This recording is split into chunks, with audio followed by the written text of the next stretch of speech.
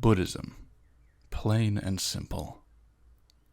The practice of being aware, right now, every day. By Steve Hagen.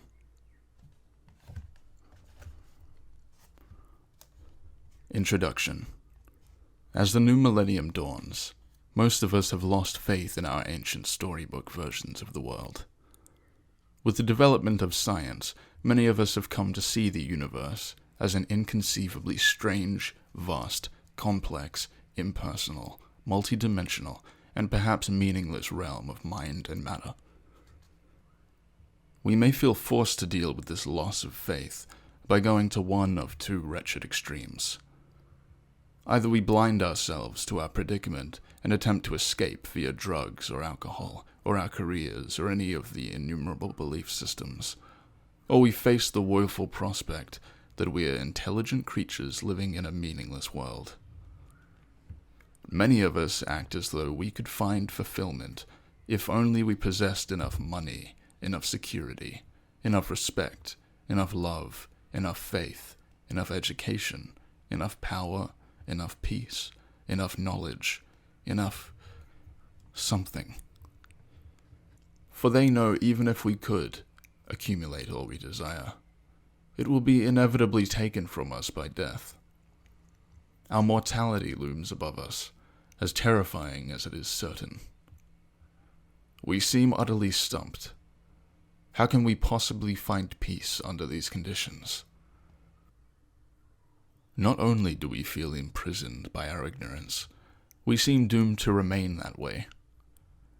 As Yang Chu, the 4th century BCE Chinese philosopher, put it, we move through the world in a narrow groove, preoccupied by the petty things we see and hear, brooding over our prejudices, passing by the joys of life without even knowing that we have missed anything. Never for a moment do we taste the heady wine of freedom. We are as truly imprisoned as if we lay at the bottom of a dungeon, heaped with chains. What is the basic human problem that no apparent remedy will cure? What is our existence all about? How can we ever possibly comprehend the whole of it? And yet, isn't knowledge of the whole, knowledge that's not relative or dependent on changing conditions, precisely what would be required to free us from the doubts and dilemmas that cause us so much pain and anxiety? We long to be free from our confusion and discontent, not to have to live our lives chained helplessly to uncertainty and fear. Yet we often do not realize that it's precisely our confused state of mind that blinds us. There is a way to move beyond this ignorance, pessimism, and confusion, and to experience, rather than comprehend, reality as a whole. This experience is not based on any conception or belief. It is the direct perception itself.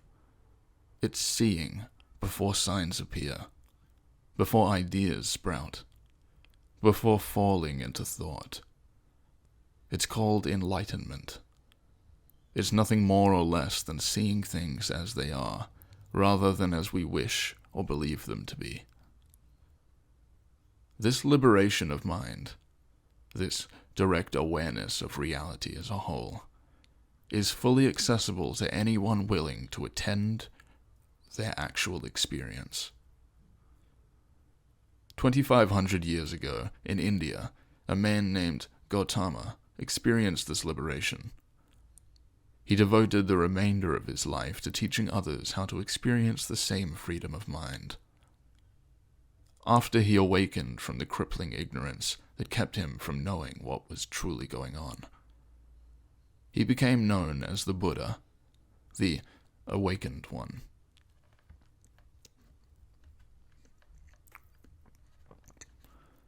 When the Buddha was asked to sum up his teaching in a single word, he said, "Awareness." This is a book about awareness. Not awareness of something in particular, but awareness itself, being awake, alert, in touch with what is actually happening. It's about examining and exploring the most basic questions of life. It's about relying on the immediate experience of this present moment. It's not about belief, doctrine, formula, or tradition. It's about freedom of mind. The Buddha learned to see directly into the nature of experience. As a result of his teaching and his life, a new religion arose and spread throughout the world. In the process, like all religions, Buddhism accumulated and generated a variety of beliefs, rituals, ceremonies, and practices. As it spread from country to country, it acquired a wide variety of cultural trappings, special clothes and hats, statues, incense, gongs, bells, whistles, even peculiar architectural forms, icons, and symbols. This book leaves all that behind. Rituals, ceremonies, prayers, and special outfits are inevitable, but they cannot, express the heart of what the Buddha taught. In fact, all too often, such things get in the way. They veil the simple wisdom of the Buddha's words and distract us from it. This is a major problem, and not just for those of us raised in the West. It is not easy to know where Buddhism ends and Asian culture begins, or to distinguish the original and authentic teachings of the Buddha from what was added later by people less acute insight. It is not easy to know where Buddhism ends and Asian culture begins, or to distinguish the original and authentic teachings of the Buddha from what was added later by people with less acute insight. As a result, many Americans and Europeans genuinely believe that Buddhism is about worshipping Buddha, or bowing and wearing robes, or working oneself into a trance, or coming up with answers to bewildering riddles, or past and future incarnations. Buddhism is not about these beliefs and practices. The observations and insights of the Buddha are plain, practical, and eminently down to earth. They deal exclusively with here and now, not with theory, speculation, or belief in some far-off time or place. Because these teachings remain focused on this moment, even as you read this, they remain relevant and of profound value to every culture and every person who investigates them seriously. It is to these uncluttered original insights and observations that this book returns. This book is divided into 3 parts. In part 1, we'll focus on the primary teachings of the Buddha, which he called the 4 truths of existence. In part 2, we'll focus in greater detail on the 4th of these truths. Here the Buddha lays out a path, a practical and effective way of life, by which we can understand and deal with the world as we find it. And in part 3, we'll look more closely still to magnify the first 2 aspects of this path. These 2 aspects comprise the wisdom teachings of the Buddha, those that deal with human intent and awareness. For people investigating Buddhism for the first time, Buddhism, plain and simple, offers a clear, straightforward look into the wisdom and guidance and enlightenment. For people investigating Buddhism for the first time, Buddhism, plain and simple, offers a clear, straightforward look at the wisdom and guidance of an enlightenment. For people investigating Buddhism for the first time, Buddhism, plain and simple, offers a clear, straightforward look at the wisdom and guidance of an enlightened teacher who lived some 2,500 years ago, but whose teachings remain as vital and penetrating today as ever. For people already familiar with Buddhism, including long-time practitioners, This book provides a long-needed overview of Buddhism's essential, free of the fetters and cultural trappings that have accumulated over 25 centuries. For every person with a desire to see deeply into the nature of existence, it is a call to awakening. The man known to us as Buddha lived in northern India, present-day Nepal, in the 6th century BCE. Originally named Gautama, he was the only son of a wealthy king who ruled a small country. As a boy and adolescent, Gautama lived a pampered and sheltered life in his father's palace. His father made sure that Gautama received the best of everything: the finest clothes, the best education, and plenty of servants to do his bidding. Gautama's life was so sheltered, in fact, that he knew nothing of sickness, death, or human suffering until, as a young adult, he heard about death from a servant. Suddenly, for the first time, he was confronted with the reality that human life inevitably entails illness, old age, and death. He was unable to deny or put aside this newfound knowledge, which soon began to trouble him more and more. What was the point of human life, he asked himself, if it was so transient, so uncertain, and so filled with suffering? The question haunted him until he could no longer enjoy the passing pleasures of his life and luxury. He decided to leave his family's home and relinquish his chance to become king, for he had come to see power and wealth as a veneer over a life that had sorrow and loss at its foundation. He chose instead to devote his time and energy to finding a way to extricate himself from the universal despair that seemed to form the very ground of human existence. For 6 years he wandered the valley of the Ganges River, learning the various systems and practices of the great religious teachers of his day. Though he was a good student who quickly mastered whatever he was taught, he found nothing in these teachings and practices that satisfied him, nothing that dispelled the deep sorrow that filled his heart and mind. So he left his teachers and went his own way. And then, while seated under a tree, Gautama experienced enlightenment.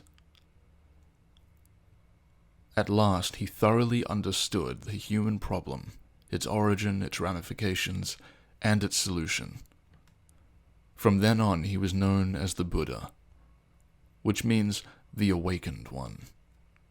For the next 45 years he taught the way of enlightenment to men and women, nobles and peasants, the learned and the illiterate, the moral and the base, without making the slightest distinction among them. His teachings of liberation from human suffering and despair is universal, and to this day it remains open to anyone who examines it, understands it, and puts it to the test. One day, soon after the Buddha's enlightenment, a man saw the Buddha walking towards him. The man had not heard of the Buddha, but he could see that there was something different about the man who was approaching. So he was moved to ask, "Are you a god?" Buddha answered, "No." "You're a magician then? A sorcerer? A wizard?" "No." "Are you some kind of celestial being? An angel, perhaps?" Again, the Buddha said, "No." "Well then, what are you?" The Buddha replied, "I am awake." The Buddha never considered himself to be something other than a human being, only someone who was fully awake. He never claimed to be a god, or to be inspired by God, or to have access to any occult or supernatural power.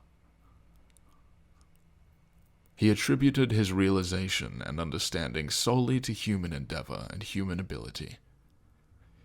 We call Gautama the Buddha, but many other Buddhas, many other awakened human beings exist and have existed. And every Buddha, past, present, and future, is a human being, not a god. Buddha is not someone you pray to or try to get something from, nor is the Buddha someone you'd bow down to. The Buddha is simply a person who is awake, nothing more or less. Buddhism is not a belief system. It's not about accepting certain tenets or believing a set of claims or principles. In fact, it's quite the opposite. It's about examining the world clearly and carefully, about testing everything and every idea. Buddhism is about seeing. It's about knowing rather than believing or hoping or wishing.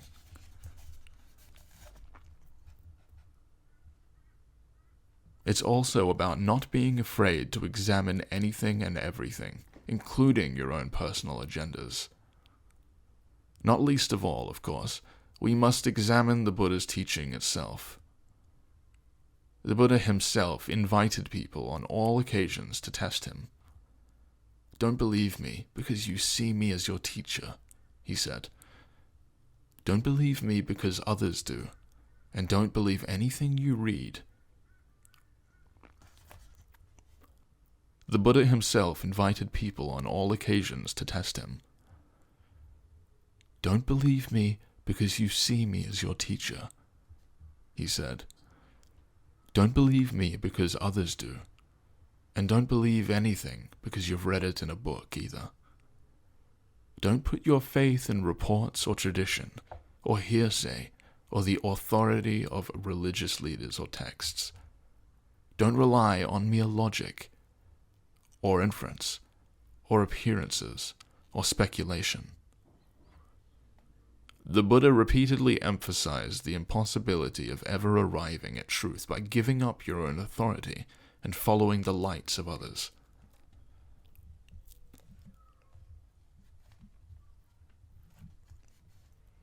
Such a path will lead only to an opinion, whether your own or someone else's.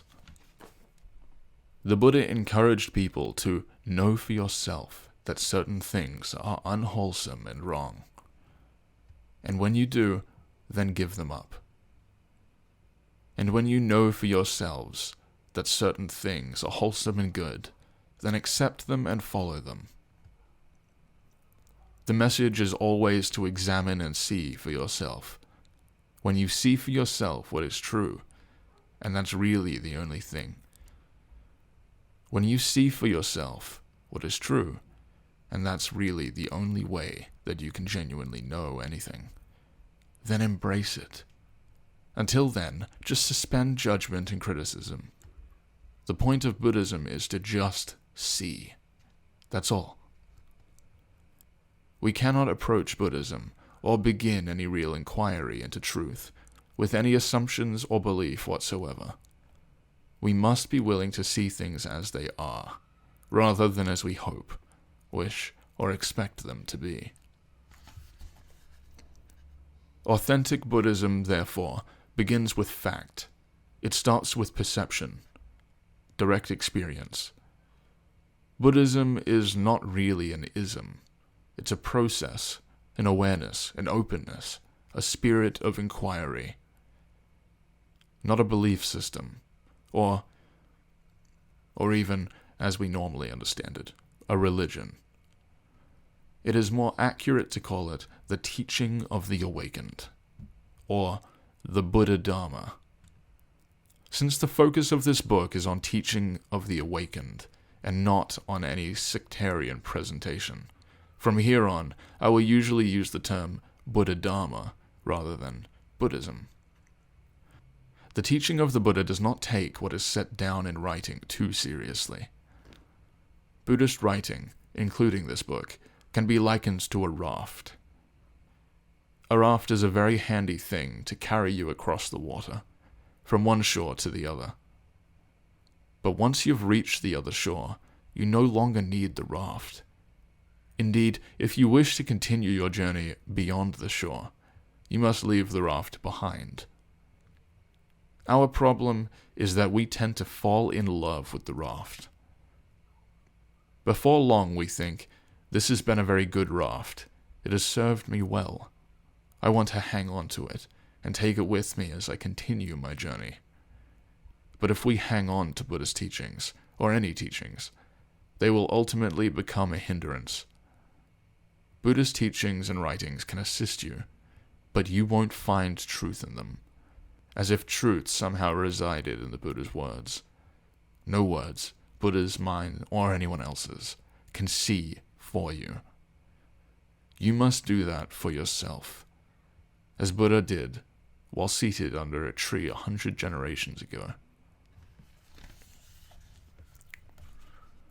Buddha's words can also be likened to a finger pointing at the moon. His teachings can point to the truth, but they cannot be truth. Buddhas, people who are awake, can only point the way. We cannot hold truth with words. We can only see it, experience it for ourselves. If you point out the moon to a cat, she probably won't look at the sky. She'll come up and sniff your finger. In a similar fashion, it's easy for us to become fascinated by a particular teaching, or teacher, or book, or system, or culture, or ritual. But the Buddha Dharma, the teaching of the awakened, directs us to focus not on the pointing finger, but on the experience of truth itself. Buddhism is sometimes called a non-historical religion. In other words, it doesn't tell a story of creation, or speculate that we are heading towards a heaven or afterlife of some kind. Indeed, the Buddha Dharma does not speak of beginning or ends at all. It's more of a religion of middles. In fact, it is often called the middle way. The Buddha Dharma would have you start with what is given in your direct experience. It will not ask you to accept a belief or attempt to account for some presumed or imagined thing. The Buddha Dharma does not ask you to accept particular explanations of how things are. Truth does not need any explanation. It only needs to be seen. The Buddha said that the human condition is like that of a person shot with an arrow. It is both painful and urgent, but instead of getting immediate help for our affliction, we ask for details about the bow from which the arrow was shot. We ask who made the arrow. We want to know about the appearance and background of the person who strung the bow. We ask about many things, inconsequential things, while overlooking our immediate problem. We ask about origins and ends, but we leave this moment forgotten. We leave it forgotten even though we live in it. We must first learn how to journey into now. Buddhism, plain and simple. Part 1. The Perennial Problem. Chapter 1. The Human Situation. Imagine that you see people seated at a sumptuous banquet. Long tables piled high with delicacies are spread out before them. A dazzling and mouth-watering array of foods, perfectly prepared, is steaming and glistening and sizzling right in front of their eyes, easily within reach. But the people seated at this feast aren't eating. In fact, their plates are empty. They haven't helped themselves to so much as a crumb. They've been seated at this banquet for a long time now, and they're slowly and steadily starving to death.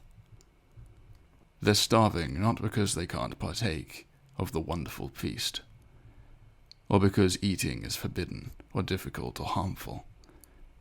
They're starving because they don't realize that food is what they need.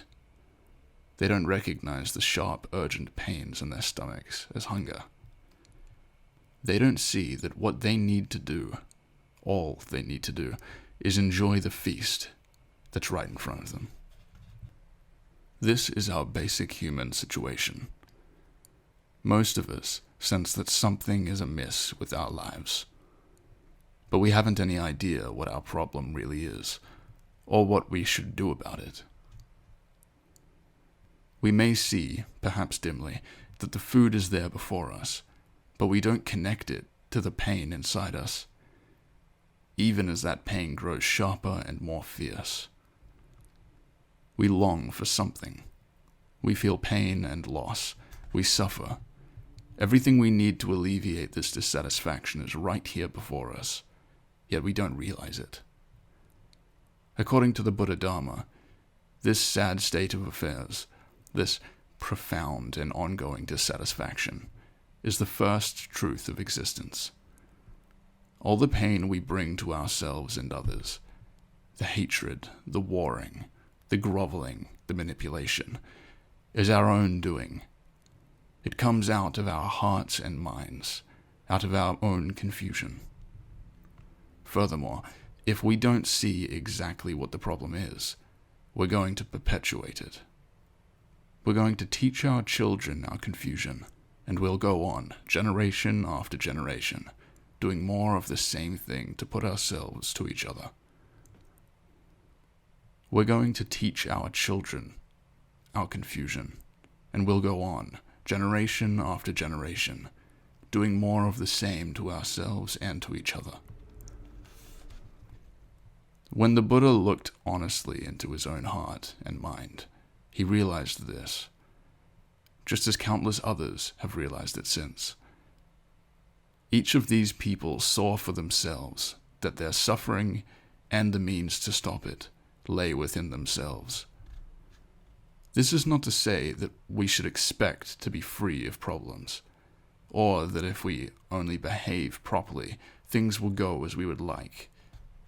No person's life, including Buddha's, ever is, was, or will be free of difficulty. The Buddha Dharma does not promise to make our lives problem-free. Rather, it urges us to examine the nature of our problems, what they are, and where they come from.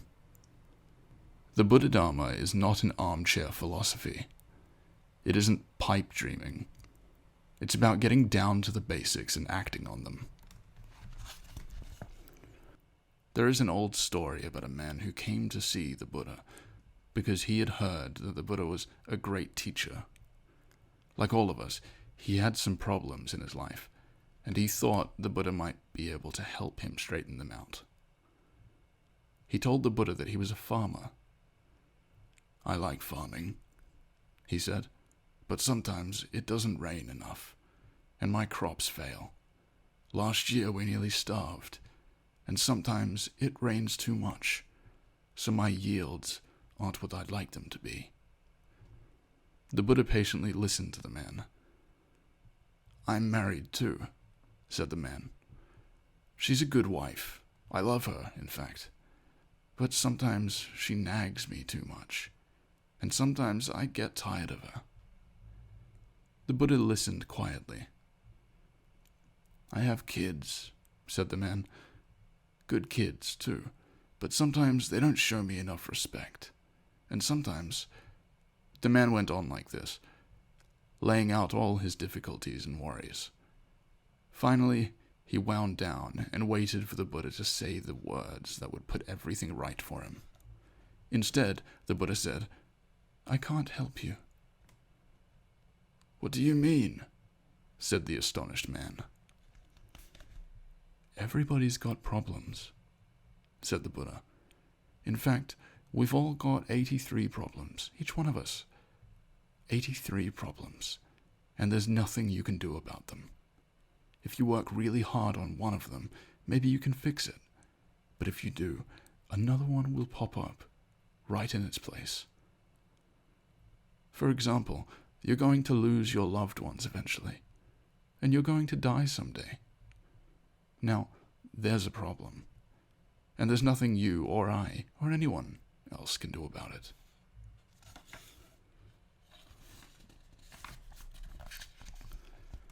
The man became furious. "I thought you were a great teacher," he shouted. "I thought you could help me. What good is your teaching then?" The Buddha said, "Well, maybe it will help you with the 84th problem." "The 84th problem?" said the man. "What's the 84th problem?" Said the Buddha, "You want to not have any problems."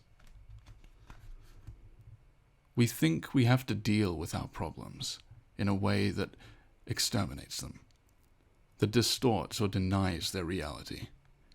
But in doing so, we try to make reality into something other than what it is. We try to rearrange and manipulate the world so that dogs will never bite, accidents will never happen, and the people we care about will never die. Even on the surface, the futility of such efforts should be obvious. While I was working on this book, a good friend of mine died, suddenly, inexplicably, with no warning. He was laughing with friends only moments before. He simply walked across the lawn to his front steps, sat down, and died. Rick was kind, generous, and well loved by many. He had a happy, solid marriage and left behind a loving wife and 3 small children. He was 36 years old, and so far as he and anyone else knew, he was in excellent health. For me and for others who knew him, his death was very sad, very shocking, very unexpected, and very swift. I miss him greatly, and have shed tears with his family and the many friends who loved him. This is human life. We cannot lose sight of it. Weeds will flourish, though we hate them and wish them gone. Flowers will fall, though we love them and long for them to remain. Human life is characterized by dissatisfaction. It's right here with us. This is the Buddha Dharma's first truth of human life. How do we deal with this reality? Should we pretend or hope that what we love is not going to die? The awakened would answer with a decisive no. The Buddha Dharma is grounded in reality. It is not pie in the sky, or wishful thinking, or denial of what a human life is. There's no attempt to cover up, to gloss over, to reinterpret the facts. It's imperative to recognize that our dissatisfaction originates within us. It arises out of our own ignorance, out of our blindness to what our situation actually is. One of our wanting reality to be something other than what it is. Our longing, our craving, our thirsting for something other than reality is what dissatisfies us. The second truth of the Buddha Dharma, then, is that this dissatisfaction arises within us. The third truth is that we can realize the origin of our dissatisfaction, and can thus put an end to its most profound and existential forms. The fourth truth, which I will take up shortly, offers us a means to experience just such a realization. This realization is sometimes called nirvana or enlightenment. A more accurate description, however, might simply be freedom of mind. We often cast our spiritual quest, our grappling with fundamental human issues, as a journey. But the kind of journey we'll embark upon now is not a journey in the usual sense of the word. Generally, we think of a journey as involving movement and direction, either going out somewhere into the world, or else leading inward, into the self. But in Buddhism, our journey must go nowhere, neither in nor out. Rather, ours is a journey into nearness, into immediacy. Our journey must be to awaken here and now, to awaken to here and now. To be fully alive, we must be fully present. The question is, how do we do it? In order to experience the answer to this question for yourself, you must come to 3 realizations. First, you must truly realize that life is fleeting. Next, you must understand that you are already complete, worthy, whole. Finally, you must see that you are your own refuge, your own sanctuary, your own salvation. Pick up a flower, a beautiful, living, fresh rose. It smells wonderful. It reveals a lovely rhythm in the swirl of its petals, a rich yet dazzling color, a soft velvety texture. It moves and delights us. The problem with the rose is that it dies. The petals fall, it shrivels up, it turns brown and returns to the earth. One solution to this problem is to ignore the real rose and substitute a plastic one that never dies and never lives. But is a plastic rose what we want? No, of course not. We want the real rose. We want the one that dies. We want it because it dies, because it's fleeting, because it fades. It's this very quality that makes it precious. This is what we want, what each of us is, a living thing that dies. Your very own body and mind are also precious, because they're just as fleeting. They're changing, always in every moment. In fact, you are nothing but change itself. Let's examine this closely for a moment. It's easy to see that you don't have the body you had when you were a small child, nor do you have the same mind. If you look carefully, you will notice that you don't even have the same body and mind as you had when you turned to this page a few moments ago. In those few seconds, many cells in your body died, and many others were created. Countless chemical changes took place in several organs. Your thoughts changed in response to the words on this page and the circumstances around you. Thousands of synapses in your brain fired thousands of times. In each and every moment, you changed. Like the rose, our bodies and minds are fleeting.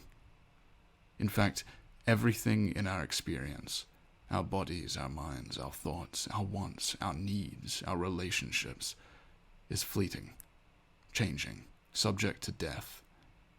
We die in each moment, and again, in each moment we are born.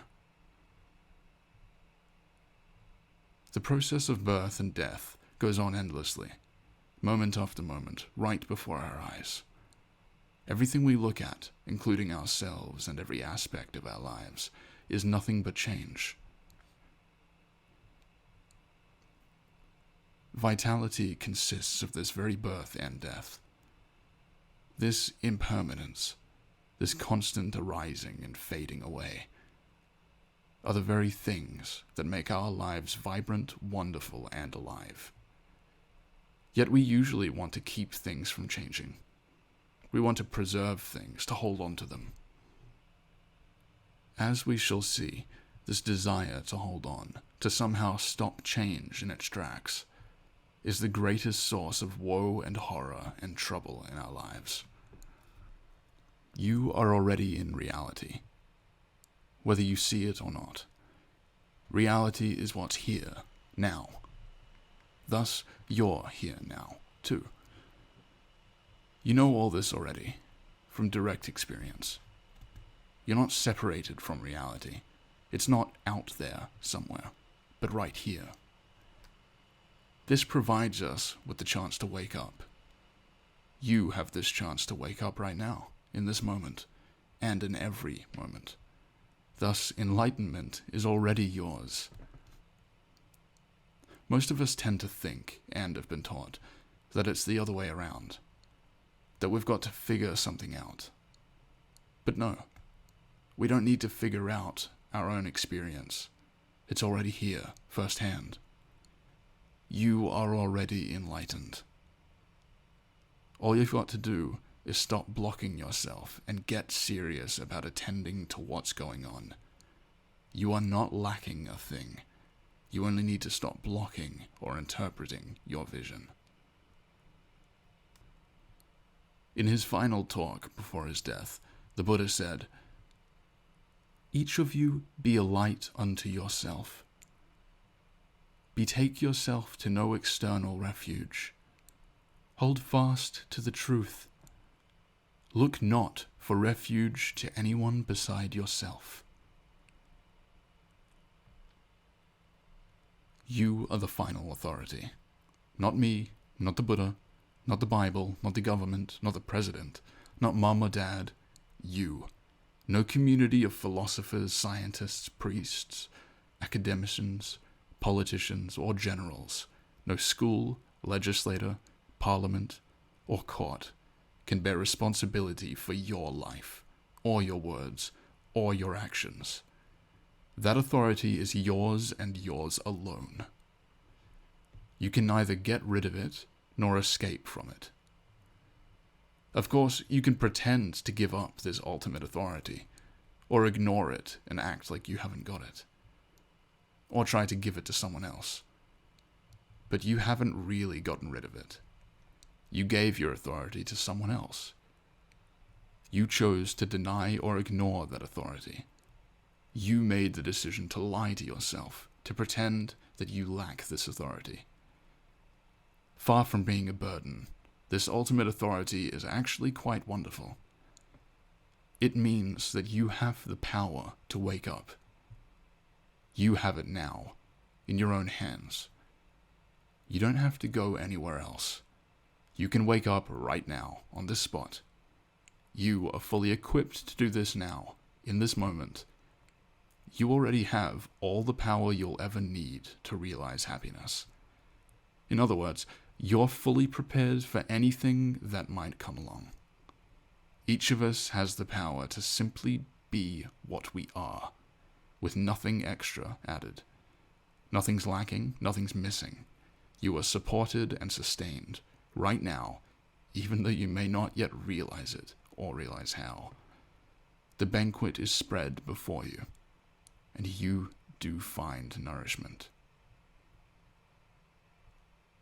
To completely end your unease of mind, all you need to do is see that there is really nothing out there to get, because already, within this moment, everything is whole and complete. In doing so, you can awaken from the perennial confusion, from the existential angst, from the unanswered questions of what life is about. This activity, this seeing, is the fourth truth of the Buddha Dharma. It is a means by which we can experience freedom of mind. The Buddha Dharma's fourth truth contains 8 aspects, which is why it's also called the Eightfold Path. Just what is this path? It is, first of all, to see what our problem is, and then to resolve to deal with it. In seeing, you will realize that you must live consciously, not for your sake or someone else's sake, or for the sake of some goal or belief or idea, but for the sake of being fully engaged in the moment. Once you see, you will speak, act, and maintain your life in a conscious way. Wise speech, action, and livelihood then follow naturally. These provide the foundation for a morality that actually works. The moral teaching that derives from the Buddha Dharma is not a goody-goody code of behavior, where we pretend to virtue, curry favor, or promise to be good so that we can claim a reward at some later time. Rather, sound morality takes place wholly in the moment. It is based on the immediacy of reality, on how we actually live. Our reward is in immediacy, in the here and now, not in a never-never land. The Eightfold Path also includes effort, mindfulness, and meditation. But Buddhist meditation is not what many people think of as meditation. It's neither an exercise in relaxation, nor a stirring towards some special state of mind. This meditation is simply about learning to be here, to be present in each moment, and to notice what is going on. The Buddha Dharma does not invite us to dabble in abstract notions. Rather, the task it presents us with is to attend to what we actually experience, right in this moment. You don't have to look over there. You don't have to figure anything out. You don't have to acquire anything, and you don't have to run off to Tibet or Kyoto or anywhere else. You wake up right here. In fact, you can only wake up right here. So you don't have to do the long search, the frantic chase, the painful quest. You're already right where you need to be. The table is spread before you. Let's look at how to eat. Chapter 2. A Wheel Out of Kilter. The first of the four truths the Buddha described is called dukkha. Dukkha is not easily translated into English, so once I've explained it here, I will leave it untranslated. Dukkha is often translated as suffering, but this only gets at part of what the word means, because pleasure is also a form of dukkha. In Sanskrit, dukkha stands in opposition to another word, sukha, which means satisfaction. But this doesn't quite hit the mark either. Dukkha actually comes from a Sanskrit word that refers to a wheel out of kilter. If we think of this wheel as one that performs some important function, such as a potter's wheel, then the out of true wheel creates constant hardship for us every time we try to make a clay vessel. In the Buddha's time, the accompanying image may have been of a cart with an out of true wheel being pulled along. You can imagine how uncomfortable it must feel to ride in such a vehicle. The repeated wobble, rise, and drop starts out as annoying, then becomes steadily more distracting and disturbing. Maybe there's a little pleasure in it for the rider at first, a little bounce perhaps, but after a while it becomes more and more vexing. The first truth of the Buddha Dharma likens human life to this out-of-kilter wheel. Something basic and important isn't right. It bothers us, makes us unhappy time after time. With each turn of the wheel, each passing day, we experience pain. Of course, there are moments of pleasure, but no matter how hard we try to cultivate pleasure and keep it coming our way, eventually the pleasure recedes and the disturbance and vexation return. Nothing we do can keep them entirely at bay. No matter what we do, our 83 problems remain. What can we do about this? We can begin by seeing clearly and completely just what the problem is. We've all heard of the expression, seeing is believing. But the fact is that believing is not true seeing. In fact, they're opposites. Belief is at best an educated, informed conjecture about reality. In contrast, seeing, raw, direct, unadulterated experience, is the direct perception of reality itself. Let's take a quick example. Suppose I were to come up to you, hold out my closed fist, and tell you that I have a jewel in it. Now, I might be lying, or I might be telling the truth. Either way, you have little to go on. As long as my hand remains closed, you don't know whether or not I have a jewel in it. The most you can do, given the limited information I've provided, is believe or speculate that I have or don't have a jewel inside my fist. Only when I open my fist can you see if there's a jewel in it or not. And once I do open it, the need for, and the usefulness of, belief vanishes. You can see for yourself whether or not there's a jewel. And you can base your actions on what you see rather than on what you think. So it is with any issue, question, or dilemma. Belief may serve as a useful stopgap measure in the absence of actual experience. But once you see reality, belief becomes unnecessary. Indeed, at this point, it stands in the way of the clear, direct perception. We therefore cannot rely on what we merely believe if we wish to see truth and reality. We can only rely on actual perception and direct experience. Truth and reality, the terms are synonymous, are here for you to see. No doodads, no knickknacks, no funny hats or secret handshakes. Just truth itself. Reality itself. Not as you think or hope or believe or imagine, but as it is, prior to your, or anyone else's, putting labels on it. This is the only way we can have truth, by seeing it, not by naming it or by holding on to it. Truth or reality is not something vague, mysterious, or hidden. You don't have to go to someone else to find it. Not to a teacher, or a Buddha, or your parents, or a priest, or rabbi, or shaman, or any authority whatsoever. Nor is it something you can look up in a book. Truth comes to us through seeing. To see is to know. Seeing needs no further verification. It's immediate and as one with truth. But we're usually not very skilled at seeing what is actually presented to us.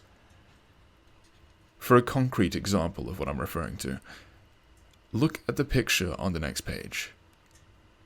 Believe it or not, this is a near photographic rendering of something very familiar. Something you've seen, either in person or in pictures, countless times. If you do not immediately recognize what it is, then notice your state of mind. Notice that it is, to some extent, confused. Some people, when they first see this picture, say, "I think it might be a man lying down." But they say it with uncertainty. They're not quite sure. They believe it might be a man reclining. That's what I thought when I first saw the picture. But there's no sense of seeing, no conviction that you know what the picture depicts.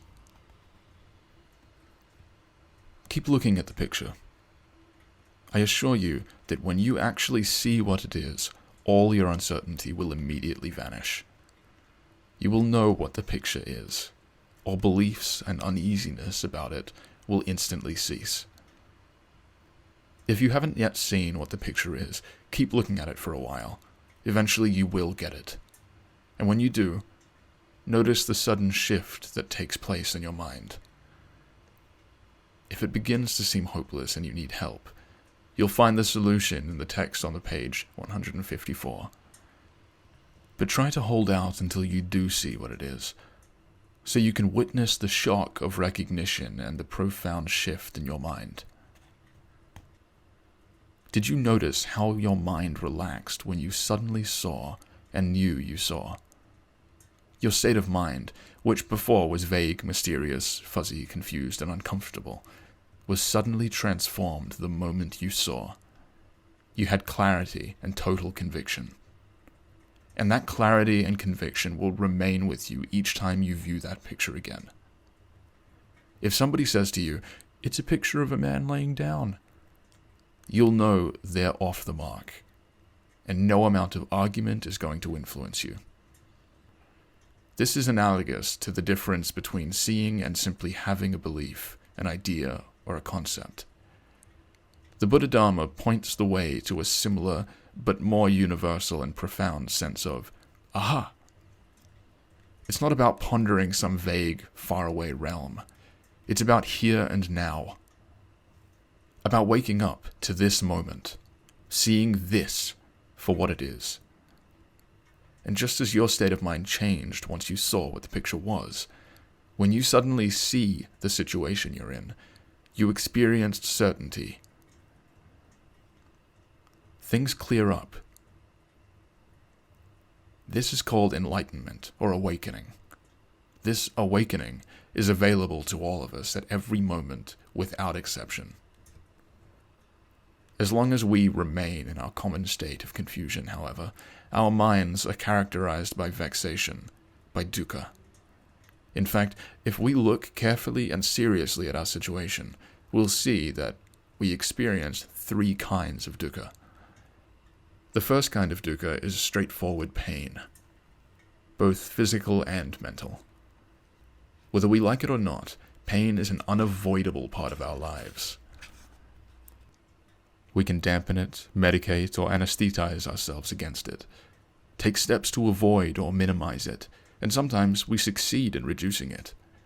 But we cannot entirely escape it. Sooner or later, even if you're perfectly healthy now, you'll get injured, you'll be sick, you'll hurt, you'll die. In fact, in many cases, our attempts to limit or avoid pain can actually increase our suffering. The classic example is the fellow with a toothache who puts off going to the dentist because he's afraid that the treatment will hurt. Because he delays too long, he develops a serious infection and needs a root canal.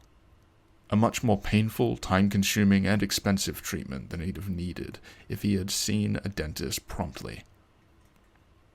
Physical suffering occurs whenever something is out of kilter in our bodies. Mental suffering arises whenever we feel something is out of kilter in our lives, in others' lives, or in the world in general. Mental suffering takes place when we don't get what we want, or when we're forced to live with and endure what we don't want. The fact is that we can't really turn our heads away from pain. Wherever we turn, it's with us. We have to face it, or we're never going to find our way out of the situation we are in. This situation of dukkha. We can only deal with pain by facing it squarely. The second form of dukkha is change. All aspects of our experience, both physical and mental, are in constant flux and change. Whatever we think, whatever we can point to or look at or talk about, is in constant flux. If we are in our ordinary state of mind, as opposed to an awakened state, this flux registers as dissatisfaction, disturbance, dukkha. And then we magnify our problem by longing and trying to stop that change, to fix things in their places. We attempt this externally through force, control, and manipulation. We attempt it internally as well, by conceptualizing the world. We try to nail everything down, arrange everything in our minds, so that we are left with a sense of meaning or purpose or relief. Even if we manage to make our situation comfortable for the moment, it can only be temporary. All circumstances surrounding this momentary situation will inevitably change, and when they do, our momentary pleasure will depart, only to reveal dukkha once again. This attempt to nail down the world is a profound, if subtle, manifestation of the second form of dukkha. It is so painful and disturbing because it's nothing more than our desperate attempt to defy reality. We may long for an otherworldly abode, a place where such pain and vexation will never strike. We may even try to create such a place, internally or externally. But no such place exists, or ever has, or ever can. A moment of reflection on death should make this obvious. Everything that lives must die. Everything that comes into being must come to an end, or change its form. It is simply impossible for anything to exist and not change. So long as we remain in our ordinary state of mind, there's no escape from the inevitable dukkha brought about by change. But we tend not to look at this. Instead, we generally try to control and manipulate the world. Our lives, our relationships, events, other people. This attempt is the single greatest source of the second type of dukkha. Until we see that this is so, our highest priority will still be to get in there and control and manipulate. We'll honestly believe that in doing so, we can make the world better for ourselves and for everyone else. We don't realize that all we create in this process is havoc, pain, vexation, and mental and physical distress. Dukkha.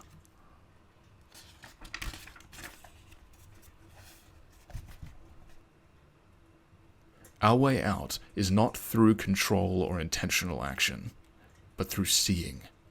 Just seeing is enough. But how and what to see? We'll come to this shortly. Beyond the dukkha of pain, beyond the dukkha of change, is the dukkha of being. This third form of dukkha is much harder to see than the first two.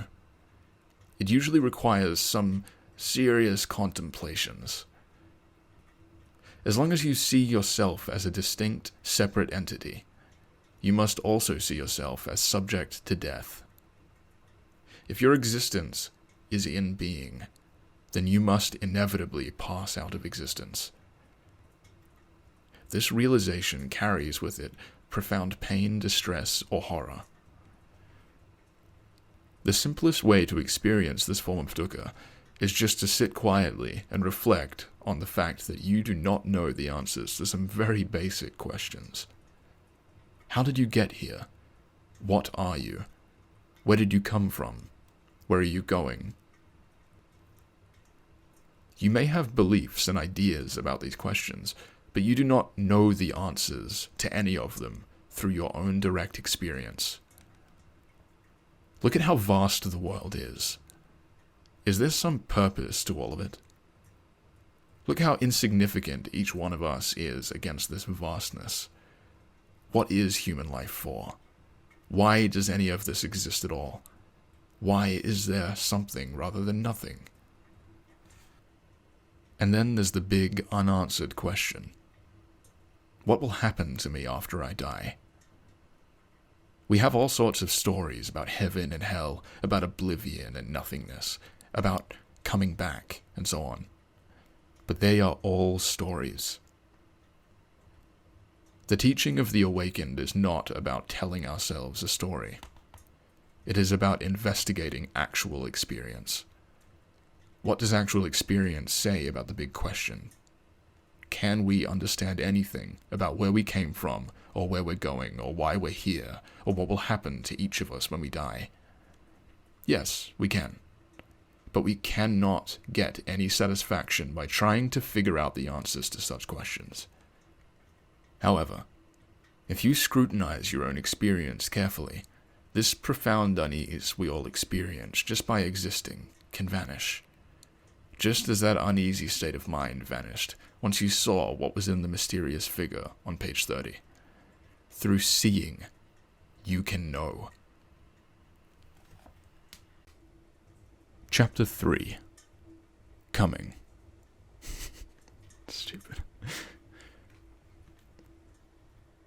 Dukkha arises from thirst, craving, wanting, trying to get the object of our desire into our hands. First, there is sensual desire. We tend to think that this is purely physical, but it is also mental. Of course, we want comfortable yet stimulating physical sensations, but we also want good intellectual stimulation, good conversation, a balanced emotional life, enjoying art and entertainment, and so on. Our sensual craving is in fact mostly mental. Our second form of craving is our thirst for existence itself. We don't want to die. We want to somehow persist, live on forever.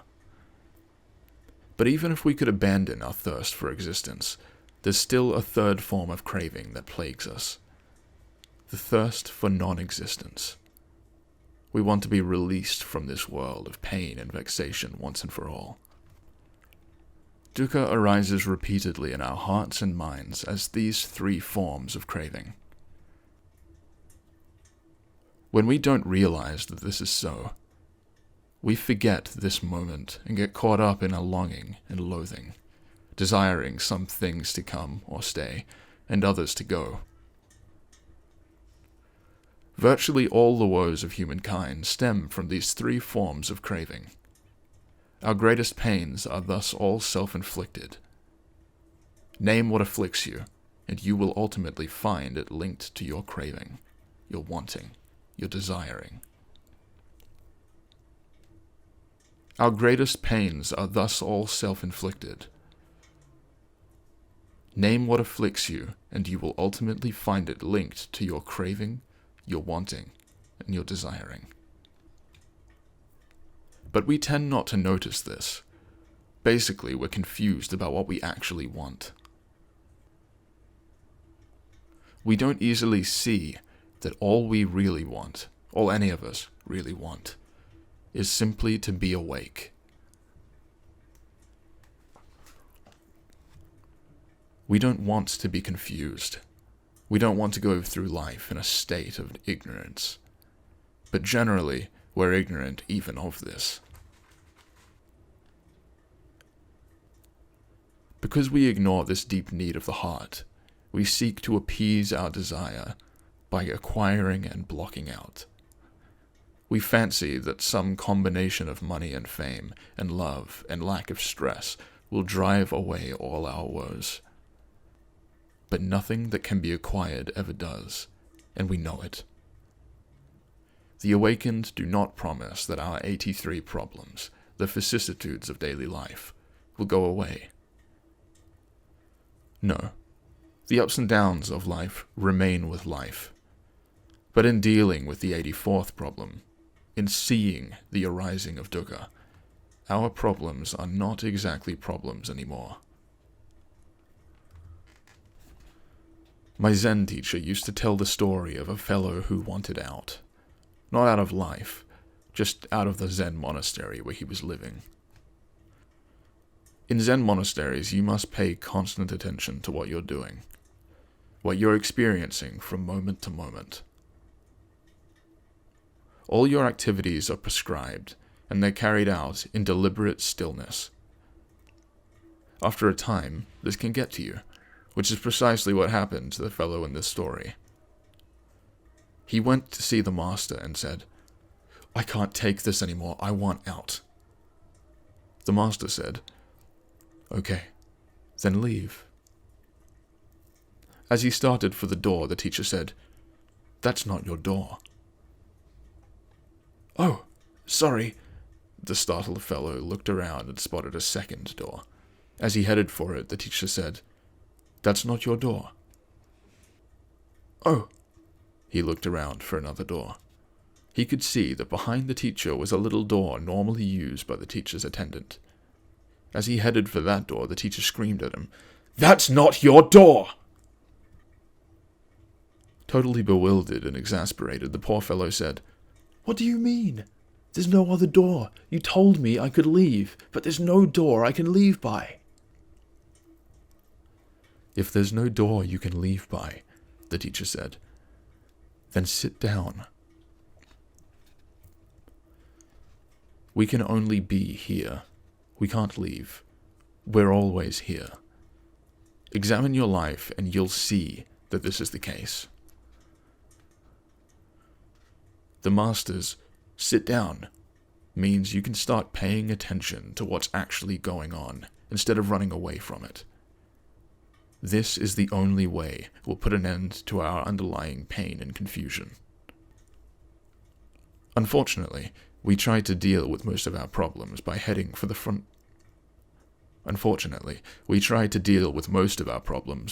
For the door, by trying to leave our immediate situation by any means we can. Our real problem, the deep down ache of the heart, doesn't go anywhere. It travels with us. This deep down problem is confusion.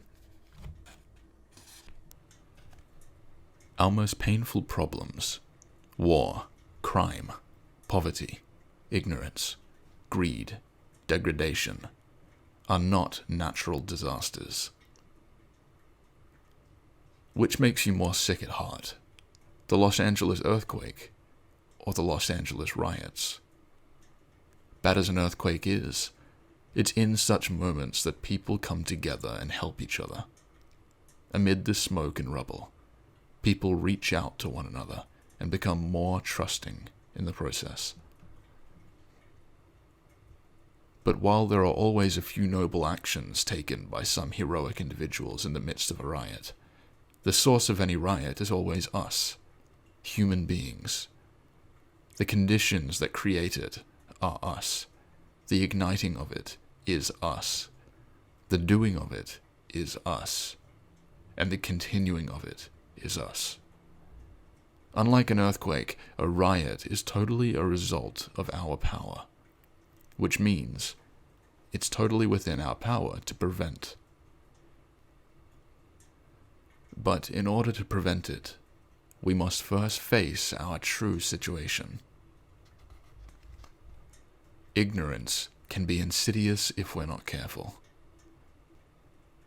Considering how, even in getting the wonderful things we long for, we tend to live in want of something more, of whatever might come to us next. This can only go on for so long before life becomes meaningless. Either that, or we're regularly frustrated by not getting what we want. Henry Ford, after he made his first $1 billion, was asked how much more he wanted. He said he just wanted a little more. This is how it is with us, because we ignore our true situation. We're set up to never be satisfied. We're like the comic strip character, Hagar the Horrible, who, when asked which he'd choose, power, gold, or true happiness, chose power. Quote, "With power, I'd get the gold, and then I'd be happy." We find Hagar's idea humorous because we know better. Yet most of the time we ignore this very knowledge, and act, or at least think, much like Hagar. Good times come and go, and bad times do the same. Still, we spend much of our time and energy trying to get the good times back. We fail to notice that the good times arrives on its own. Likewise, the bad times appear, even though we spend much time and energy trying to keep it at bay. We don't want bad times, of course, but bad times are out of our control as much as good times. The times we don't want will come and go, no matter what we do to control the situation. The good times will do the same. Thus, beyond just simply living fully in each moment, we should realize that such control is impossible, a pipe dream.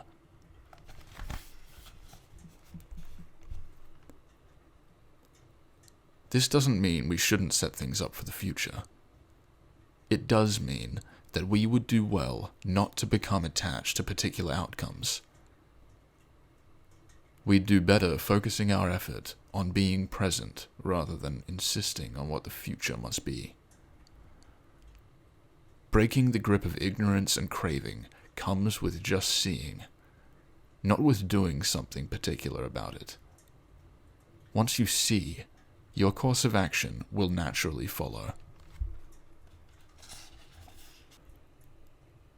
The problem in dealing with craving is that when we try to squelch it, we only step it up somewhere else.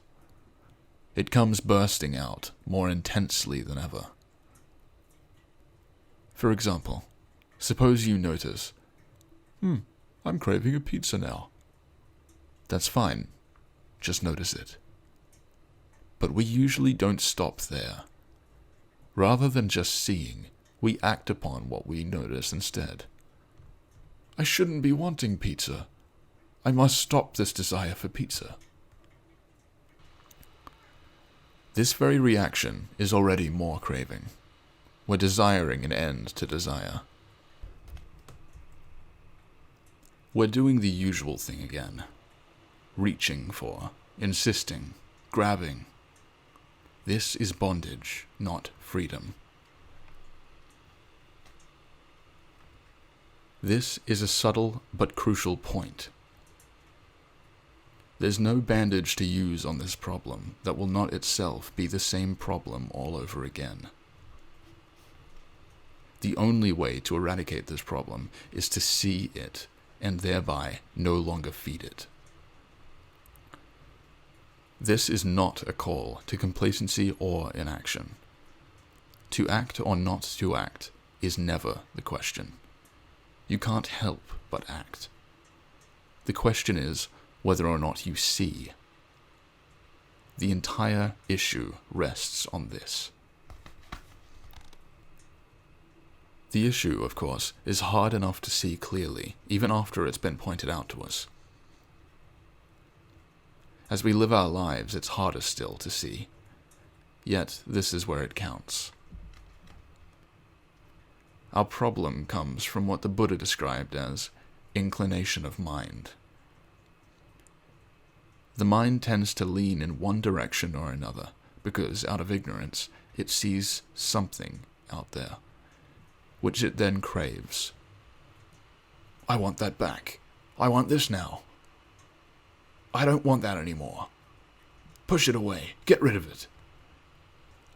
Either way, we define what we want or don't want as something separate from us. In the enlightened mind, the mind of a Buddha, there's no such inclination. There's no such leaning. On the other hand, our extraordinary mind, our conceptual mind, does lean. It's full of picking and choosing, of wanting and craving. Sengchan, one of the founders of Zen Buddhism in China, wrote in Trusting the Heart Mind that picking and choosing is the mind's worst disease. The Germans have an expression, whoever has choice has torment. It's true. Wherever choice appears, the mind is immediately put ill at ease.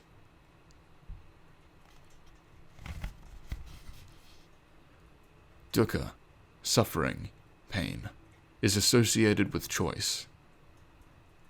The more we fail to understand this, the more we'll be caught up in dukkha, and the more we'll not see the subtlety of it. We live in a culture where we're taught to see freedom as the maximization of choice, but this is not true freedom at all.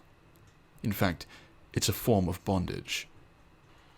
True freedom doesn't lie in the maximization of choice, but ironically is most easily found in a life where there is little choice. Consider this. Often the more serious the choice, the easier it becomes to make it.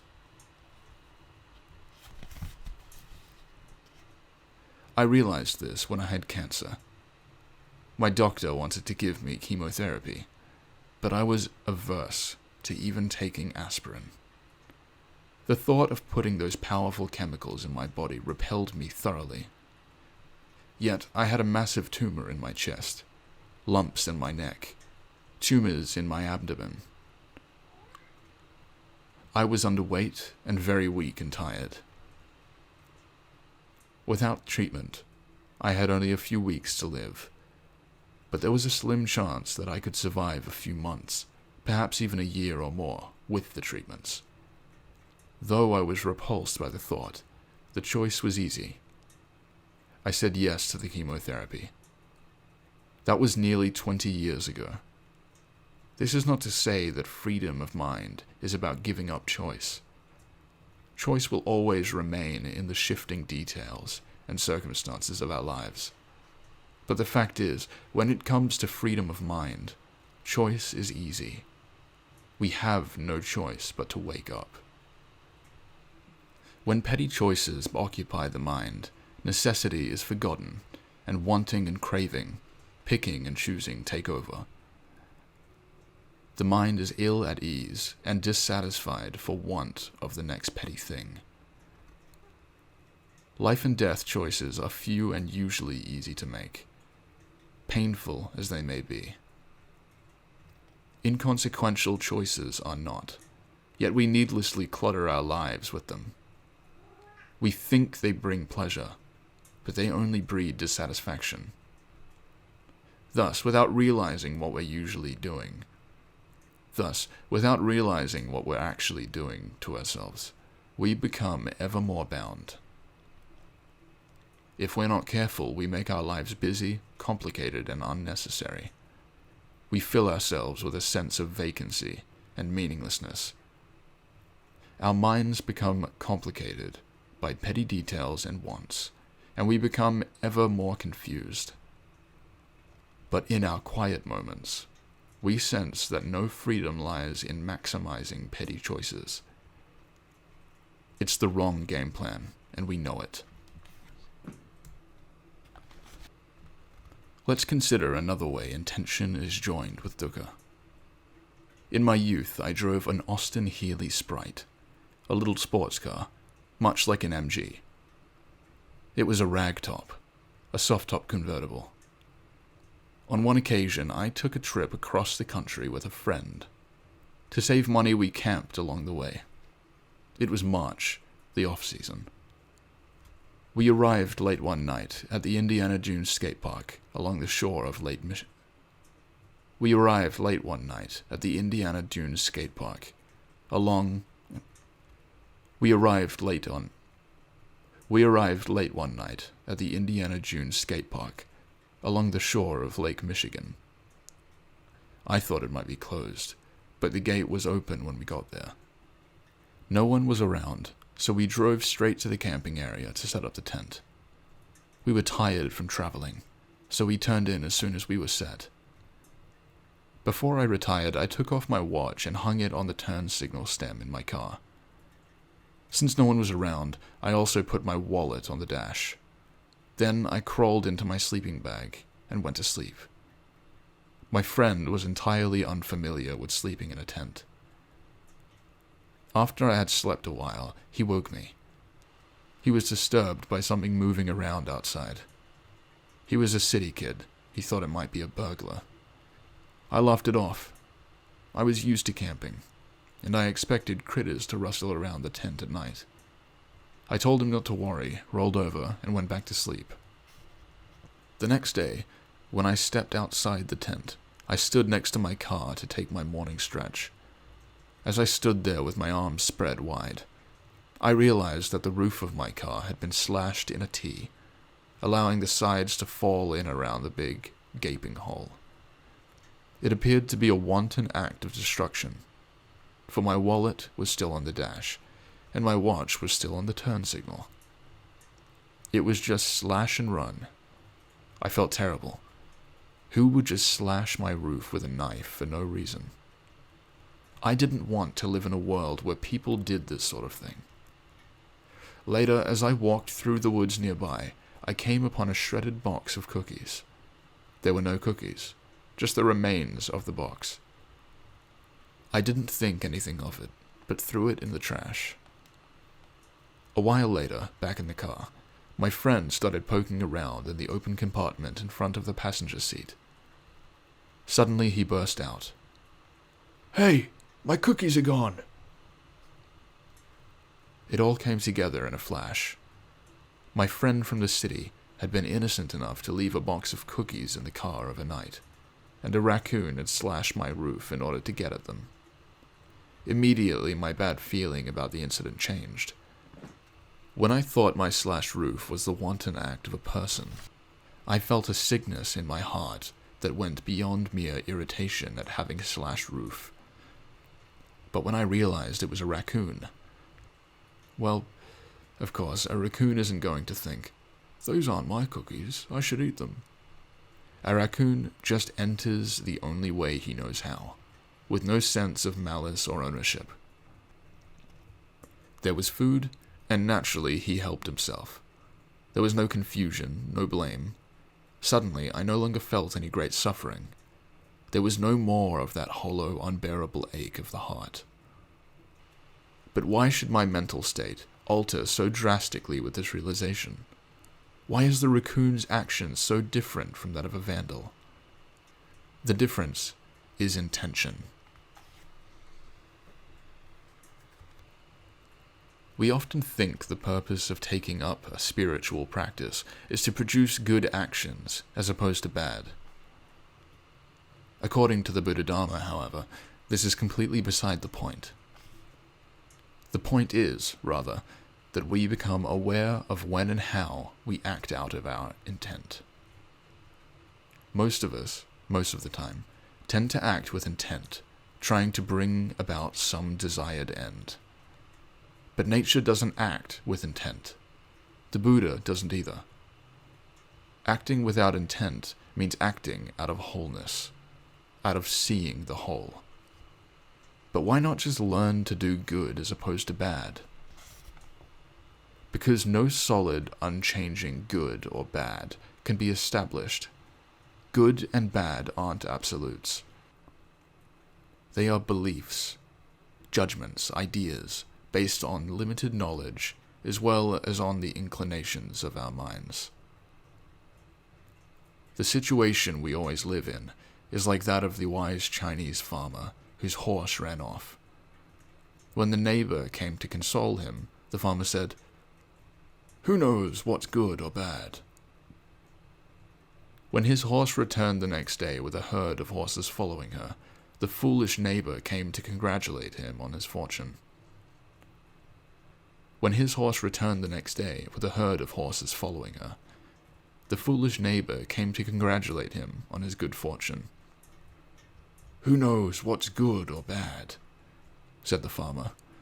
Then, when the farmer's son broke his leg trying to ride one of his new horses, the foolish neighbor came to console him again. "Who knows what's good or bad?" said the farmer. When the army passed through, conscripting men for war, they passed over the farmer's son because of his broken leg. When the foolish man came to congratulate the farmer that his son would be spared, again the farmer said, "Who knows what's good or bad?" When do we expect the story to end? Socrates pointed out that we carry on as though death were the greatest of all calamities. Yet, for all we know, it might be the greatest of all blessings. What are we going to call good? What are we going to call bad? Good or bad is never our choice, or even the issue. During the Civil War, both sides claimed the support of God. It was clear to each side that they were doing the righteous thing. Such sentiments were voiced often enough for President Lincoln to observe. God cannot be for and against the same thing at the same time. We'll only make ourselves ever more deluded the longer we play this game. Good versus bad is already not the issue. There's something more fundamental at stake. But what do we look for? If your idea of good opposes something else, you can be sure that what you call good is not absolute or certain. It's only in seeing that we can hope to find what lies beyond our shaky, relative ideas of good and bad. If we would live in a way that is somehow beyond the uncertain dualities of the relative world, we must learn to observe our inclinations of mind, our intention, our will, our thirsting desire. Don't squelch your desire, or try to stop it. You'll only feed and intensify it. The point is not to kill desire. The point is to see.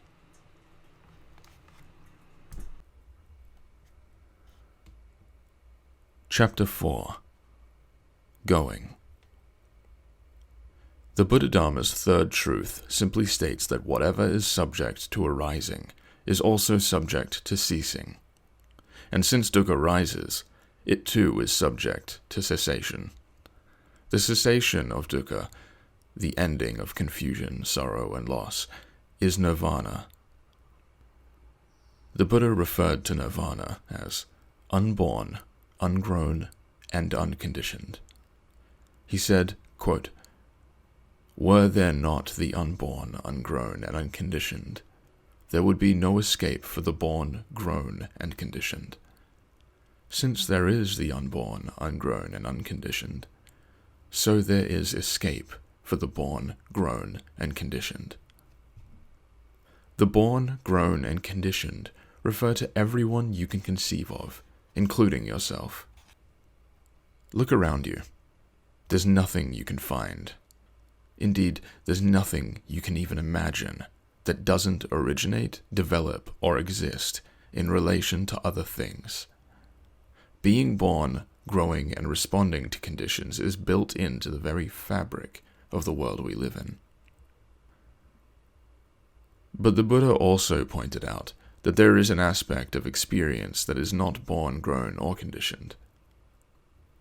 This unconditioned aspect is directly available to perception. We can see it, we just can't conceptualize it or pin it down. In short, our situation is anything but hopeless. There actually is something real, genuine, and true for us to see. Back when I had cancer, I would occasionally meet with others who had cancer. We always had much to share, and so it happened that I became friends with a man who was dying of the illness. I used to visit him in the hospital, but I remember one evening in particular when everything seemed different. It wasn't like the other nights I had visited him. For one thing, the hospital seemed so much quieter than usual. My friend was lying in bed, hooked up to a machine that would sigh on occasion and break the silence every few minutes. Otherwise, it was extremely quiet, except for the radio, tuned to the classical station, which was barely audible. I sat by his bed, and we talked quietly for a while. Our conversation was mostly silence, just the radio and the sighing machine. He was in pain, and asked me to give him a massage. I did it for a few minutes, then again we talked for a while. After a silence, he suddenly put his hands over his face and gave out a forceful gasp. Reality was overtaking him at last. He had been struggling with cancer for the better part of a year, but in that moment, the reality of his death was finally hitting him. At last he put his hands down and just stared ahead. I said to him, "Wherever we go, it's always like this." Puzzled, he looked at me and said, "What do you mean?" I gestured and said, "Thus."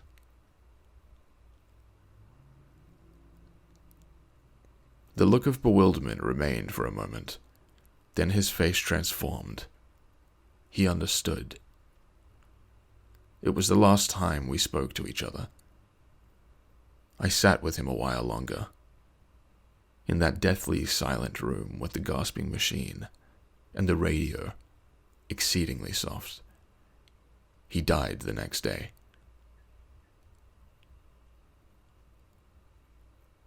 Some people think the teaching of the awakened is nihilistic, as it asserts a kind of nothingness, as if, somehow, nirvana is a lapsing into a tranquil oblivion, a floating grayness, drifting in a shoreless sea. That is not nirvana. Recall that everything we see, hear, feel, and think is constant flux and change. Nothing endures. We long for permanence, and as a result we suffer, for we find none. There seems to be only this coming and going, this unending arising and ceasing. We experience everything as motion. Indeed, physicists tell us that matter is literally nothing but motion. And no matter how we look at it, at any scale, our experience is always of motion and change. This is true of everything in the physical world, including our bodies. Every cell, indeed every atom of every cell, reveals nothing but ceaseless coming and going. Our bodies are remade moment by moment, and in no two moments are they the same. The same is true of our friends. The contests of our minds are in constant motion as well. Thoughts, feelings, judgments, and impulses arise one after another, then bloom and fade away like flowers after their season. Nirvana is seeing, thoroughly and completely, that this is so. We need to see our situation for what it is. We're not really crazy or stupid. We just don't see. That is, we don't pay attention to what we see. We tend to think of ourselves as persons or individuals, separate entities persisting through time. But we aren't. What we call a person, the Buddha referred to simply as stream. If you're like most people, you think of yourself as having been born. But if you look at this notion carefully, you'll see that you have no immediate experience of having come into existence at all. Trace it back. Follow your memory. Do you remember coming into existence? Of course, you didn't begin at birth, but when did you begin? At conception? When exactly does conception take place? When the sperm first finds the egg? But what about that sperm and egg? When did they begin? With your parents? And when did they begin? And their parents before them? The truth is that you can't find coming into being as an event in actual experience. Everything involves what came before it in its identity. It's dependent on earlier conditions, which, in turn, are dependent on earlier conditions still, and so on, as far back as we can trace or imagine. In other words, there's something very odd and contradictory and unsettling about this concept of coming into being. Nevertheless, here's reality. Here's the world. Here is thus. This same person occurs with anything conceivable. For example, I'm sitting here at my computer writing these words. But when did these words become a book? As I wrote them? When I finished the final edit? When I gave the manuscript to my publisher? When the printed pages were bound? When did this book begin? When I first conceived of writing it? Yet this book has evolved over decades. Did it begin when I first began studying Buddhism? When the insights it's based on were first taught 25 centuries ago? The fact is, the writing of this book is inseparable from the efforts and insights of countless people over millennia. And what about endings? Where does this book, or you, or I, end? If all is flux, then there is no persistent thing, such as a book, or you, or I, that can come to an end. The material that makes up this book in one particular moment is going through, has always gone through, endless transformations, giving no indication that such transformations will ever cease. And if we say that the essence of this book, or you, or I, resides not in materiality, but in its mental or intellectual dimensions, again, we find only endless transformations, with nothing being created or destroyed. We have stories that say, "In the beginning, God created." But then, where did God come from? If all this is truly flux, where do we find beginnings or endings? We're like the foolish neighbor who keeps going to the wise farmer to alternately console and congratulate him. When do we expect the story to end? Both the beginning and the end are inconceivable. Let's look again at 3 desires we discussed in the last chapter, but this time from a different angle. The first, the desire for sensory pleasure, can be seen as simply the desire to please ourselves. We just want to be happy. But how can you be truly happy when you've got a death sentence on your head? This brings us to the second desire. We'd prefer not to die. How are you going to get around that one? If you were born, you're going to die. It's as simple as that.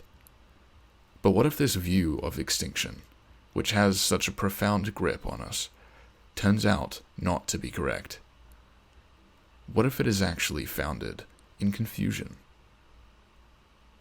And if it is, how can we know this, and thus free ourselves from such a view? Our problem is that we don't see change as mere coming and going. Instead, we think that it somehow entails persistence, even though this is in contradiction to direct experience, which reveals only flux and change. We imagine that things come into existence, endure for a while, and then pass out of existence. Because we think this way, we have yet another desire, the desire for non-existence, the desire to control our extinction. All three of these desires arise because of our confusion about change.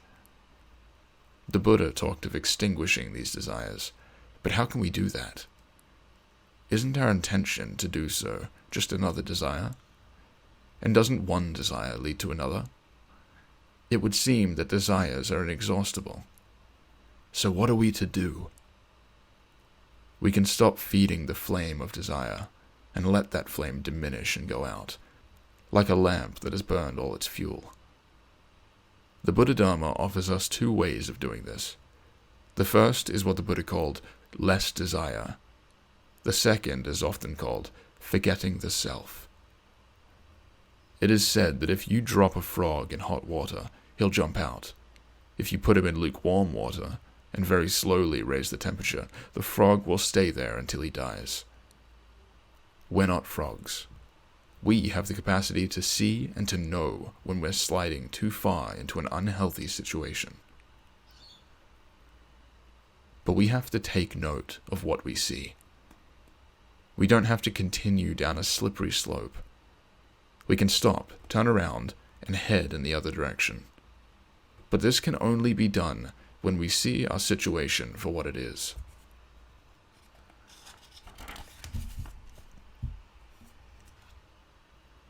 This backing away from the precipice is the practice of less desire.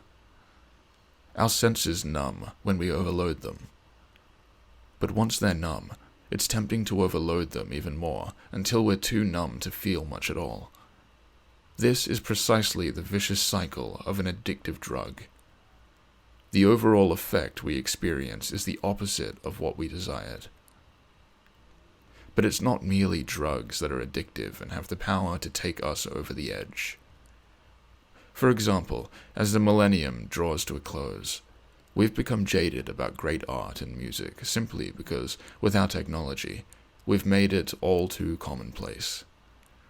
When we can see reproductions of Van Gogh's sunflowers regularly, we no longer see their incredible streaming vitality. And how much power is left in Beethoven's Fifth Symphony after the 100th hearing?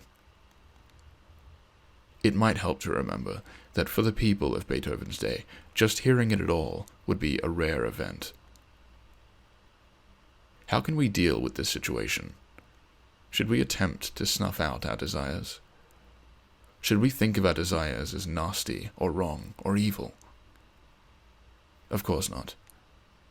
Those approaches simply add more fuel to the same flame. So what can we do? First, we see. Then we turn and gently go back. There's no pressure we need to put on ourselves. Simply by seeing how things actually are, what leads to confusion and what leads to clarity, we begin to turn around.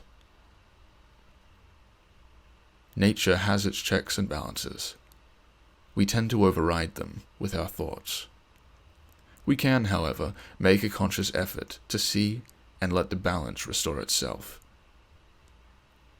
With seeing, restoring balance is no more problematic and sacrificial than not putting our hand on a flame.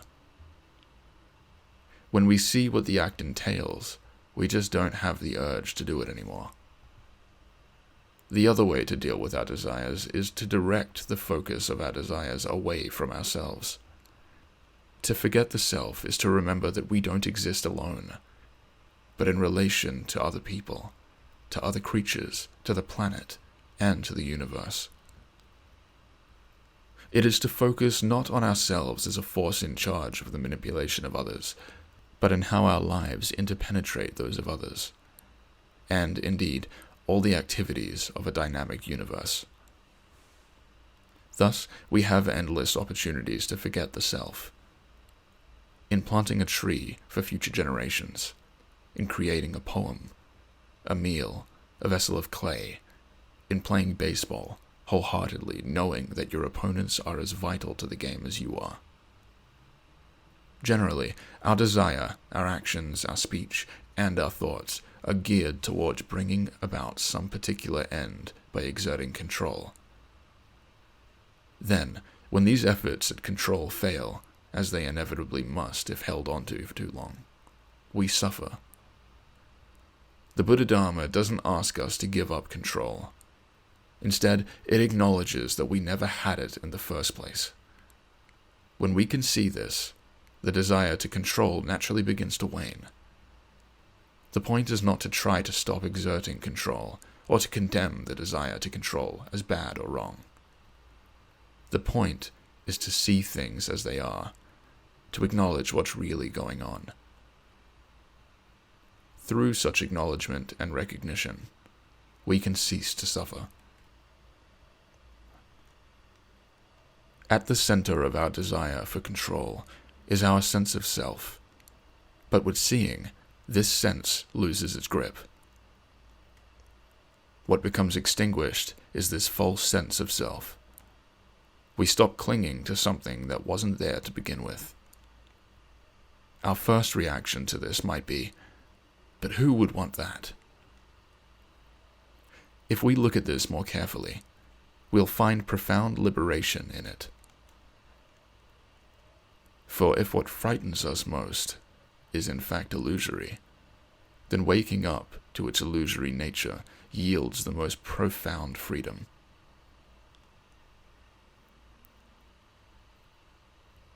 Our greatest fear is that each of us, I, will someday pass out of existence. But how can something cease to exist that had no solid existence in the first place?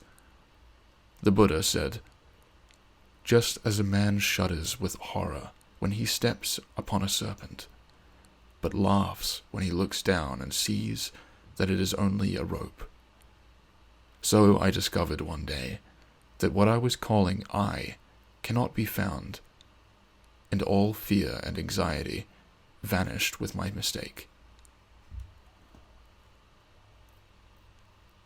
The Buddha Dharma points the way for each of us to wake up from seeing this same basic mistake. And when we awaken, our fears and anxieties quite naturally vanish, as the night fades away at the rising of the sun. Chapter 5. The Art of Seeing. The fourth truth of the Buddha Dharma, also known as the Eightfold Path, offers us a realization and a practice for bringing about the cessation of dukkha. This is not a path we can take to get from point A to point B. Its particular nature is that the moment we step on it, the entire path is realized at once. Still, with each step we take, we can deepen our understanding. The 8 aspects of this path are right view, right intention, right speech, right action, right livelihood, right effort, right mindfulness, and right meditation. We'll preview each of these in a moment, but first let's consider the word right. The word the Buddha actually used was sama. Sama is usually translated as right, but not right as opposed to wrong or bad or evil. Normally, the moment we say right, we've already implied wrong. We've implied dualism.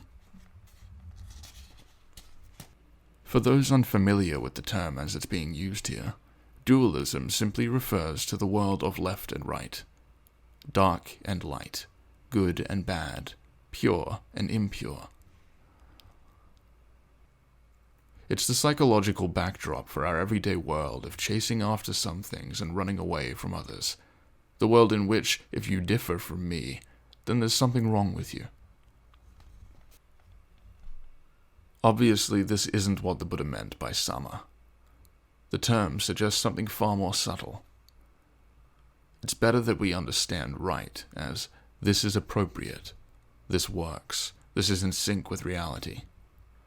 Right on the Eightfold Path doesn't mean right versus wrong, so much as it means seeing versus not seeing. It refers to being in touch with reality, as opposed to being deluded by our own prejudices, thoughts, and beliefs. Sama refers to wholeness, rather than fragmentation. Thus, when I use the word right in the chapters to come, I intend it to refer to what is conducive to awakening, rather than something that could be compared against something wrong. The first aspect of the Eightfold Path is right view.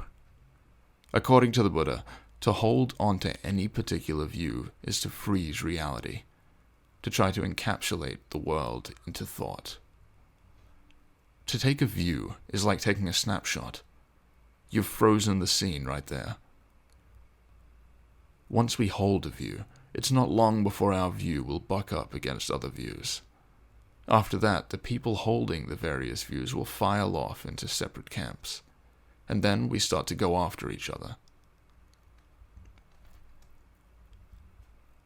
What the Buddha meant by right view isn't like this at all.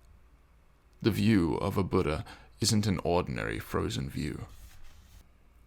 There are those who argue that the Buddha didn't have any view whatsoever, but this is not correct. What the Buddha meant by right view is not being caught by a particular view.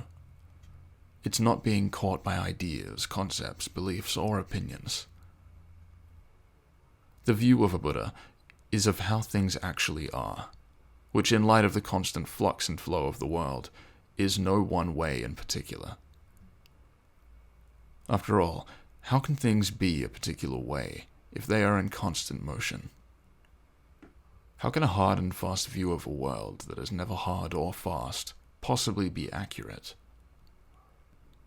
It's not the particulars of the world that provide us with right view, but the world itself, as an ever-dynamic whole. Right view is wholesome, that is, it's of the whole. It's all-inclusive. It leaves nothing out. Such a view, by definition, does not go to war with any other views. In fact, it cannot. Since it's already the dynamic world as a whole, we can't conceive of anything that opposes it.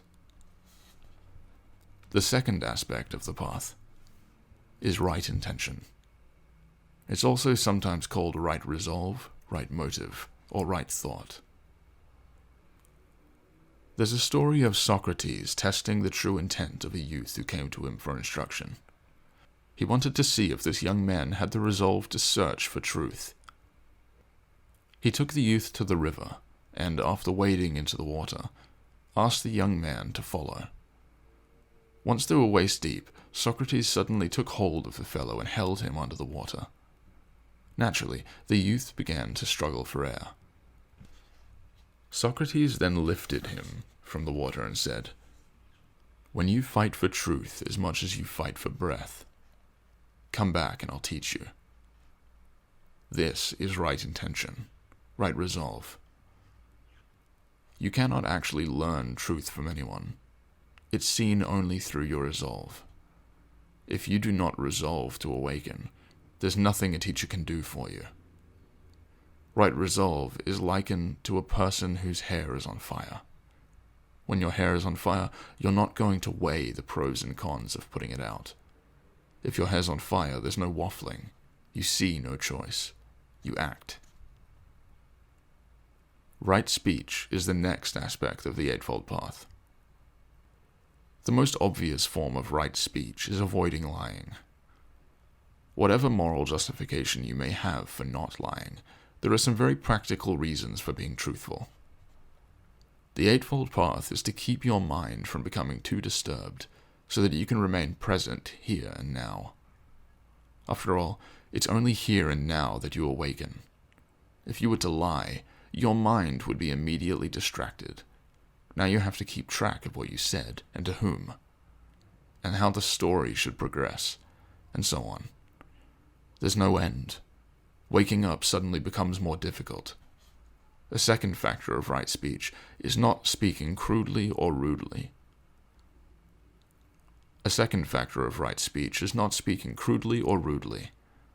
Such speech is unnecessary, undignified, and disturbing. Other aspects of right speech include not speaking ill of others and refraining from gossip and idle talk.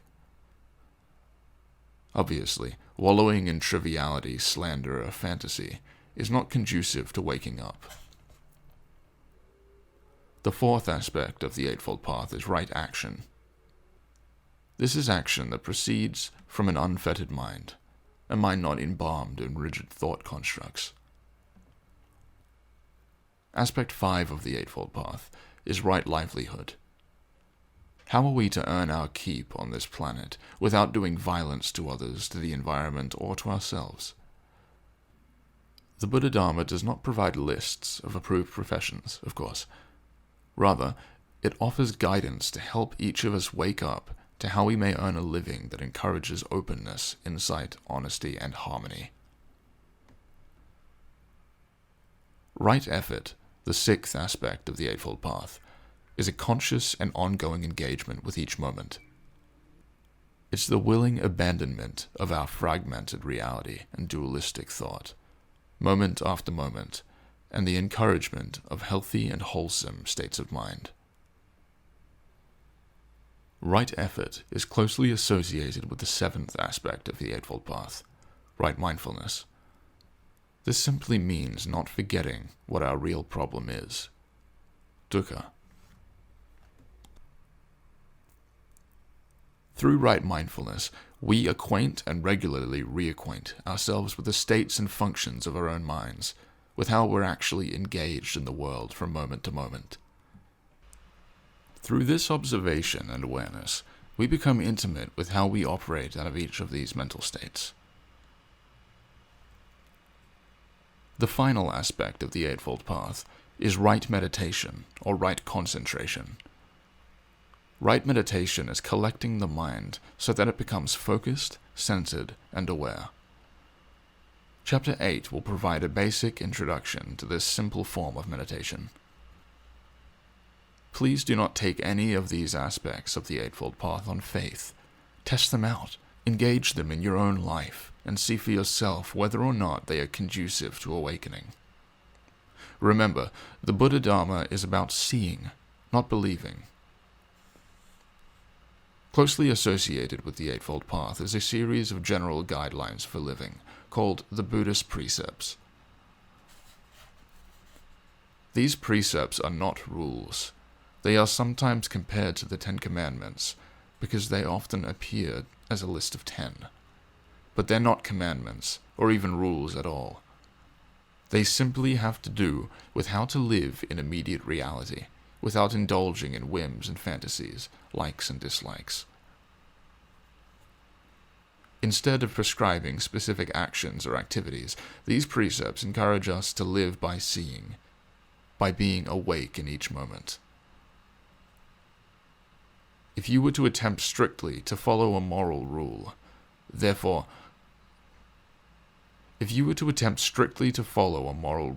before long you'd be in a real confusion. Before long you'd be in real confusion because you would come up against a variety of contradictions and paradoxes. Real moral responsibility lies in being awake in each moment. This necessarily leaves hard and fast rules behind. For example, suppose you're harboring a family of Jews in your attic when 2 Gestapo officers come to your door. They ask you the whereabouts of the family. Do you say they're in your attic? In these circumstances, the wisest and most compassionate course of action will very likely be to lie. Yet, if you felt compelled to follow an absolute rule, thou shalt not lie, then you'd have to say, "Oh, they're upstairs." On the other hand, if you're not bound by a rule, you can tell the Gestapo the family has gone to Ontario to visit relatives. This doesn't mean that lying is generally the thing to do, of course. It means that to be moral you must observe the actual situation, as well as your own cast of mind. What is moral is that which is most conducive to waking up. This is what the precepts are all about. If you throw your moral circumstance into a conceptual form by applying some rigid formulation, you're immediately in trouble. By seeing the situation as it is, you are able to act out of reality, not out of some mental formulation of it. There's no rule in the end, but only the situation and the inclination of your own mind. Part 2. The Way to Wake Up. Chapter 6. Wisdom. Seeker. Teach me the way to liberation. Zen Master. Who binds you? Seeker. No one binds me. Zen Master. Then why seek liberation?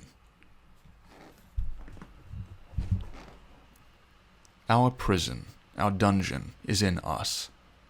It's in our own mind, our own thinking. We strap ourselves in chains of our own making, and we do the same to each other. We train our children in the ways of bondage. All this is based on ignorance. We don't see what we are. We don't see our situation for what it is, nor do we see how to deal with it. As Yang Chu says, we pass by the joys of life without knowing we've missed anything. Ordinarily, when you step on a path, you're going somewhere. You start on it, traverse it, and, if all goes as planned, you arrive at your goal or destination. The path to freeing the mind is not like this. This path neither begins nor ends, thus it's not really a path to somewhere. Furthermore, the moment you set foot on it, you already traversed it in its entirety. Just to be on this path is to complete it. I mean this literally, not symbolically or metaphorically, but first you have to step on the path. This is right view. You must have at least a glimmer that there's something difficult, askew, painful, or troubling about human existence. If it's true that there's something about human life that's off, what would it take to make it on, so to speak? What would make human existence meaningful or correct? In other words, what do we as intelligent beings in a vast and apparently meaningless universe really want? What would answer the hollow ache of the heart? Money, fame, sex, learning, power, life in the fast lane, life in the slow lane, luxury apartments in Paris and Manhattan, a quiet cottage by a running brook. Perhaps you can sense already that none of these specifics will do the trick. Indeed, whatever object we pick can at best only temporarily still some particular yearning. The underlying ache of the heart remains omnipresent and unquenchable. What do you suppose could possibly quench an unquenchable thirst? If it's not an ordinary thirst, then why seek an ordinary cure?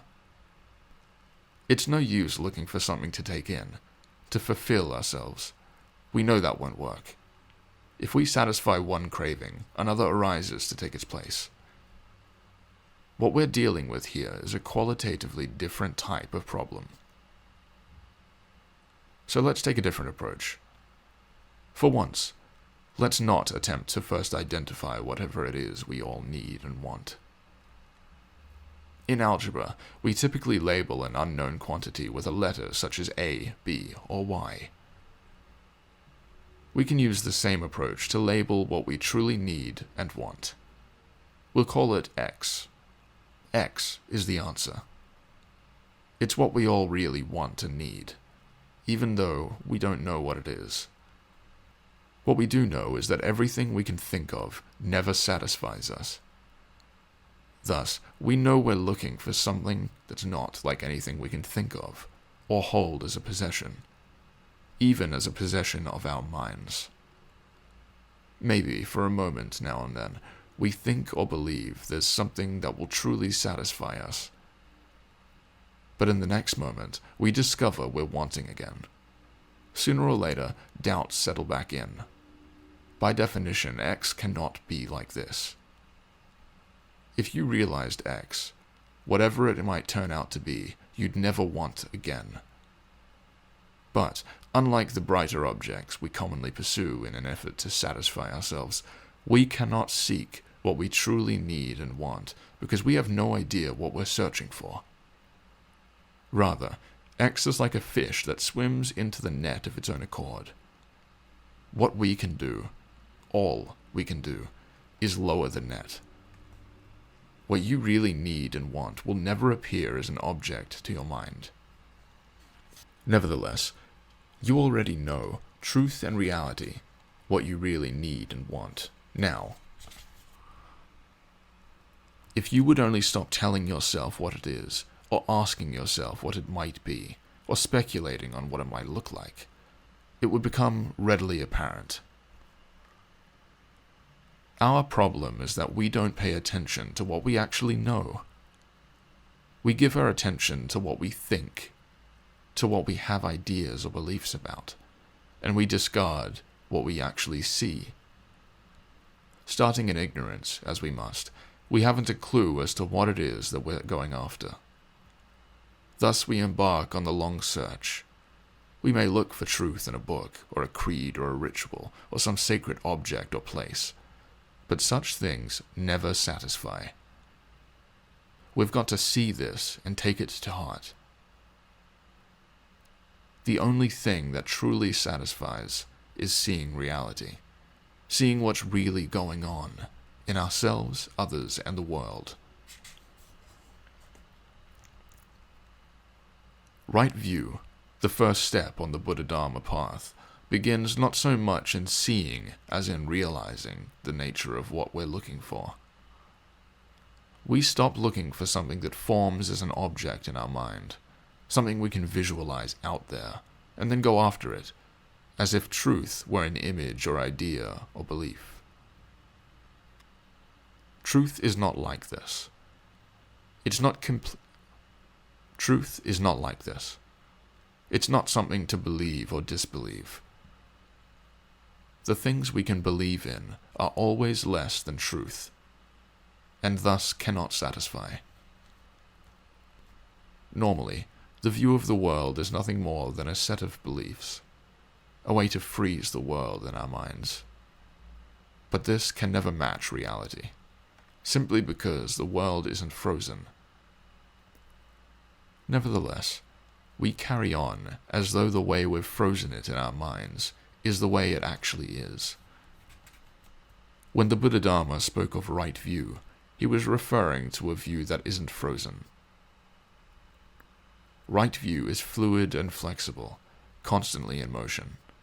It's an awareness of how this moment has come to be. Right view is seeing reality in all its fullness and fluidity. Yet there's nothing in particular to be seen. In the world of our common, ordinary mind, everything is divided up, left and right, good and bad, above and below. For example, we see the puma stalking the deer, and we want to call out to the deer to help him escape. And when the puma pounces on the deer, our heart goes out to the deer. So we look for a way to protect the deer. We put bells on the puma so the deer knows when she's around. As a result, the puma suffers. Eventually, she starves. With no more puma to keep the deer population in check, the number of deer increases. Before long, there are more deer than the local environment can support. The deer overgraze the land and strip the trees and shrubs bare of leaves. And eventually, due to overpopulation, the deer too begin to starve. We believe we're expressing compassion, but compassion must be balanced with wisdom. To the extent we don't see, we waste our compassion. If you see reality in its fluidity and fullness, then you see the puma as well as the deer. You see how the two fit together as parts of a seamless whole.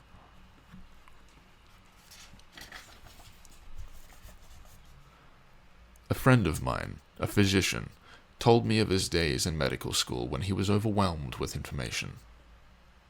He said some teachers could package the information very simply. Here, this is what you need to know. Medical students loved those teachers, he said. But there were other teachers who always offered two or more, often contradictory, perspectives on things. This the students hated. It involves more work on our part, my friend said. Who wants to be told that some people think this and some people think that? It was so much easier just to be told what it is. But he said, as the years went by and he became more and more experienced as a doctor, he realized that the compact, nicely packaged views were wrong. The teachers had chopped off all the rough edges that didn't fit into the system. Sadly, all of us do the same thing, over and over in virtually every aspect of our lives. We see this repeatedly in the news. We get the neat little packaged reports, even on the complex issues. We're told who the bad guys are, who the good guys are, who the victims are, who the perpetrators are. What's the driving force that makes us package everything? What we want, what we need, is not to be confused. We want to understand. We want to know. Neatly packaged everything gives us the illusion that we actually know something. So why do we settle for the simplicity of TV soundbites? Because then we don't have to work so hard. Because we're frightened of grappling with the truth in reality. We'd prefer everything nice and neat. This is this, and that is that. Everything clearly labeled and laid out. Once we get the world arranged, we'll feel more comfortable. Until, like my friend, we look again and say, wait a minute, something's horribly confused. The world makes no sense at all. Thus we unwittingly give rise to dukkha. We have to become comfortable with not knowing, as we comfortably think of knowing. Look at the figure below. Is it a concave or a convex? If we say it's a concave, we've taken a view, and because we've taken a view, we've left something out. The fact that the figure could just as easily be considered a convex. And if we say the figure is a convex, we've made the exact same mistake. We've merely taken the opposite, equally incomplete position. Likewise, we may say it's both, but of course, it's equally neither. After all, it's not really a concave or convex at all, but merely a two-dimensional drawing. This is how we commonly deal with the world. By our very attempts to grasp an explanation, we leave things out. It's just such a manner to take any frozen view as to leave out a piece of reality. What we repeatedly fail to notice is that there is never a static object to observe, nor, for that matter, a static, clearly defined observer. What actually goes on is complete fluidity. If we fail to truly see this, we would cease our inconsistence of putting boxes, definitions, and beliefs around things. We would have a flexibility of mind that doesn't get bogged down in contradictions. We'd be free from dogmatism, intolerance, arrogance, and insistence on particular outcomes. We'd become uncomfortable with the fluidity of things. Indeed, we'd become that very fluidity of mind. We'd have the capacity to tolerate inconceivability, right view omits nothing, holds up nothing in particular. Instead, it points directly to actual experience in each moment. The only way we can be free in each moment is to become what the moment is. Usually, we hold a frozen view of ourselves as well as of the world out there. We think we actually are something. We label ourselves, I'm a nervous type, I'm shy and withdrawn, I always talk with my hands, it's just the way I am. In short, we identify with groups, behaviors, habits, and beliefs. Because of a strong family identity, I grew up thinking of myself as Norwegian. I was probably in high school before I realized, wait a minute, I'm not Norwegian. I was born and raised in Minnesota. I can't speak Norwegian. I've never set foot in Norway. How can I be Norwegian? Nowadays, when people learn that I'm an ordained Buddhist priest, they often have some idea about who I must be, even when they have scant knowledge of Buddhism. For example, people often assume I'm a strict vegetarian, and while I never cook or eat meat at home, I have no problem if I'm served meat as a guest. The Buddha would eat meat if it was served to him. He only refused meat if an animal was slaughtered specifically for him.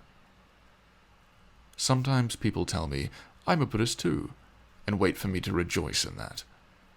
But, actually, after 30 years of studying the Buddha's teaching, after priest ordination, after monastic and other kinds of training, I don't think of myself as a Buddhist. Though I am a student and teacher of the Buddha Dharma, I don't identify myself with it.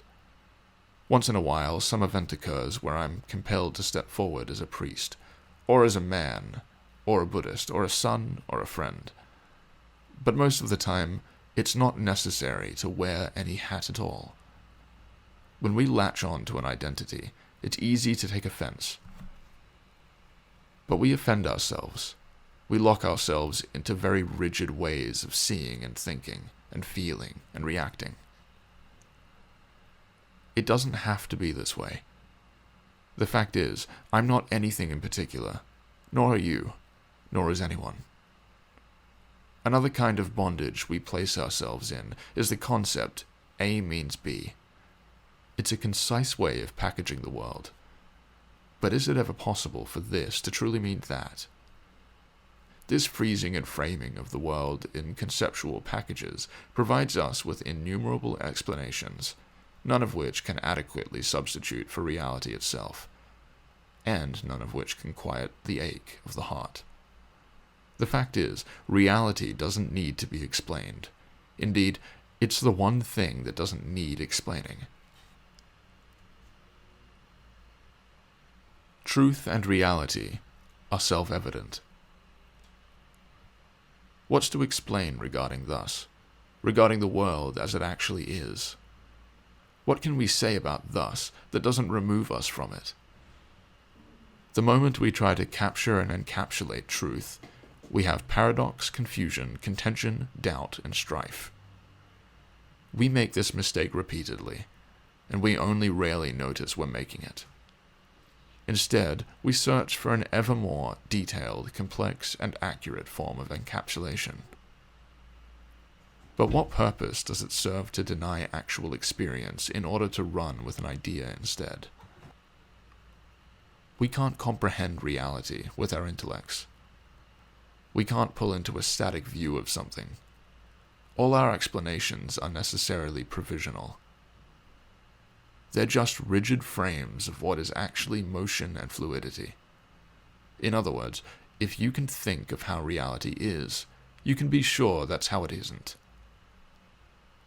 Reality simply cannot be put into a conceptual form, not even through analogy, for there's nothing like it. Reality simply doesn't fit into concepts at all. Nevertheless, reality is something you can see. You can't conceive of it, but you can perceive it. For example, if I pointed to a picture of you at the age of 2 and asked, "Is that you?" what would you say? If you look carefully, you'll see that you can't get a conceptual handle on what I'm asking without getting thoroughly entangled in contradictions. I've put this question to hundreds of students in my classes over the years, and I've found the response to be almost predictable. Most people will say without hesitation, "Yes, that's me." When I point out that they are not babies, the class usually falls silent. After a pause, a lone voice will invariably call out, "That was me." But how can you change, become other than what you are, and still be you? What do we suppose the word I refers to? Try as we will, we'll not find any workable, definable thing in actual experience for I to refer to. The simple fact is, the moment we put anything into a conceptual package, we get a contradiction. Nevertheless, we can always see what's going on. As long as we don't ask the question, it's all perfectly clear. What exists in this moment is the picture of a baby, and a grown person pondering how that could be this. We habitually fail to notice that by clinging to a concept, in this case I, immediate reality escapes our grasp. Whenever we conceptualize, we create contradictions that we can't escape. But it's not that reality is contradictory, it's just that it won't fit into a conceptual frame. Ideas, of course, aren't the only type of conceptual objects. A concept is anything with a skin around it, some sort of boundary, dividing something from something else. Even what we think of as physical objects are actually concepts. For example, you're looking at what is called a book. You can think of it as a book because you conceive of it as separate from other things. In fact, however, it's intimately connected with everything else in the universe. Thich Nhat Hanh, the prominent Vietnamese Zen master, would remind us that this book is not merely a book, it is the sun as well. After all, if not for the sun, trees would not grow to produce the pulp to make the paper. And we cannot forget Tsai Lun, who invented paper in the 2nd century, or Johann Gutenberg, who found a way to apply movable type to a printing press in the 15th century, or the teams of people who invented and programmed my computer, or the people who taught their teachers. And intermixed with the trees and the sun and creative human minds are other things. We cannot ignore language, time, soil, plants, animals, emotions, or thoughts. We cannot forget the rain, or even the stars, or the galaxies of stars. Indeed, there is nothing we can point to, or even imagine, that does not find its way into this book, either by thought or material. So, what is what we call book? In a famous Zen story, Emperor Wu of China asked the Buddhist teacher, Bodhidharma, "Who are you?" Bodhidharma replied, "Not knowing." There's no identity here. Bodhidharma sees reality, not a thing with a name. In other words, right view isn't in the eyes of the beholder. There is no beholder of right view. Right intention, the second aspect of the Eightfold Path, is what most distinguishes a Buddha from those of us who are not awake. Why? Because in the moment we are awake, for all practical purposes, we're without intention. We could say that the intention of an awakened person is simply to be awake. If we want to break the chain of suffering and confusion, our intention should only be to awaken. If our intention is partly to get something from being awake, however, this is already delusion. We don't get anything from being awake. If you're awake, you're just awake. And if you're awake, you'll act and speak in a way that doesn't do injury to yourself or to others. Of course, in the very next moment, we must awaken again. We have to keep coming back to this moment. Thus, right intention is simply the intention to come back to this moment, to just be present, with no ideas of gaining whatsoever. You cannot be here and hold a gaining idea at the same time. Just becoming here and now is enough. There's a Zen story of a fellow who sat in meditation in order to become a Buddha. Not an unfamiliar intention among Zen students. His teacher came by and asked, "What are you doing?" The student replied, "I'm meditating to become a Buddha." The teacher picked up a tile and started to polish it. "What are you doing?" asked the student. "I intend to polish this tile into a mirror." No amount of polishing will make that tile into a mirror. No amount of meditating will make you into a Buddha. We can't approach meditation as if it's a means to something. In fact, we can say that meditation is nothing other than the intention to wake up. It's important that we have a scheduled time for meditation, but we shouldn't think we're in meditation merely because we've come to a particular place where meditation is practiced and waited for the starting bell to ring. It's not as if now we're meditating, and when the bell rings again we're done. Meditation isn't like that. It neither begins nor ends, at least not with a bell. Meditation begins and ends with your intention. If you lose track of your intention to be awake, you're no longer in meditation. If you intend to meditate, then you must do your meditation now. Meditation is simply to be here, now. If you want to meditate, meditate now, even as you read this book. If your intention is only to be awake, but you don't know what being awake is, what are you going to do? You can't create some idea about enlightenment and then set out to get it. Awakening isn't like that. If you want to be awake, you must awaken now. Come to this moment. Be aware of what's going on. Be aware of your intention right now. If you would be in this moment, then be awake in this moment. That's all. It's very simple. If you have ideas about this, what it is, what you're going to get from it, it's already delusion. Conception. Ordinary, everyday stuff. Business as usual. Right intention is almost like no intention at all. You don't intend to use right intention for something else. In fact, it's impossible to do so. The only reason to be awake is to be awake. If we're not expecting to get anything from being awake, what reason do we have to awaken? There isn't any reason. You already know what not being awake is. It's confusion, it's pain, it's suffering, it's dukkha. If you're getting tired of that, why don't you stop? But isn't that wanting to get something, we ask?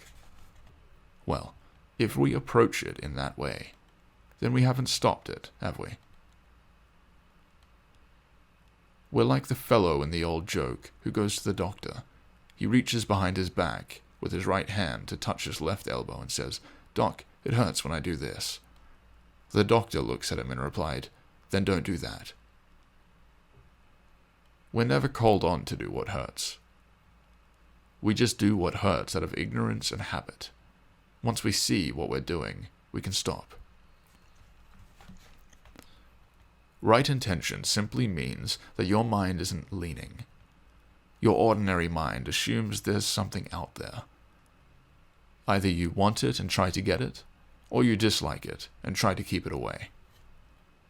To the extent your mind leans either towards or away from certain things, longing and loathing are present. This leaning reveals your state of mind. The mind doesn't only lean towards the obvious, fame, money, sex, and such. It can lean towards anything. It can even lean toward putting an end to leaning. Oh yeah, I want enlightenment. But, then of course, this is to lean once again. The thing you really want is for your mind not to lean. So what are you going to do about it? You must say, "Okay, I'm going to straighten up my mind." And then you struggle to straighten up your mind. But that is leaning. The mind will not be ruled. If you try to get it to lean less, it just leans all the more. So how are we ever going to get our minds to stop leaning? Just attend what you're doing, because in attending to this moment, you're attending to your own mind. You're watching your mind lean. See how this leaning comes about. When you acquaint yourself with what leaning really is, you'll realize that in trying to stop it from leaning, you're making it lean all the more. Nevertheless, as you watch what actually takes place in each moment, already your mind has begun to lean less. You cannot make your mind not lean, at least not directly. But when you observe what actually takes place, from moment to moment, the mind, of its own accord, straightens up.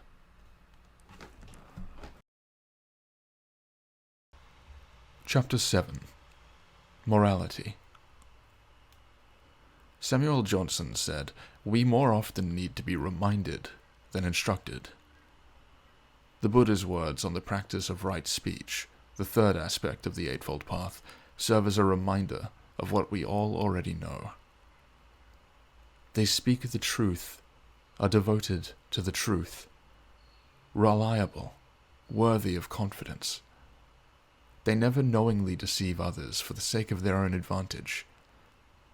What they have heard here, they do not repeat there, so as to cause dissension there. Thus, they unite those that are divided, and those that are united they encourage. Concord gladdens them. They delight and rejoice in concord. And it is concord that they spread by their words. They avoid harsh language and speak such words as are gentle, soothing to the ear, loving, going to the heart, courteous and dear, and agreeable to many. They avoid vain talk and speak at the right time in accordance with facts. Speak what is useful.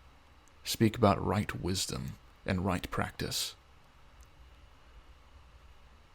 Their speech is like a treasure, at the right moment accompanied by arguments, moderate and full of sense. Actually, much of the Buddha Dharma is like this. It strikes with strong familiarity. Nevertheless, most of us need to be reminded of what we already know. What's the point of right speech? It's to remind ourselves, to constantly bring ourselves back to this moment, not only for ourselves, but for others as well. It's to do whatever leads us out of confusion and bondage. It's to see what's really going on. The Buddha did not lay down any commandments. If we say, "Thou shalt not lie," applying it as a rule, what are we to do when the Gestapo pounds at our door and we're harboring a family of innocent fugitives in the attic? If not lying were an absolute rule to live by, we'd be in deep moral trouble. Nevertheless, it's not the case that Buddhas simply live out of their own individual truths. The Buddha Dharma is not about the Buddha's truth, or your truth, or my truth, or another person's truth. The Buddha Dharma, what the awakened teach, is about directly seeing truth itself prior to forming any ideas about it. It is about responding to each particular situation as it comes to be, not according to some lockstep program of do's and don'ts. We can't use a hard and fast rule to deal with the dilemmas and uncertainties and ambiguities of life. A rule, any rule, would only open the door for relativism and contradiction. Nevertheless, we can see what's morally appropriate in each situation. We can easily see what actions and speech will lead us and others into hatred, confusion, difficulty, and suffering. And we can see what words and actions will not. It all has to do with our intention. Is our intention to hoodwink, mislead, inflate, or deceive others? or is it to be awake? Here is the focus for right speech. In any given moment, our eyes must be open to see our situation fully for what it is. Our intent, and the action, speech, and thought that arise from that intent, is that we all become free of our confusion. For this, it's not necessary that we see one thing pitted against another. Right speech omits nothing. It includes the whole picture: the Gestapo, the fugitive family, yourself, and the world in which you live. Right speech doesn't rely on judgment or discriminative thinking. In judging, we weigh everything out. We base our speech on some conceptual frame that we've arranged to accommodate ourselves and process ideas. Like, for example, the idea that the Gestapo are inherently bad, and the people upstairs are inherently good. This is precisely the thinking that got us into trouble in the first place. Indeed, it's the very thinking that produces both the Gestapo and the fugitives. Instead, we have to simply see the situation in all its pain, conflict, difficulty, and contradiction, and see how it is we become so confused. Then, and only then, can we speak and act in a way that's conducive to awakening. We must also observe our own intent, so that we can know when we're speaking or acting out of a leaning mind, out of a desire to bring some particular end. Right speech concerns your intention. Are you using speech because you're trying to manipulate the world and other people? Or are you speaking in order to help yourself and others wake up? When you become a listener, the concern remains the same: to be awake. But how do you do this as a listener? Let's consider this statement from the Buddha about right speech again. What they have heard here, they do not repeat there, so as to cause dissension there. Thus they unite those that are divided, and those that are united they encourage. Concord gladdens them. They delight and rejoice in concord. And it is concord that they spread by their words. Now imagine you are the listener. Pat tells you something about Jolene. What do you just hear as a listener? What are you actually aware of, as opposed to what you think or believe or decide? What information have you actually received? You've received information about Pat, not about Jolene. We tend not to notice this, however. We may walk away believing we have solid information about Jolene, but we don't. All we have are Pat's words about her. On the other hand, we've received very direct information about Pat, because we've heard his words and intonations. We've seen his gestures, posture, and expressions. We have to pay attention to our actual circumstance, the situation we're actually in. And what we've actually been presented with is Pat. A Buddha recognizes that anything put into speech is never completely reliable. Whatever someone says about you to another person is skewed from the start. It comes through their filter, their likes and dislikes, their education, their ambition, and the leanings of their own mind. Perhaps you haven't even met Jolene. If you're wise, you'll hold judgments about her because, at best, all you really know about Jolene is what Pat thinks of her. If you're not wise, however, you'll accept Pat's words as reality and adopt his view, and his leanings of mind as your own. Then, when you finally do meet Jolene, you'll bring to the encounter a prejudiced view, one that isn't even your own. Fritz Pfeffer, the dentist who hid from the Nazis along with Anne Frank and her family, is seen in a negative light by masses of people simply because all most of us have ever heard of him comes from the words of a young, inexperienced, although brilliant and imaginative person, Anne Frank. We get another picture from Mike Geis, who harbored the Franks and saved Anne's diary. She called Pefeva a lovely, lovely man. In Kurosawa's movie, Rashomon, we're told different versions of the same story by different characters. First, we see the event through the eyes of a woodcutter, and we think we know what happened. But as the story unfolds, we meet up with each of the remaining characters, and each tells his or her own version of what happened. And each character tells a different story. One of the things that comes across in this movie is how easily we're swayed by the first story we hear. This is the situation we face in life. As little children, we readily accept the first story we're given at home, school, or church. We're told stories of nationalism, religion, racism, politics, and family. All too often we accept them before we learn to weigh them against other views.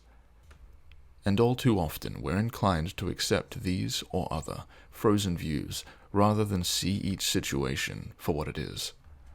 So right speech also involves right listening, which means observing things as they are, rather than accepting some prepackaged, easy-to-swallow story.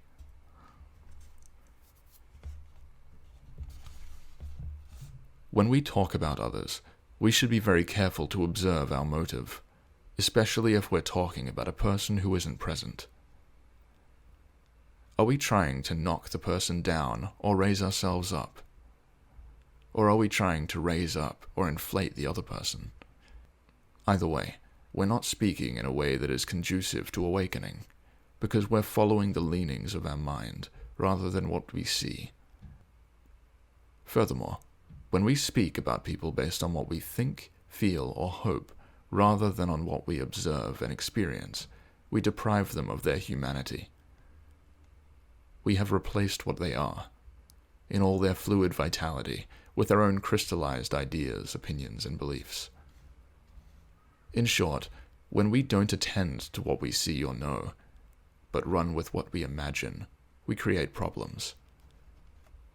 In many ways, we create a bigger problem when we put people on a pedestal in our speech than when we cut them down.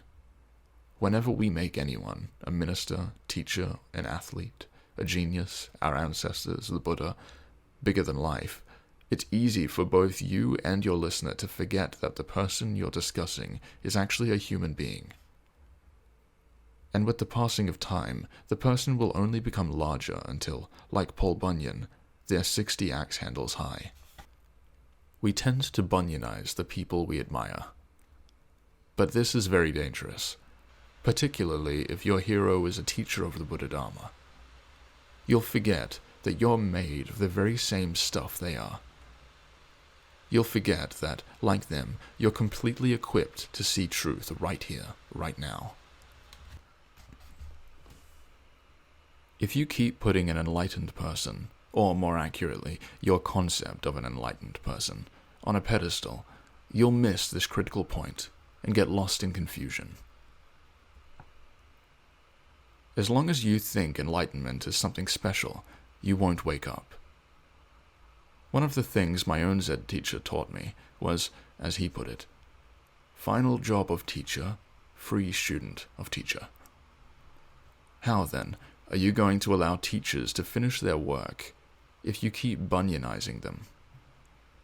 You'll turn your teachers into something grandiose and vain. If you would honor a teacher, you would only need to learn from that teacher, respectfully test their teachings against your own experience, and live with a grateful heart. I remember hearing a fellow talking about the Nazi doctors on the radio. He described these people as monsters, subhuman. It's true, of course, that we human beings have done monstrous things, but none of us is anything other than human. Indeed, it's because we're human that we're capable of such monstrous actions. If we don't realize this, that every sadistic murderer is human like us, then we overlook the fact that we have the capacity to act as they do. We have to realize what we are. The range of what is human is vast, ranging from the saintly to the monstrous. We speak of other human beings as if they somehow do not belong to our species. We ignore the reality of our very nature. My Zen teacher used to say, kind speech is not always kind. Generally, of course, a gentle word or compliment is most conducive to serenity, goodwill, and waking up. But, just as you would not refuse to vaccinate your child because the procedure is painful, once in a while there's that fleeting moment where the kindest thing you can do for another is to utter a severe word or sharp observation that may hurt momentarily. The child who's about to dash into a busy street may need to be told sharply to stop. Before you speak, you must examine your own mind and motive. If you're trying to put someone down, or if you're about to speak from malice or spite, then don't speak at all. But if in that moment you must tell someone, I'm saddened by how you treated Jim this morning. I think you owe him an apology. Then say it.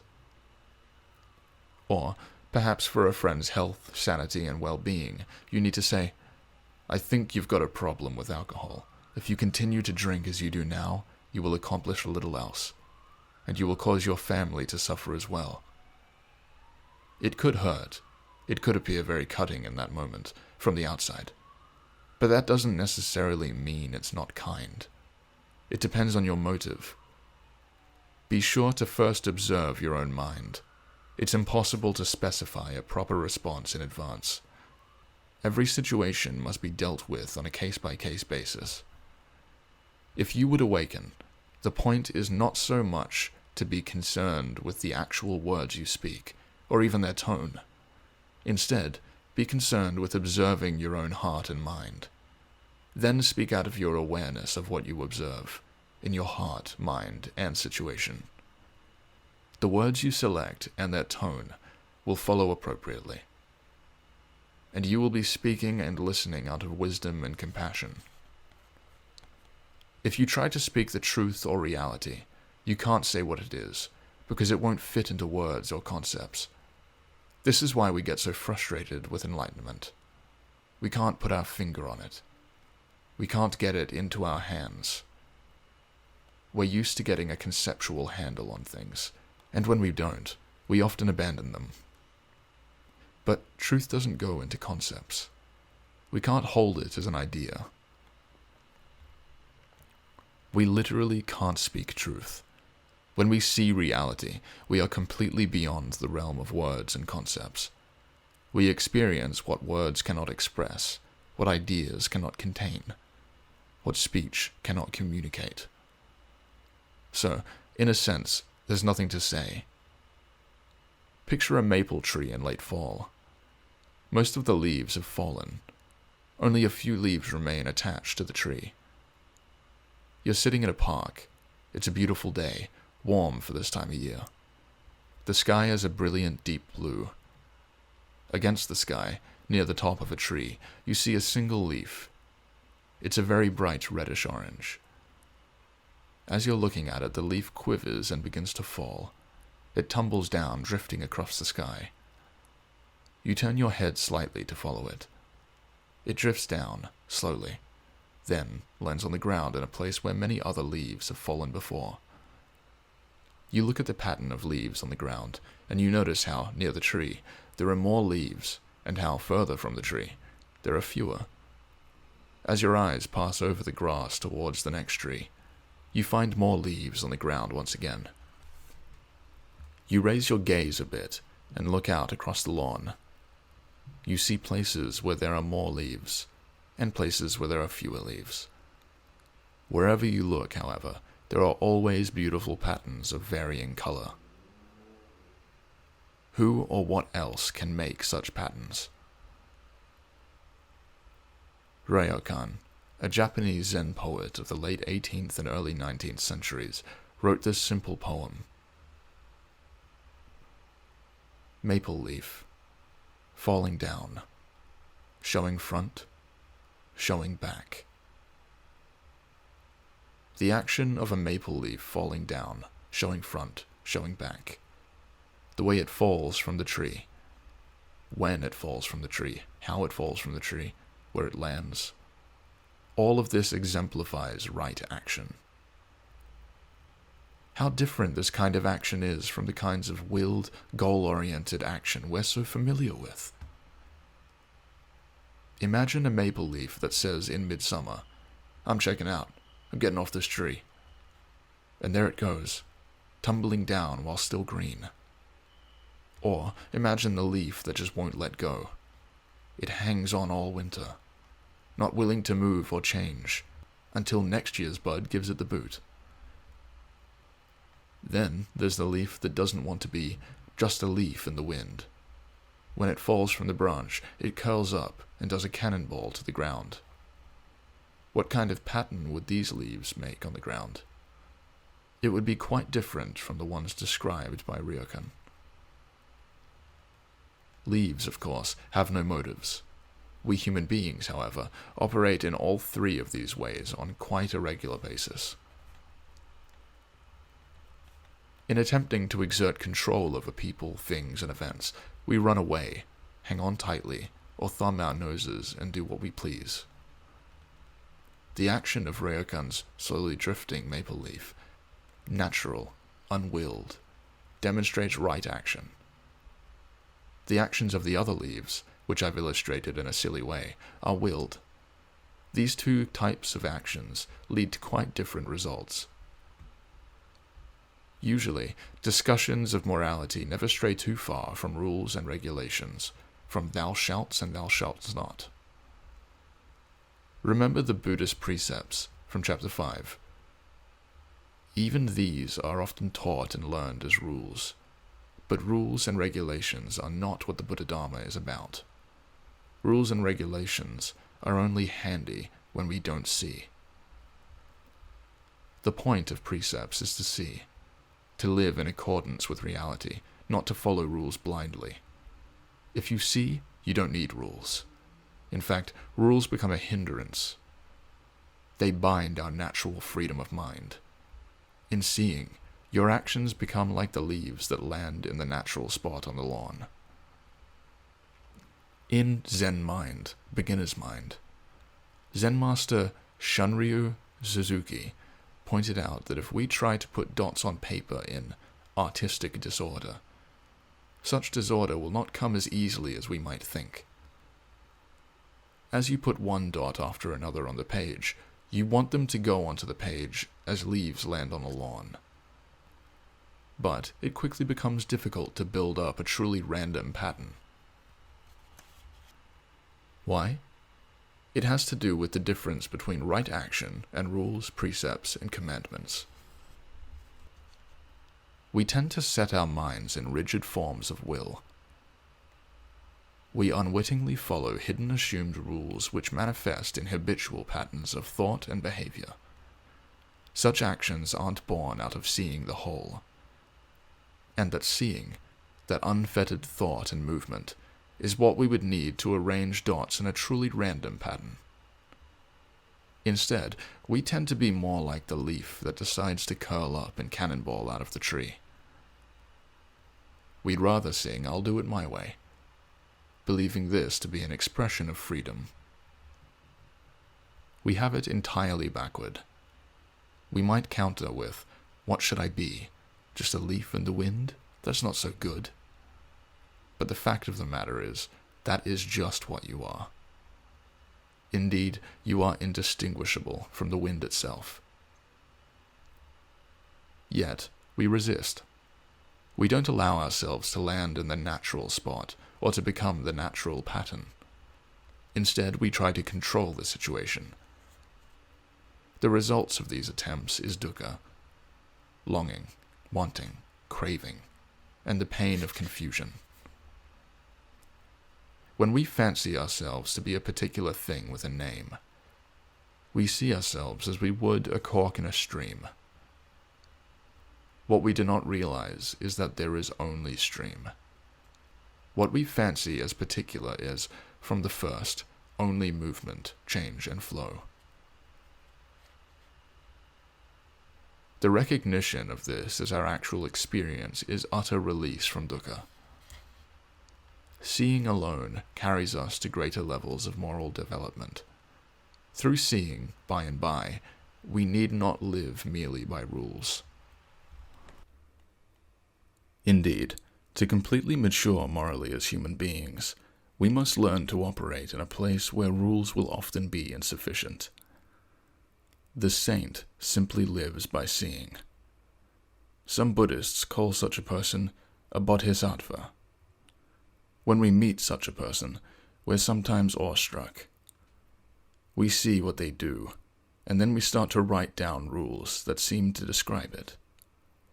It looks like we ought not to lie, not steal, not kill, and so forth. Yes, the saintly person doesn't lie, we've noticed. But why don't they? Is it because they think it's against the rules? Because they think it's evil? Because they fear punishment? Because they don't want to look bad in the eyes of others? Not really. Rather, they avoid lying, stealing, and killing because they see the natural repercussions of such behavior. They see that it leads to confusion, to suffering, to dukkha. They don't do it because they see the whole scene. We generally come to the question of right action as we come to almost everything. We want to have the right answer, something we can encapsulate in a handy slogan. But try as we might, though it can be seen, morality defies any attempt we make to harness it. For example, let's consider what is widely thought of as the finest of all moral laws, the Golden Rule: do unto others as you would have them do unto you. This rule appears in virtually all societies. If there were a universal rule to live by, surely this is it.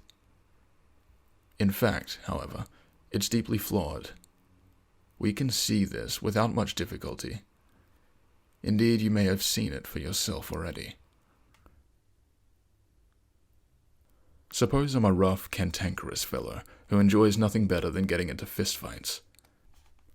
I always obey the Golden Rule, because I only do unto others what I would have done unto me. So, wherever I go, I always get into fights. Clearly, there's a problem here.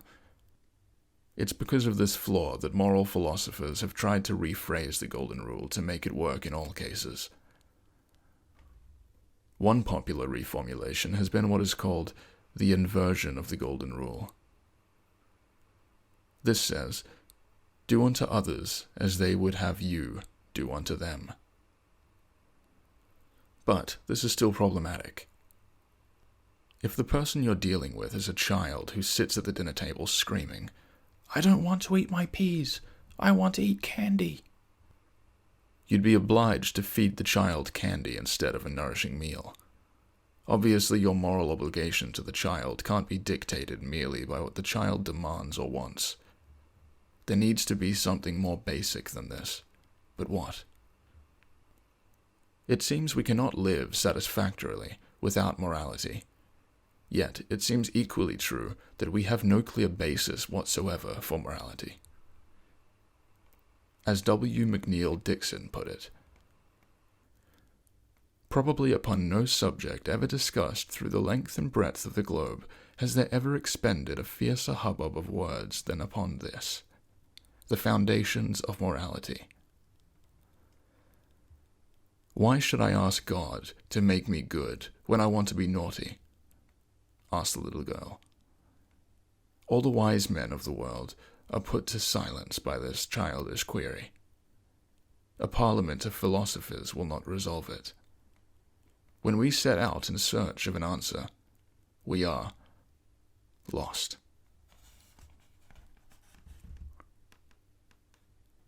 It's not a rule that's required, but seeing. The Bodhisattva lives by seeing, not by rule. What's required is to see the whole. Through seeing, it's possible to reformulate the Golden Rule without creating problems like those described above. Of course, in this reformulation, it's no longer a rule, a frozen directive at all. It so happens, however, that the way the awakened would put it is one of the formulations Western philosophy has rejected. Do not do unto others what you would not have done unto you. The reason this formulation has been generally overlooked in Western philosophy is because the positive formulation is thought to be more, well, positive. While the positive formulation would have us get out there and do something, the negative formulation seems passive. Yet this habitual response overlooks the fact that the positive formulation always presents us with intractable problems that simply don't occur with the negative formulation at all. Why? What's the difference? It has to do with will, motive, and intention. These are all deeply entangled in the positive formulation. The positive formulation tells you what you should do. The negative formulation is not prescriptive. This is the crux of the problem. There can be no final moral authority to tell you what to do, for no such authority can lie outside your own will. In other words, in order for you to be a moral agent, you must have the final authority. And indeed you do. It's precisely because we have such authority that we must take our willed actions into account. It's willed action that binds us to dukkha, to pain and confusion. The negative formulation of the Golden Rule is not a rule exactly, but more a precept. It doesn't entangle us in unresolvable quandaries because it doesn't draw upon volition. With the negative formulation, our only one-pointed intention, to be awake, is called upon. Actions are initiated by seeing, not by formula. The simple fact is that we cannot have a rule stating what we should do, or how we should do it. The moment we positively assert such a thing, we have precisely what we would not have: a narrow, brittle, pre-packaged, inflexible morality. And once again, we've opened a door that lets us abandon immediate reality in favor of our beliefs and ideas about reality. Without reference to any rule, like the Bodhisattva, we already see the cause of sorrow. As for what we should do, this only becomes apparent by seeing. It's always case by case. There isn't any rule for it. Here's the basis for right action: to refrain from all that is divisive and contentious, to do what promotes harmony and unity. In short, it's to act out of seeing the whole. It's to live as a falling leaf, as the streaming wind itself. This is not a prescribed state of mind. It's a state of mind that says, I've got to do good. This approach simply does not work. We tend to think of good as something opposed to evil, but this is just our idea of good. It's good crystallized. It breeds arrogance and hostility. To act in a way that is truly good is radically different from our ordinary way. It is to act with a mind that is neither programmed, hindered, nor perturbed. It is to act in a way that speaks of the whole, like a falling leaf. Another way to understand right action is to think of it as selfless action, action done while free of a sense of self. Action in which you don't see yourself as separate from other things. This is not to say that consciousness itself is winked out and nothing is happening. Perception is still there, of course. There's still physical sensation, including pain and pleasure. It's just that you are not there. And with the sense of self gone, your actions naturally become uncalculated and free. This occurs when your will has been filed down to a single point. Your only intention is to be awake, be present. Your actions are appropriate and free, like a leaf falling naturally from the tree. This is total freedom of mind. When we insist on hanging onto our branch, in our ignorance, we think this is freedom. I can do what I want, and if I feel like falling in midsummer, I will. And if I want a cannonball, it's my business. We don't see that what we're calling freedom is actually bondage. When we act this way, we become prisoners of our own whims and desires. As a result, we're unable to act out of seeing our situation for what it is, moment after moment. We're only able to act according to our cravings.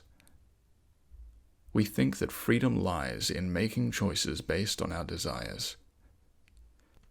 But when we see our circumstances, we see much more than just our desires. We see how the current situation has come to be. True freedom doesn't lie in having choices. We always have no choice but to act. Even if we choose not to act, we're still acting, and still making a choice. Our only choice of consequence lies in whether or not we're awake.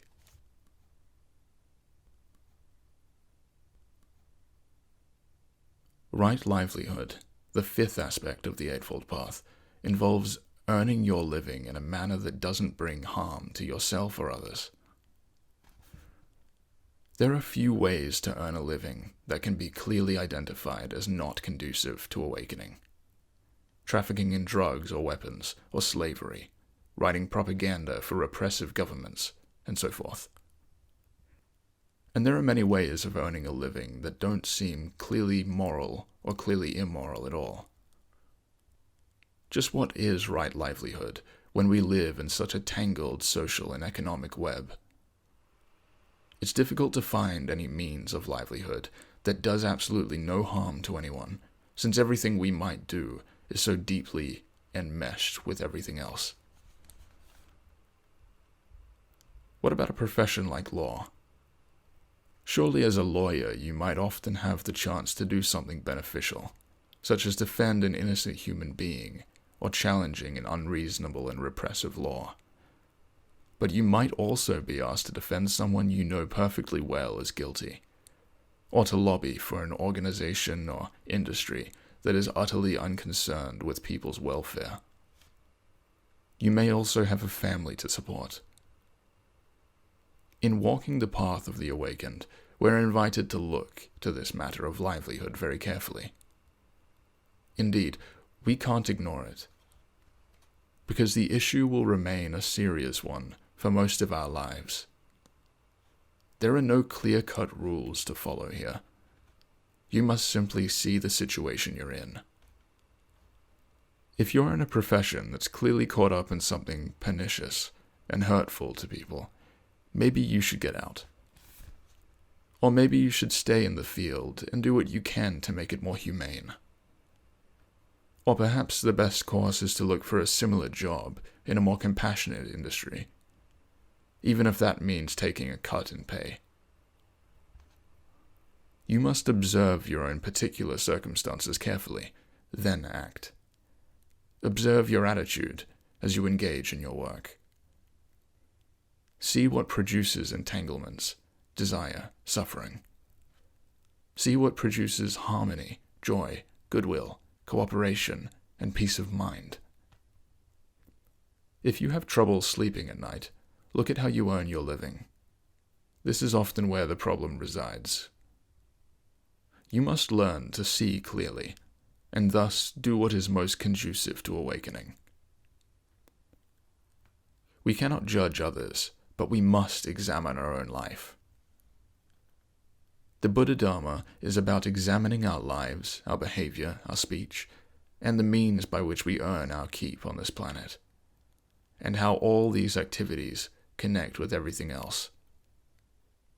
We have only one choice. Either we awaken, or we do not.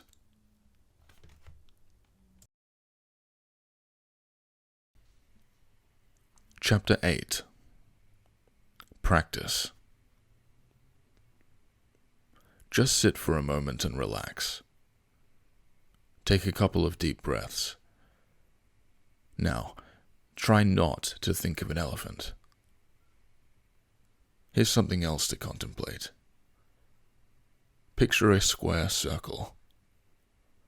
Try harder. Make an effort.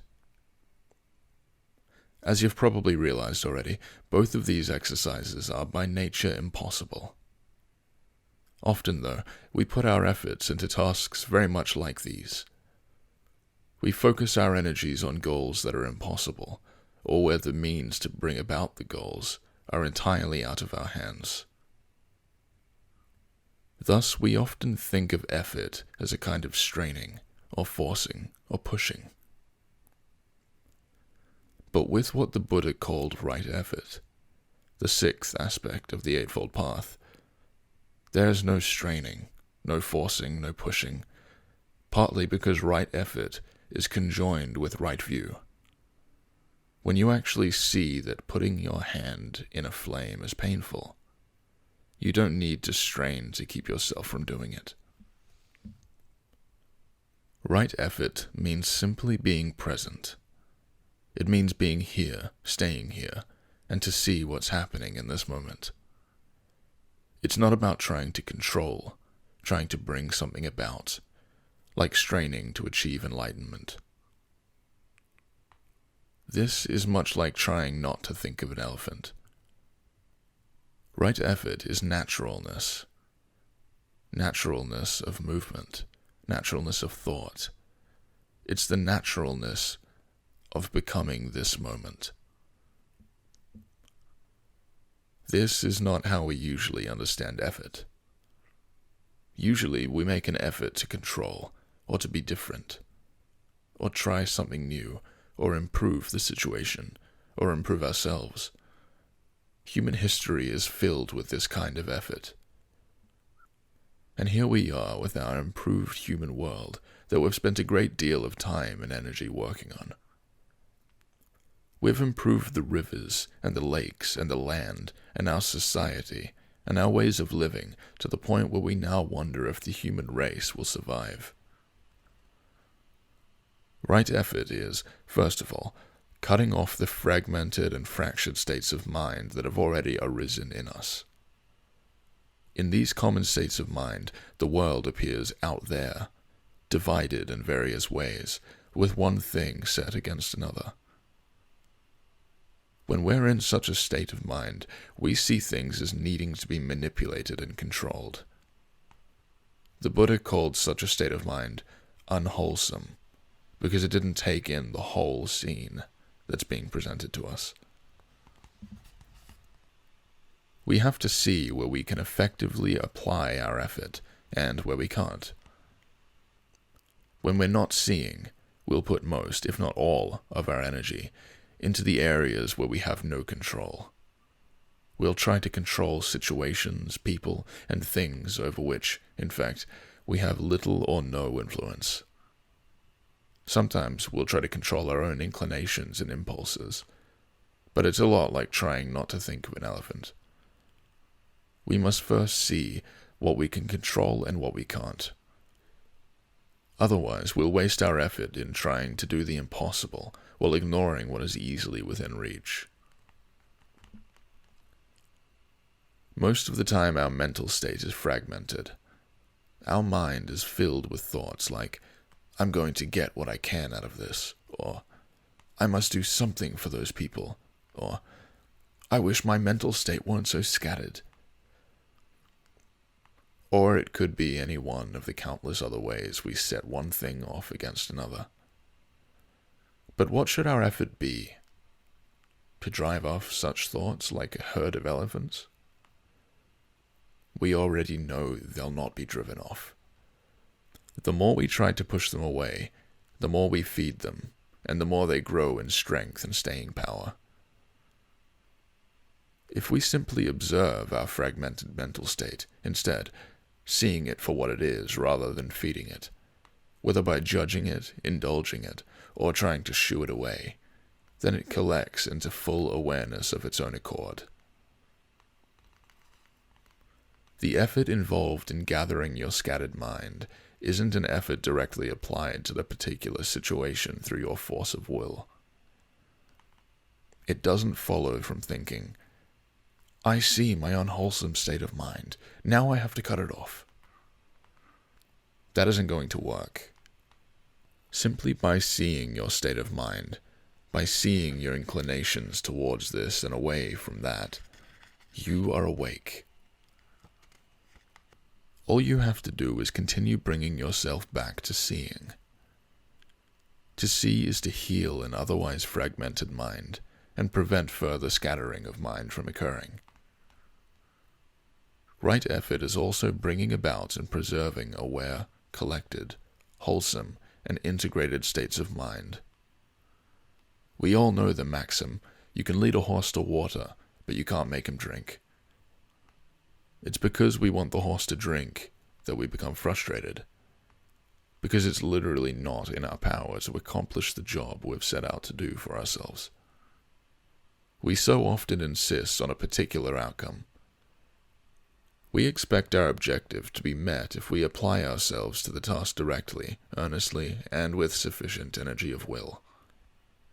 We want that person to shape up, the government to cut taxes, the environment to be cleaned up, and all wars to stop. But if you want to wake up, forget outcomes. Instead, observe your own inclination of mind. When it comes to the Buddha-Dharma, we're actually the horse who's being led to water. The awakened lead us to water. They point the way, but we have to drink. That job is our own. Things can be pointed out to us, but unless we take them to heart, examine them carefully, test them respectfully, digest them thoroughly, and make them come alive in our life, we won't wake up. We must make that effort ourselves. There's more to this metaphor. The horse is actually thirsty, and if this realization is strong enough, the horse is going to drink. But first the horse must recognize that it is water, something easily in reach, that he needs. Otherwise he will waste away, even while he stands at the water trough. Our ignorance is such that most of us don't realize we're thirsty. Or, if we realize we're thirsty, we look for water in the wrong place. We go into fire looking for cool refreshment. And often we're confused about what thirst actually is. Usually, if something seems valuable to us, we feel we have to work hard to get it, or move toward it. In the case of awakening, this doesn't work. In fact, it takes us further away from the realm of awakening. A fellow went to a Zen master and said, "If I work very hard, how soon can I be enlightened?" The Zen master looked him up and down and said, 10 years. The fellow said, "No, listen, I mean, if I really work at it, how long?" The Zen master cut him off. "I'm sorry, I misjudged. 20 years. "Wait," said the young man. "You don't understand, I'm—" 30 years, said the Zen master. The young man eloquently expresses our usual way. But we're not dealing with usual stuff here. We can't take this approach if our goal is a non-obsessed mind. Our effort to awaken is like aiming at a reverse target. As with all targets, we want to hit the bullseye. But this is the bullseye of enlightenment. And if that's what you're aiming at, you can't do it with a leaning mind. You can't want enlightenment like you want other things. There's absolutely nothing to go after. So how do we do it? How do we wake up? Normally, a target is arranged so that the closer you get to the center, the more points you get. But the target of enlightenment is reversed. The big dot in the center is 0 points. The small ring that surrounds it is worth 10 points. The one outside that is worth 25. And the 100-point ring is way out around the outer edge of the target. If you want to score points, you're better off shooting wide. But if you truly want to awaken, you'll have to hit the bullseye dead at the center. The closer you come to the pupil of the bullseye without hitting dead center, the further away you are from awakening. In other words, if you're only going after robes, chants, rituals, and a Buddhist name, you'll be far more off the mark than if you had never begun to study the Buddha Dharma in the first place. These things are cultural accretions that have accumulated over millennia. They have nothing to do with awakening, and they probably will distract you from the urgent task at hand. Unlike archery, hitting the center of the bullseye of enlightenment does not require skill in the usual sense. Just put your effort into being awake in this moment. Simply remember what your business on the path is, waking up, and then return to right here, right now. Most of the time, most of the people we meet are at best only partially engaged in the moment. And often we find people, or ourselves, lost in thought or reverie, barely here at all. It was a spring morning. I was on one of my daily walks around a nearby lake. The light was luscious, the flowers were beginning to bloom, the smells were heady. Suddenly I heard the loud squawking of geese. I looked up to see a flock of 20 or more birds, flying in formation almost at eye level, coming right at me. They came in fast, like the edge of a blanket being pulled over my head. As they passed over me, I could hear the rush of air over their wings. At that same moment, also coming toward me, was a jogger with earphones. Still squawking loudly, these geese passed right over the jogger's head, some canting a bit to avoid hitting her. What I found more astonishing than the geese was the fact that she just kept jogging. She didn't notice these geese at all. I wanted to share this remarkable event with her, even if only through a glance or a smile, but she wasn't present. How often we miss the moment simply because we're not here. We tune out much of the world, and much of ourselves as well, just as that jogger did. And generally, we don't even realize how removed we are from what's going on. The Buddha constantly pointed out the seriousness of this condition. In fact, to be awakened, its consequences are total. Those who are aware, he said, do not die. Those who are ignorant are as if dead already. Life is only lived in this moment, which is fleeting, changing constantly. We can't grasp it. If only we'd stop embalming life, freezing it into a view, we'd experience life as it is, and at its fullest.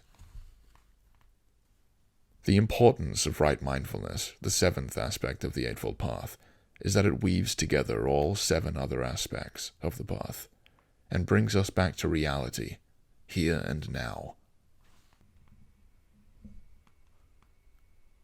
Mindfulness of the body is awareness of how it moves, the position of the hand, head, or tongue, our posture, our breathing, the touch of grass, or sand, or wood, or stone underfoot, and the taste and smell of this moment.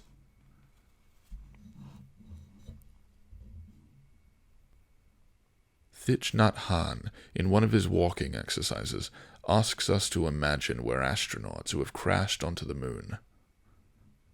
We're stranded. We look up into the sky and see the beautiful blue earth, but we can't get back to it because our ship is damaged. All we can do is look at that brilliant blue orb in the cold black sky and long to be home again. But suppose we managed to fix our craft after all, and landed once again on Earth. How would we feel as we set foot upon the Earth? What would we observe and savor? How intensely would we experience the smells and flavors, the gentle rain, or the warm sand underfoot. This, says Thich Nhat Hanh, is how we should walk on the earth with each step. Just as we can attend to the body and to our physical surroundings, we can also take note of the present emotional backdrop of our mind. By simply attending to how we feel without trying to judge or change our feelings, we may notice that there's no real distinction to be made between self and other. If it's a grey day inside, then it's a grey day outside as well. Over time, we may notice that each feeling we experience is transitory and impermanent. Eventually, through simple observation, our feelings, while no less valid, will become less urgent, and will cease to have such a firm hold on our emotions and actions. We will be able to see each feeling as it arises without feeling compelled to act on it. If, in observing your feelings, an inner commentary begins, "This is good, this is bad, I don't like this," just be aware that such comments are being made. You don't have to make further comment. I should be watching rather than commenting. Simply attend to your background feeling. Don't try to alter it. Just note it for what it is. There's also mindfulness of mind. Until we deliberately listen for it, we usually pay little attention to the fact that there's a constant chatter of a monologue, often idiotic, running around in our minds. When we really lose ourselves, we can even work it up into a dialogue. Our minds jabber to themselves much of the time. If you don't think so, just sit quietly for a moment to try and remain aware of your breathing, noting when you breathe in and when you breathe out. If you do this for even 5 minutes, you'll probably notice that throughout that time your mind is toyed with innumerable thoughts, feelings, and fantasies. Our unobserved mind is the source of a great deal of confusion and suffering for us. We habitually act out of our thoughts and assumptions, most of which we're only vaguely aware of, rather than out of full engagement with the moment.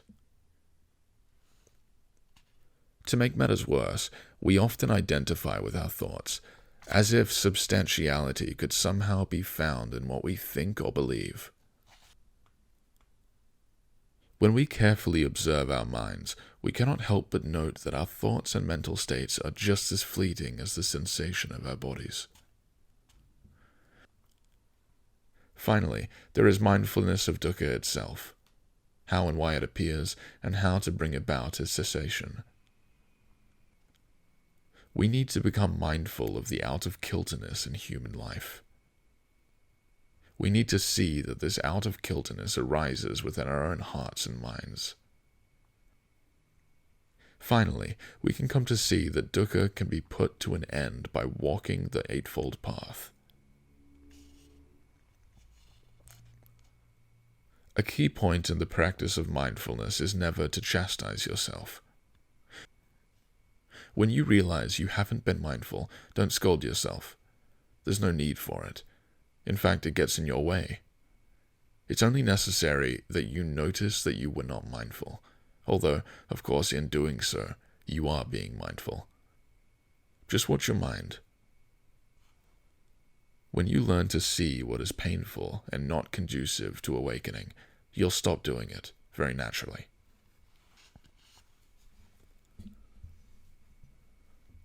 While right mindfulness is to return to actual experience, right meditation, the eighth aspect of the Eightfold Path, is simply staying with our immediate experience moment by moment. In sitting meditation, zazen in Japanese, the focus of our activity involves the bare minimum, just body, mind, and breath. If at all possible, it's best to receive instruction in sitting meditation from an experienced teacher, rather than from a book. It's also best to meditate with others. Nevertheless, For formal written instruction, I can do no better than quote Zen Master Dogen from his universal recommendation for sitting meditation. For meditation, a quiet room is suitable. Eat and drink moderately. Cast aside all involvement and cease all affairs. Do not think good or bad. Do not administer pros or cons. Cease all the movements of the conscious mind, the gauging of all thoughts and views. Have no designs on becoming a Buddha. Meditation has nothing whatever to do with sitting or lying down. At the site of your regular sitting, spread out thick matting and place a cushion above it. Sit in a cross-legged position, with your knees directly upon the mat. You should have your clothes and belt loosely bound and arranged in order. Then place your right hand on your left leg, and your left palm facing upward on your right palm, thumb tips touching. Thus, sit upright, in correct bodily posture, neither inclining to the left nor the right, neither leaning forward nor backward. Be sure your ears are on a plane with your shoulders and your nose in line with your navel. Place your tongue against the front roof of your mouth, with teeth and lips both shut. Your eyes should always remain open, and you should breathe gently through your nose. Once you have adjusted your posture, take a deep breath. Inhale and exhale. Rock your body right and left, and settle to a steady, immobile sitting position. This instruction is for meditating while sitting on the floor, but you can also meditate sitting in a chair. Place your feet squarely on the floor. Adjust the height of your chair with a pad or blanket if necessary, so that you can sit with your thighs parallel to the floor. Keep your back straight. Do not lean against the back of the chair. If you choose to sit on a cushion on the floor, adjust the height of the cushion to ensure that your knees rest on the mat. If you prefer a kneeling posture, you may wish to support your body by placing a cushion between your legs. After you have rocked your body and settled into your sitting position, bring your attention to the breath. Sitting erect, breathe fully and deeply from your diaphragm. Breathe from the center of your body. Place your focus on your breath. Breathe naturally and quietly. Don't force the breath in any way. Just follow it. As you inhale, be aware of breathing in. As you exhale, be aware of breathing out. In the beginning stages, since it's difficult to stay with the breath, counting each breath may help you maintain your concentration. Count 1 as you inhale, and 2 as you exhale. Continue counting to 10, then repeat. Again, just follow the breath. As you do, your thoughts will arise. Don't be bothered by them. Don't think they're bad, or that you shouldn't be having them. Don't try to drive them away. If you leave them alone, they'll depart on their own accord. This is how to cease all movements of the conscious mind. You cannot do it by direct application of your will. If you find you've been distracted by thoughts and feelings, and have forgotten your breath, just come back to the breathing. There's no need to scold yourself that you wandered away. To scold yourself is to wander away again. Resume counting from 1. As you meditate, all kinds of self-comments may arise. There I go again, or I can't do this, or I'm not very good at this, or even I'm not sure I'm doing this right. These comments are quite normal. Observe them and let them go. They will depart if you let them. Don't strive for some special state of mind. There is no special state of mind. If you strive for some special state of mind, you'll only disturb your mind. This sitting meditation is not trance. It is not rest. It is not relaxation.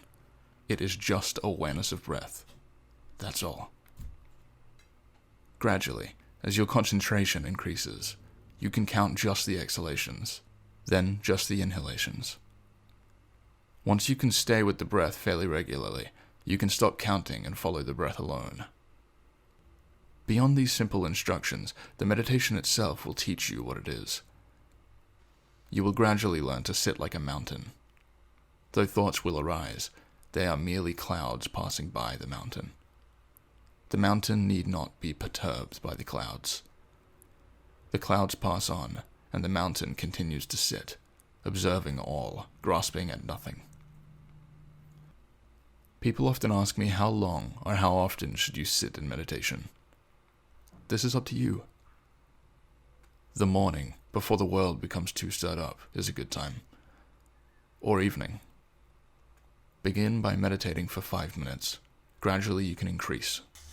20 to 30 minutes is good. But what is more important here, far more important than how much you meditate, is that you do it with regularity. Your meditation should be an activity that you do regularly, like eating and sleeping. When it's time to eat, just eat. When it's time to sleep, just sleep. When it's time to breathe, just breathe. And when it's time to meditate, just meditate. This is more important to establish than how much. I don't know how much, not too much, but some.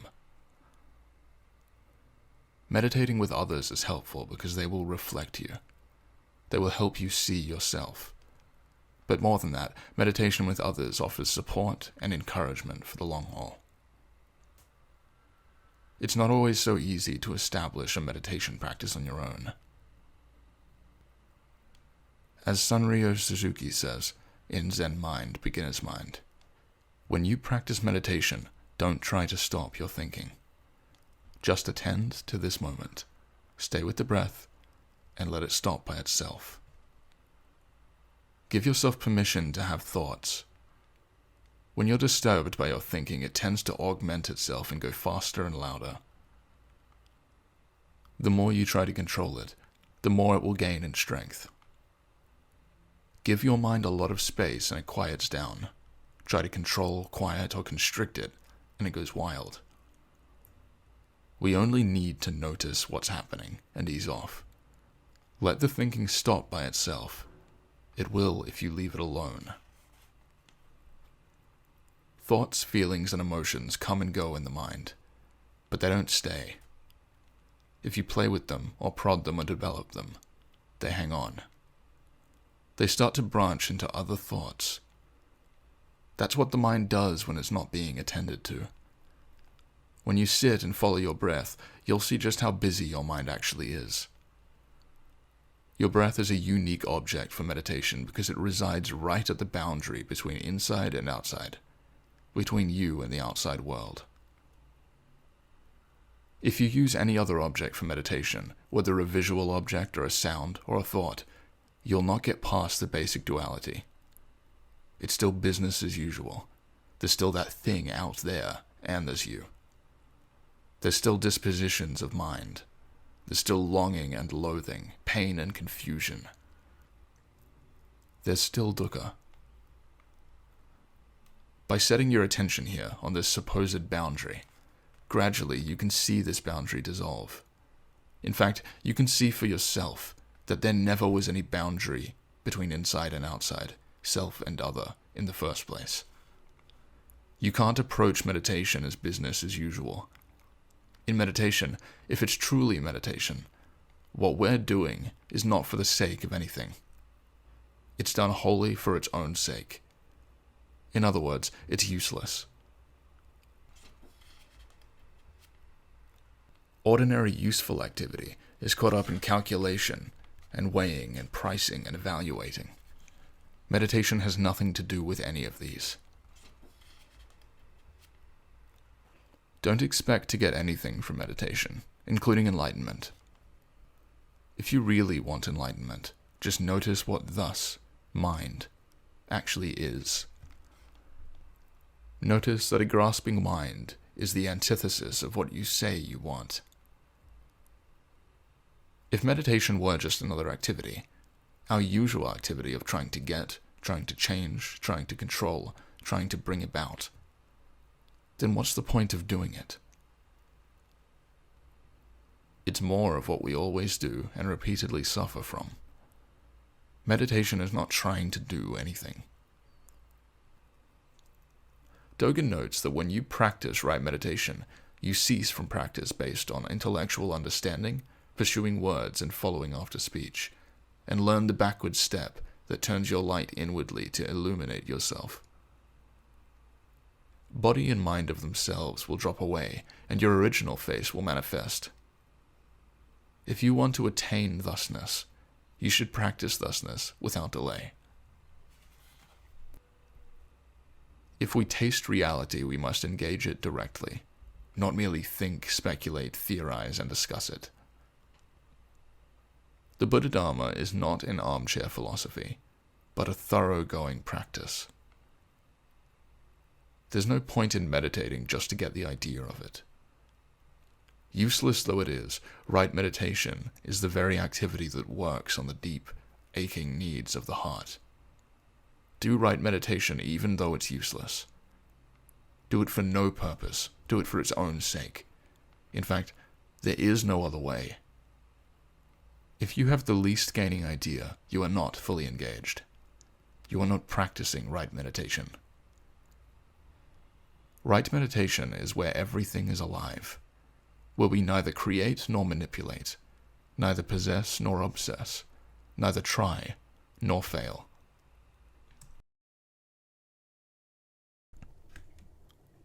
Chapter 9. Freedom. There are two kinds of knowledge and two types of views. One consists of beliefs, opinions, conjectures, having an idea of something. It's an intellectual grasping of concepts. This is how we commonly think of knowledge. But this is not true knowing. In fact, the natural results of relying on mere conceptual knowledge are fear, discomfort, and confusion. In short, dukkha. We think that our beliefs and ideas can be relied on to give us satisfaction. But if we examine the effects they have on us, we'll discover that, at best, they only temporarily satisfy us. In fact, they're actually our primary sources of anxiety and fear, because they're always subject to contradiction and doubt. By their very nature, all our ideas and beliefs are frozen views, fragments of reality separated from the whole. In other words, because we rely on what we think, conception, rather than on what we see, perception, there's unrest in our mind. Underneath it all, we're uneasy, and furthermore, we know it. The fact is, we are already enlightened, even now. We know truth. We just habitually overlay our direct experience of truth with thoughts, with beliefs and opinions and ideas. We pile them all into our conceptual frame, not recognizing the consequences of what we're doing. The problem is not so much that we do this. In fact, we can hardly help but conceptualize. I couldn't write this book, and you couldn't read it, if we didn't conceptualize.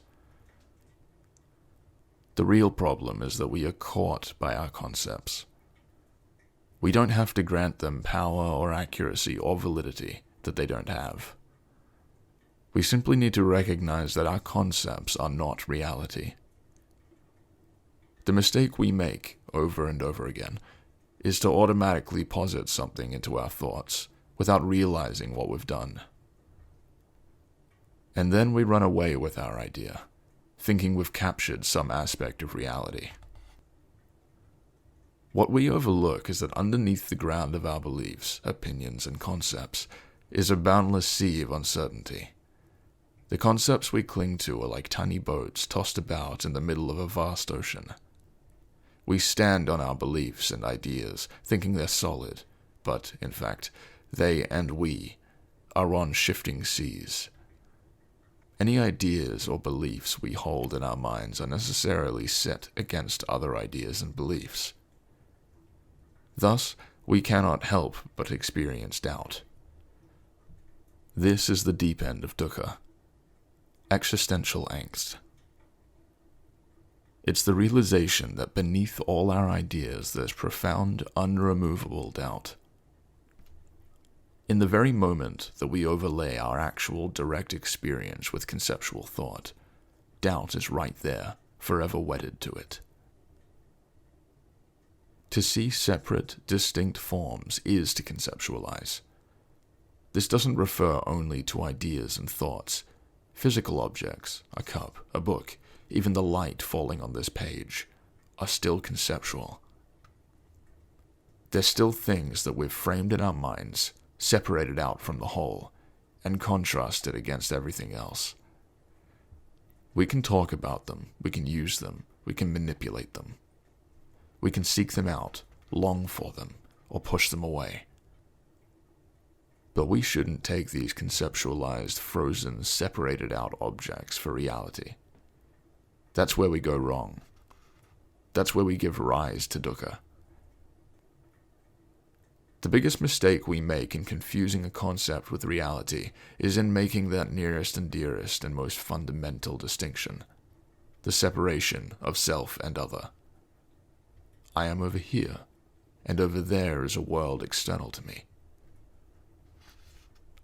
Unquestioningly believing this to be a full and accurate description of reality, we ignore immediate experience and seek for things, comfort, happiness, meaning. Out there, go for it, we say, and our confusion remains, undiminished even when we seek such things, in here. We even turn enlightenment into such an object, but in doing so, we fail to see that we've made it into just another concept, another idea, another item to go after, something quite ordinary and illusory. But if we look closely at our immediate experience, we simply cannot find such a division.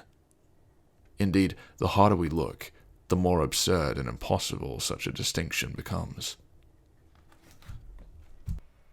As we've seen, there is a second type of view, what the Buddha called right view. Right view is not a concept or belief. In fact, it's no particular thing at all. Right view is simply seeing reality as it is, here and now, moment after moment. It's relying on bare attention, naked awareness of what is before conceptual thought arises. It's relying on what we actually experience rather than on what we think. If we are to ever find certitude, real knowledge that is beyond all doubt and misunderstanding, it's clearly not going to come from our vying concepts and beliefs. Rather, true knowledge must appear before all our ideas and opinions. In other words, it's nothing other than immediate, direct experience of the world in and of itself. True knowledge is seeing thus. Seeing thus is the unshakable ground we long for simply because it cannot be doubted. Herein lies freedom of mind, and herein lies fearlessness as well. With the two types of views, there are two kinds of minds. As human beings, we all have what we could call ordinary minds. The mind that you've always assumed you've had. It's a calculating mind, a discriminating mind, a fragmented mind. It's the mind of ordinary consciousness, the mind of self and other. We generally think of it as my mind. But there's another mind that is unborn, ungrown, and unconditioned. Unlike your mind, it's unbound, for there is nothing beyond it. This mind is nothing other than the whole. It's simply thus, the fabric of the world itself, the ongoing arising and falling away that are matter, energy, and events. Speaking of this mind, the great Chinese Zen master Huang Po said, "All Buddhas and ordinary people are just one mind. This mind is beyond all measurements, names, and oppositions.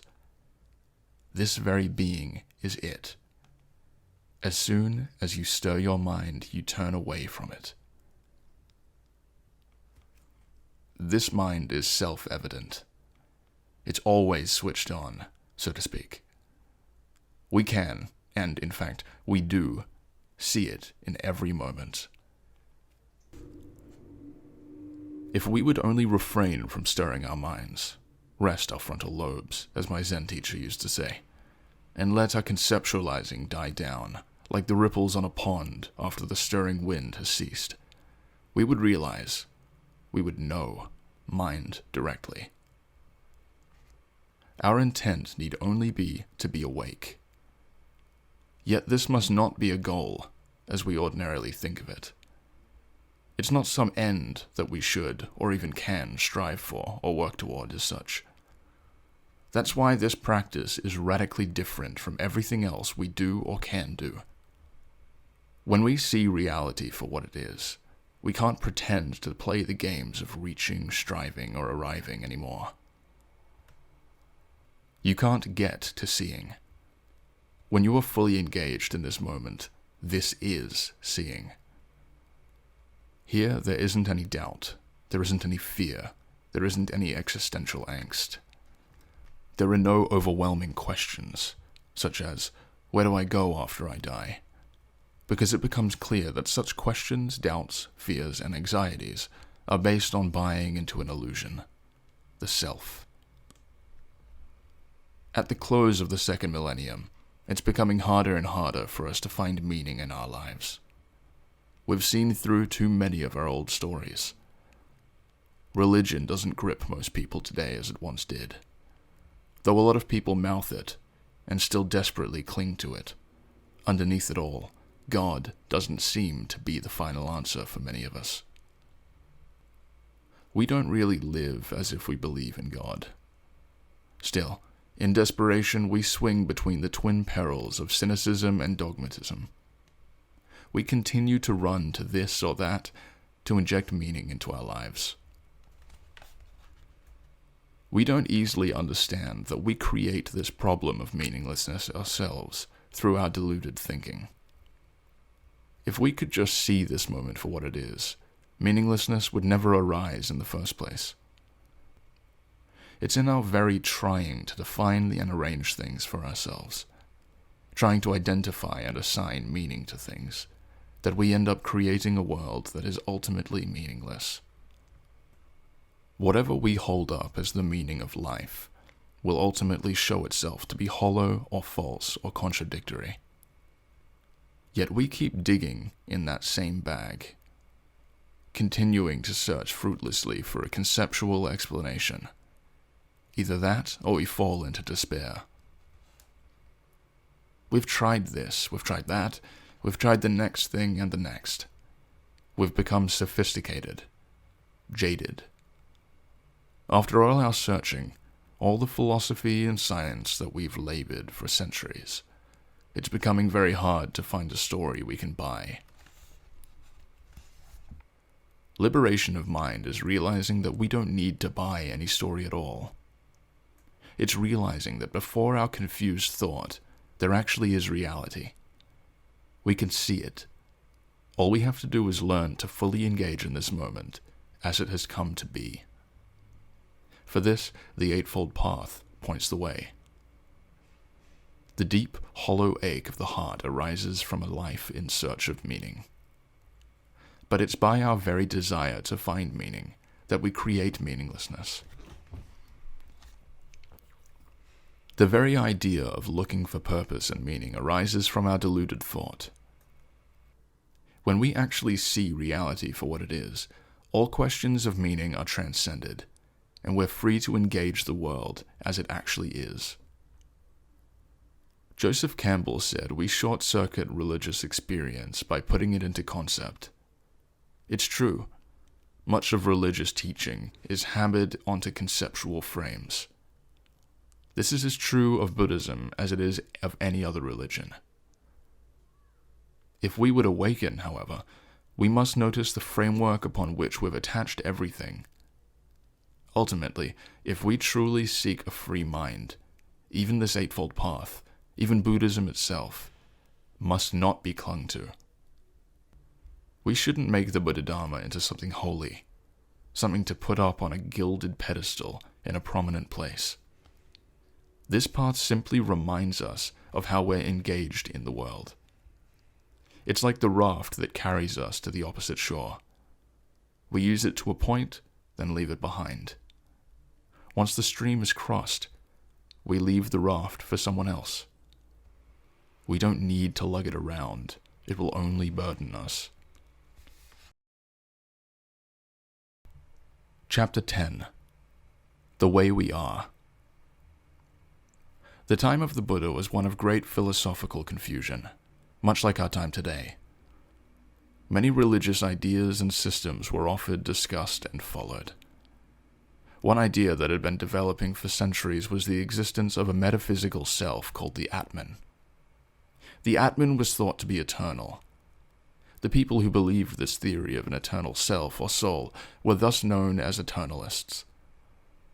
The eternalists' theory says that there's an everlasting core in each of us, temporarily bounded in a body that is subject to death and decay.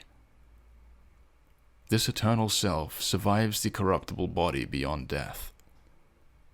With such a soul theory in place, other attendant notions emerged as well, including the idea of a creator god. Soon an opposite notion arose to counter the Atman theory. A group of philosophers in ancient India, known as materialists, argued that there's no such entity as the Atman, an eternal self or soul, within humankind at all.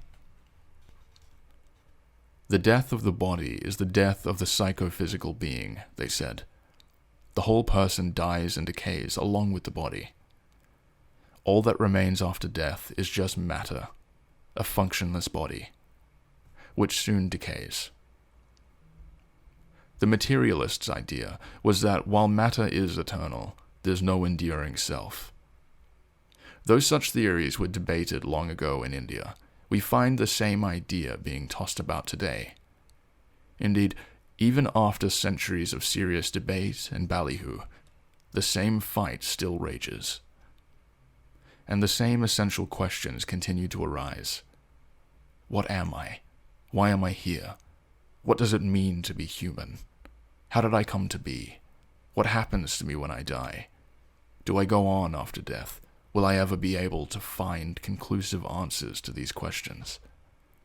This is the human problem, the problem of being.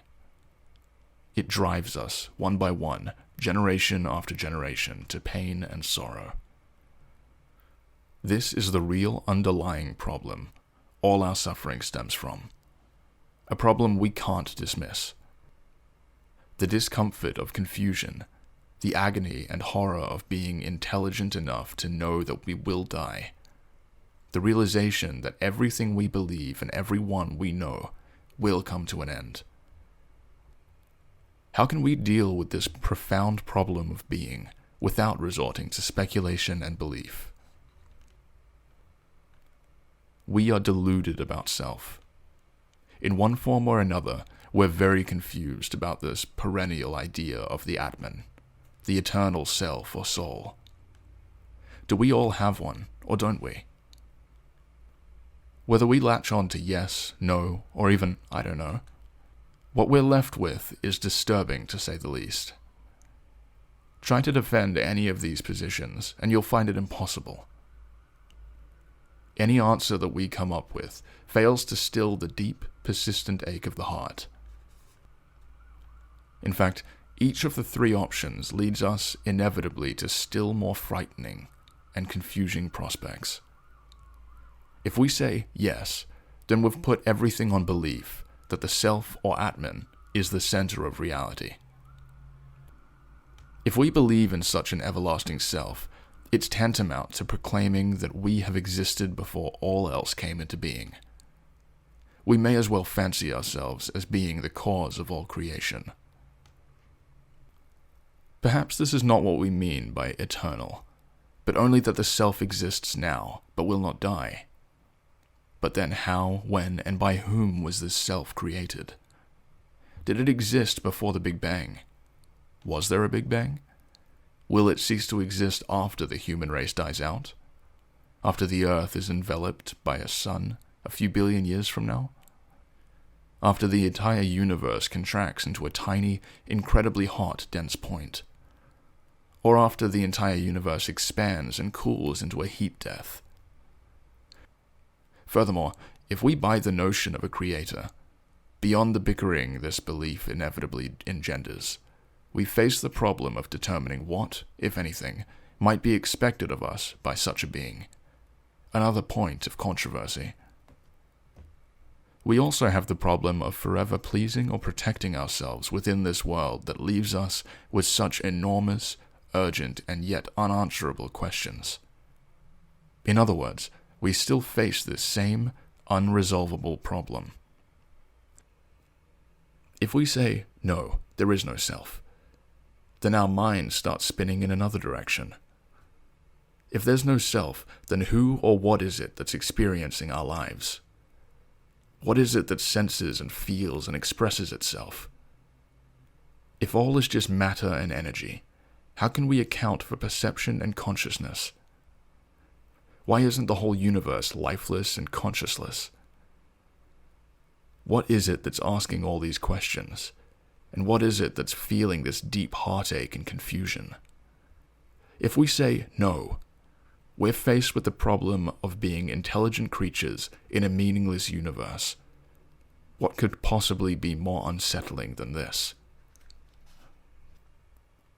If we say, in all honesty, I don't know, how long can we go on without a definitive answer to this all-important question?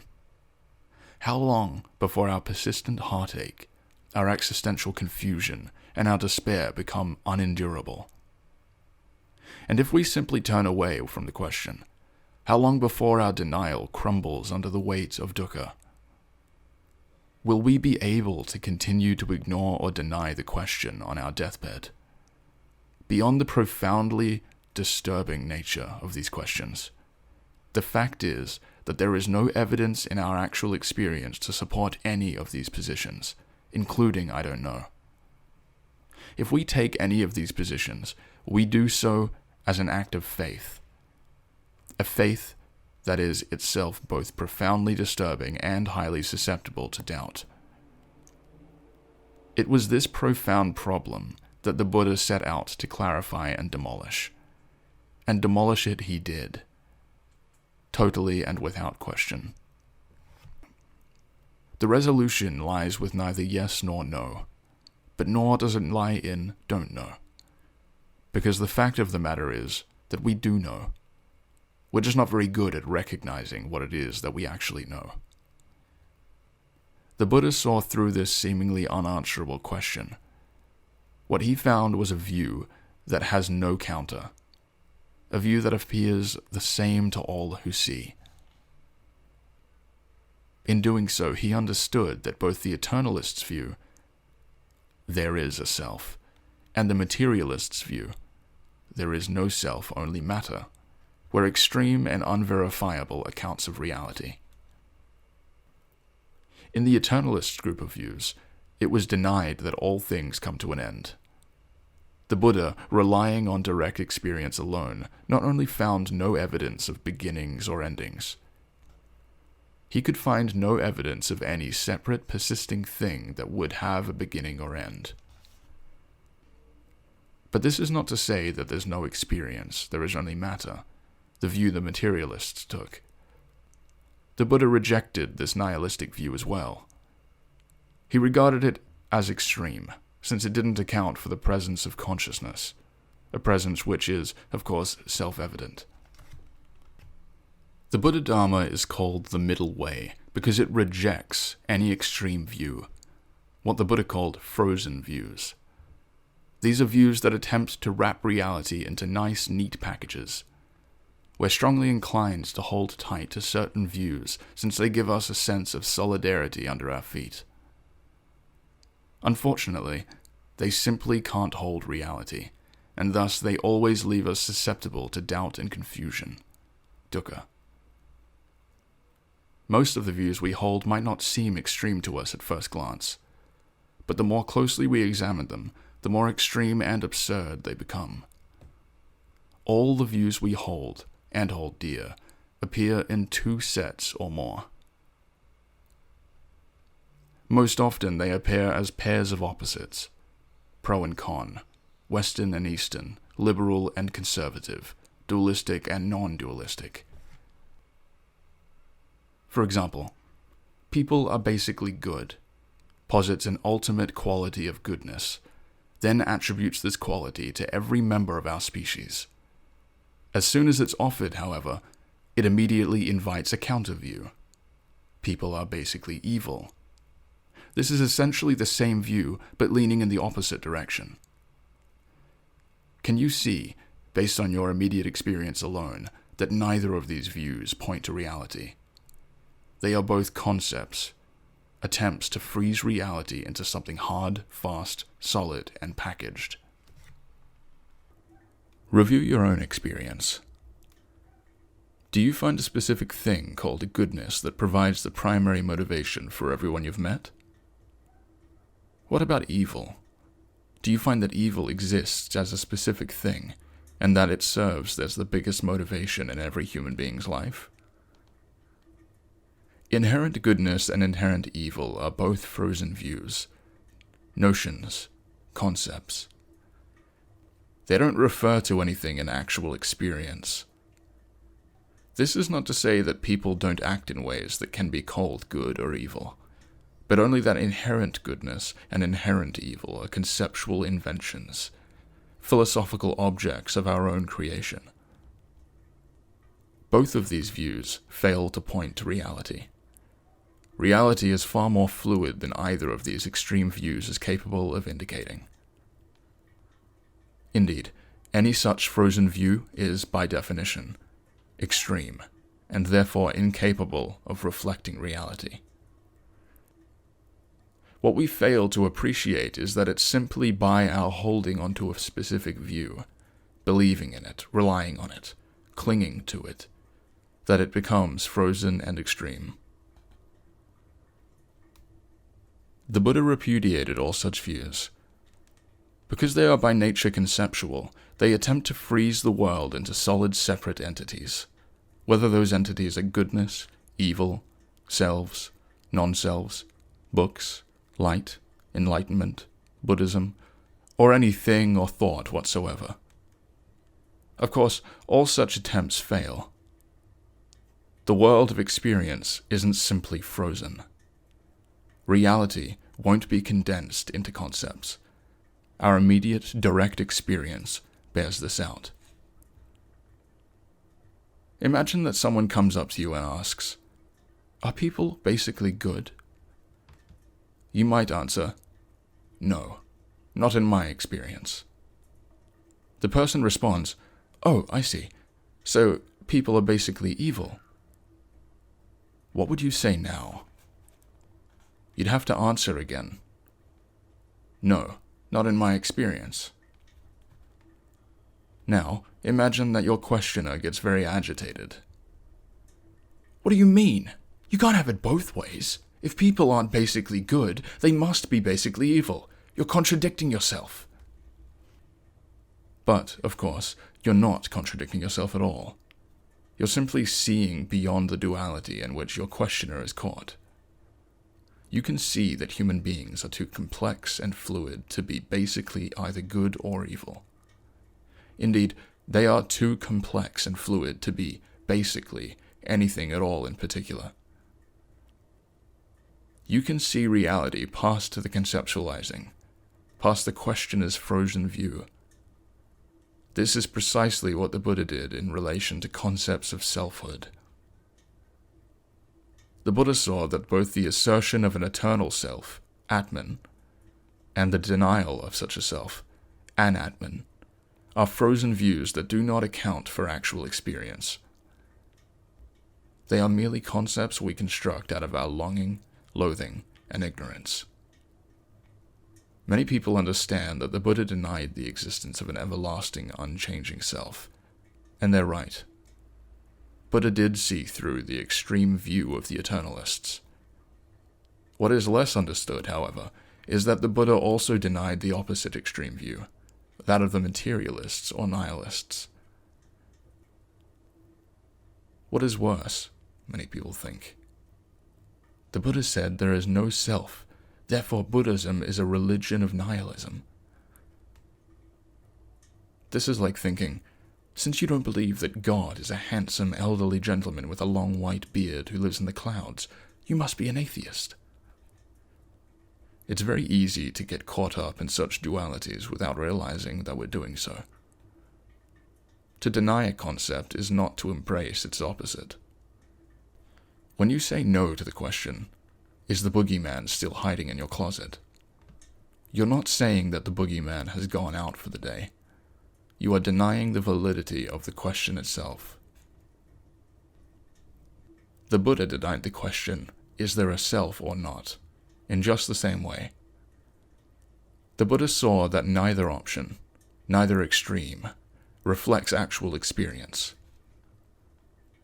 In fact, the question itself pertains no more to reality than does the question, is the boogeyman still hiding in your closet? They are both based on totally unsubstantiated assumptions about reality. When we first ask what the term self actually refers to, confusion sets in immediately. If we look up the word self in a dictionary, we find that it's generally defined as not other. What is other, then? Not self. This doesn't get us anywhere.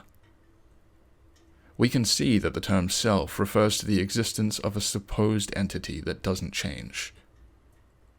When you say, when I was 6 years old, I was in the first grade, the I refers to something that must have been the same at the age of 6 as it is now. If it isn't the same, then what does the word I refer to? And if the entity is the same, what's the same about it? Its appearance? Its memory? The cells that make up its body? Indeed, what now does it refer to? All of these have changed drastically over the years, and continue to change now.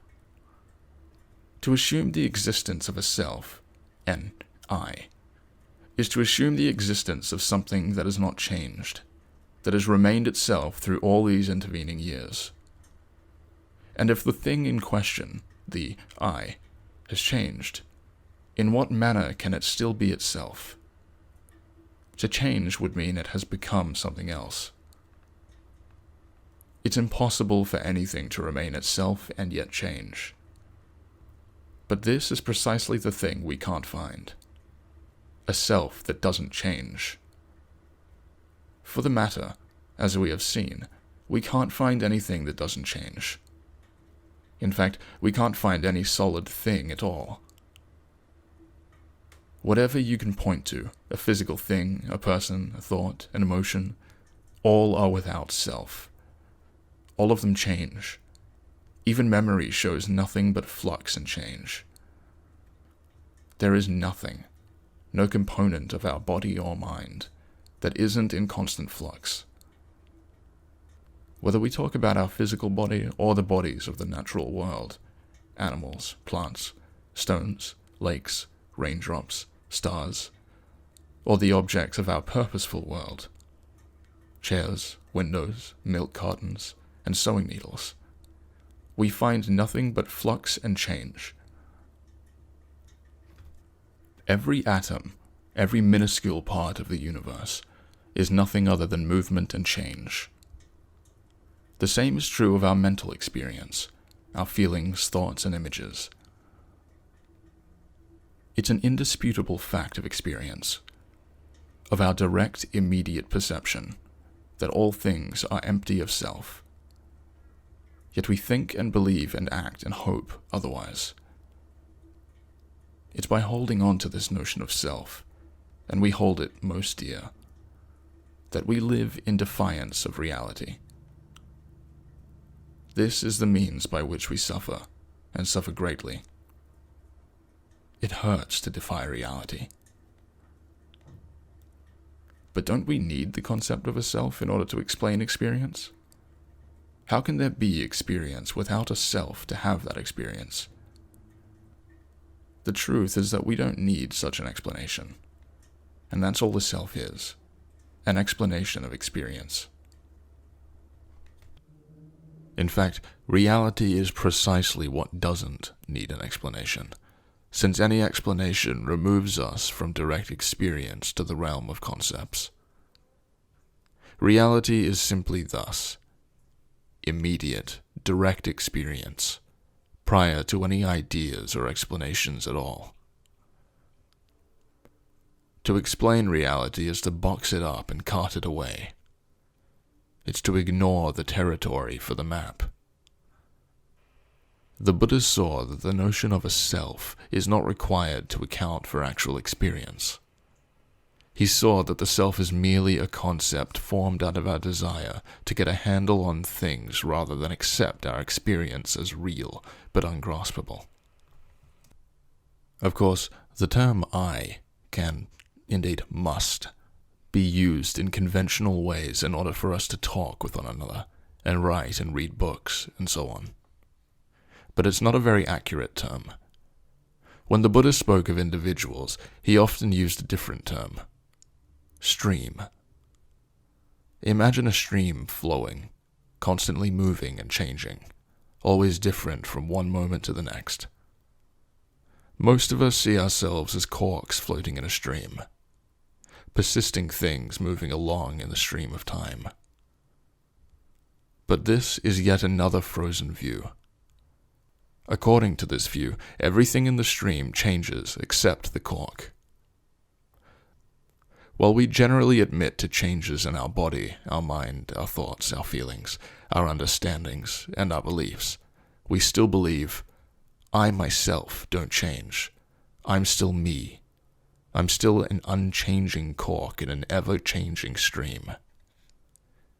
This is precisely what we believe the self to be, something that doesn't change.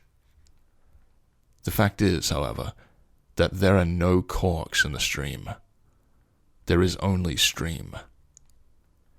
What we conceptualize as cork is also stream. We are like music. Music, after all, is a type of stream. Music coexists only in constant flow and flux and change. Once the movement stops, the music is no more. It exists not as a particular thing, but as pure coming and going with no thing that comes or goes. Look at this carefully.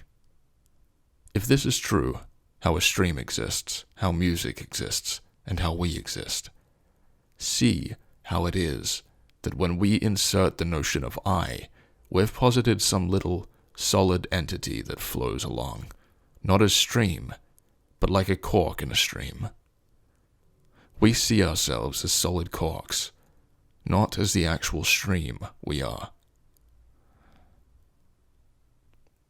If we are the stream, what is it that experiences the flux, the flow, the change? The Buddha saw that there is no particular thing that is having an experience. There is experience, but no experiencer. There is perception, but no perceiver.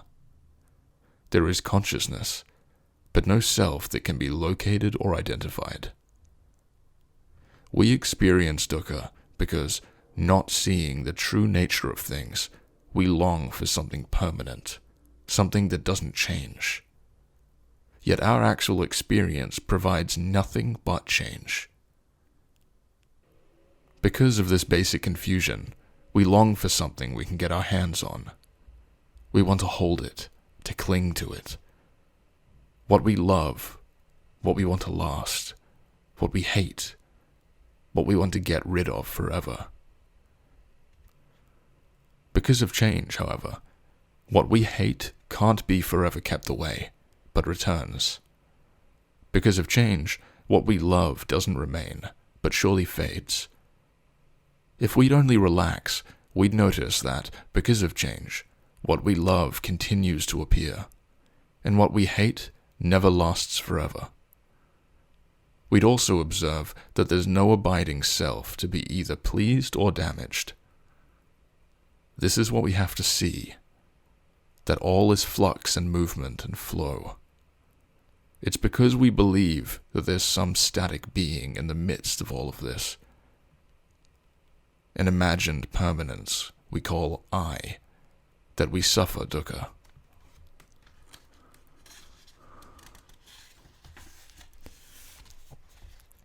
Sometimes, when people first hear of this teaching, they feel a sense of unease or fear.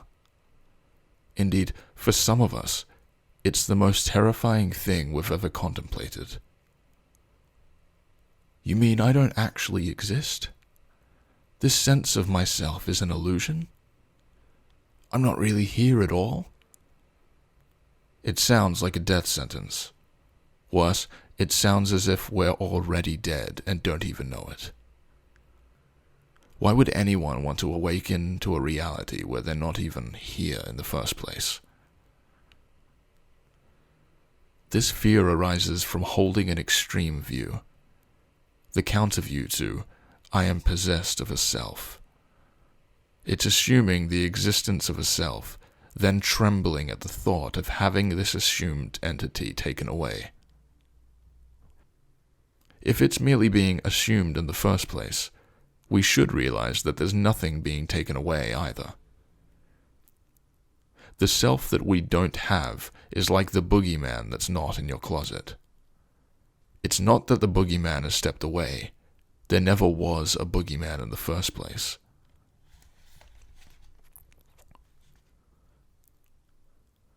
Our situation is like that of a little boy I once saw going in for an X-ray.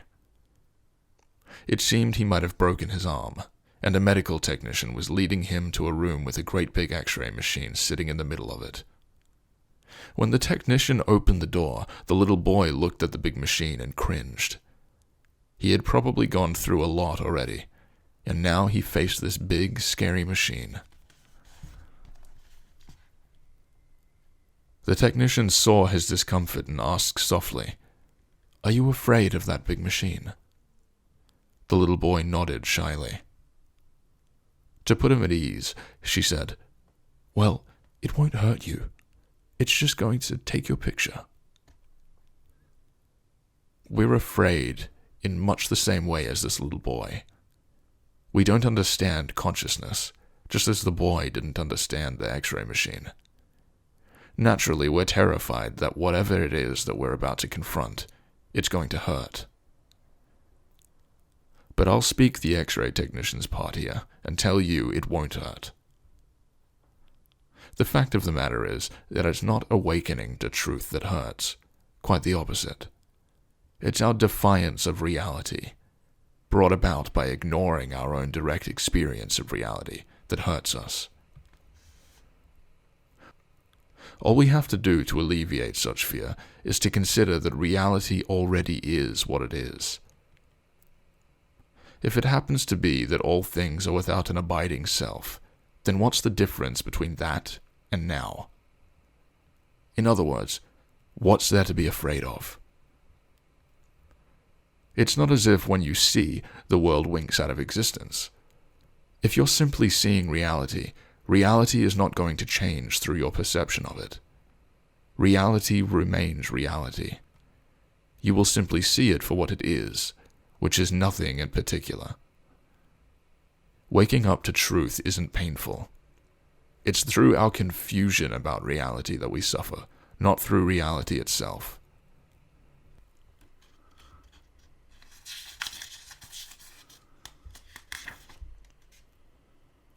Although the primary enduring entity we imagine to exist as ourself, selfhood can apply to anything or thought.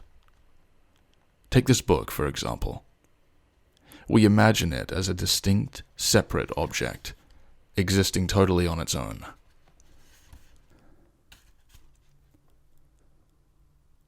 We conceive that it is a particular thing that came into existence at a certain time in the past, and that it now endures and will crumble to dust and pass out of existence sometime in the future. And then we say, that's the end of the book. But, as we've already considered, we can't find any definitive beginning or end to this book, or to anything, really. To think that we do is to lock on to the idea of a persistent, abiding thing. Even now, if you pay close attention to the immediate experience, you don't actually find any abiding thing that you can point to as this book. Like all things, what we're calling this book is only change and flux.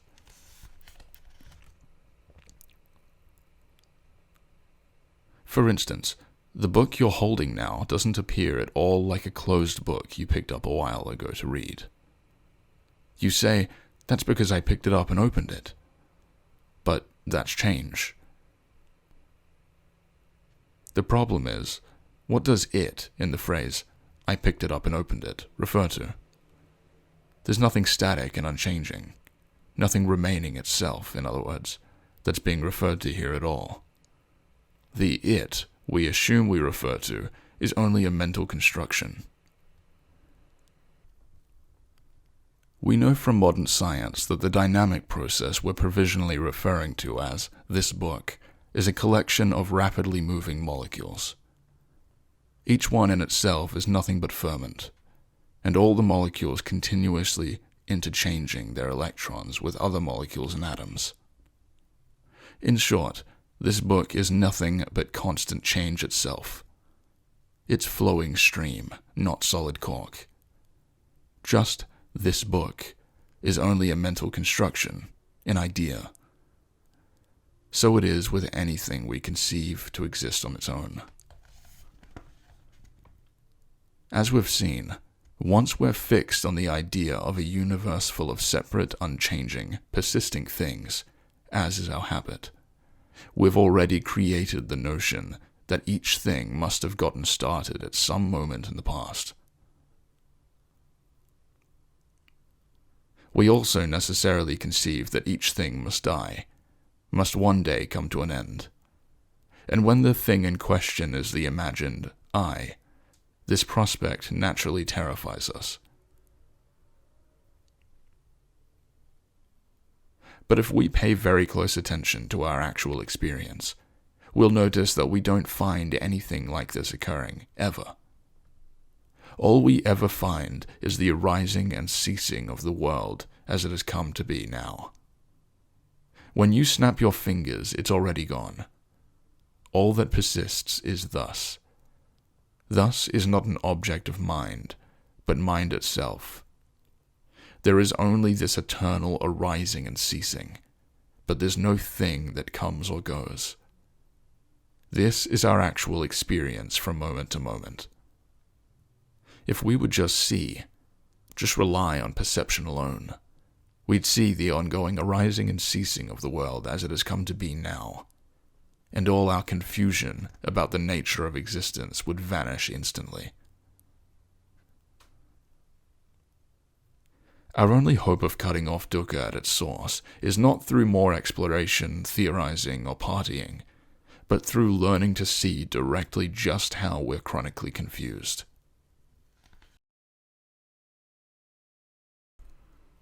Chapter 11. Can't Pin Me Down. It seems that it has always been our lot to experience dukkha. If we're human, we habitually conceptualize our experience, thus conceiving a self.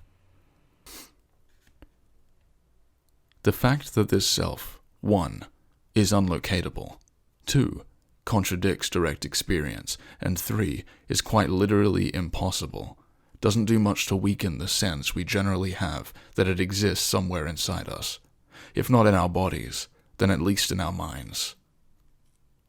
We should notice, however, that once we have a firm belief in self, we can't account for our experience at all, and consciousness must remain totally mysterious.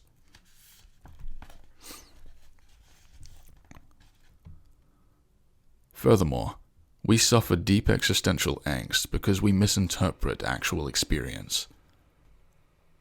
Instead of simply attending to what we actually perceive, we conceive a self and then quiver in our boots, afraid that it might be taken away, injured, or made unhappy.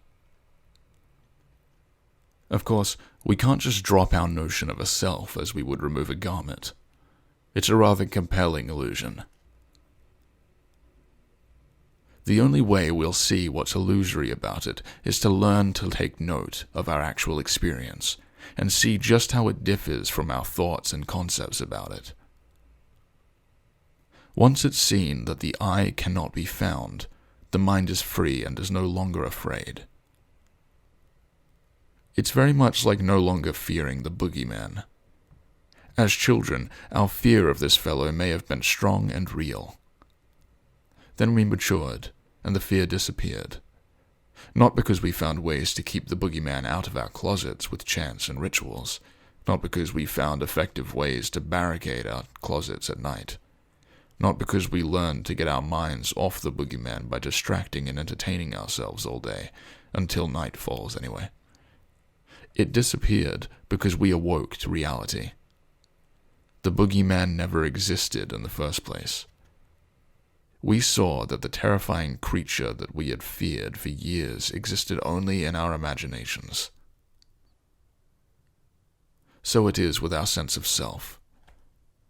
The issues of what a self is, how long it will last, what will happen when our bodies die and decay, and our consciousness flickers off, are all based not on what we actually see, but on what we imagine. The horrendous issues we've always feared turn out to only exist in our thoughts, concepts, and imaginations, not in reality. By attending carefully to our actual direct experience, each of us can see this directly. And when we do see this, we're released from far more than the irrational fears of a childhood fantasy. We're free of the deep fear and horror that have relentlessly plagued humankind.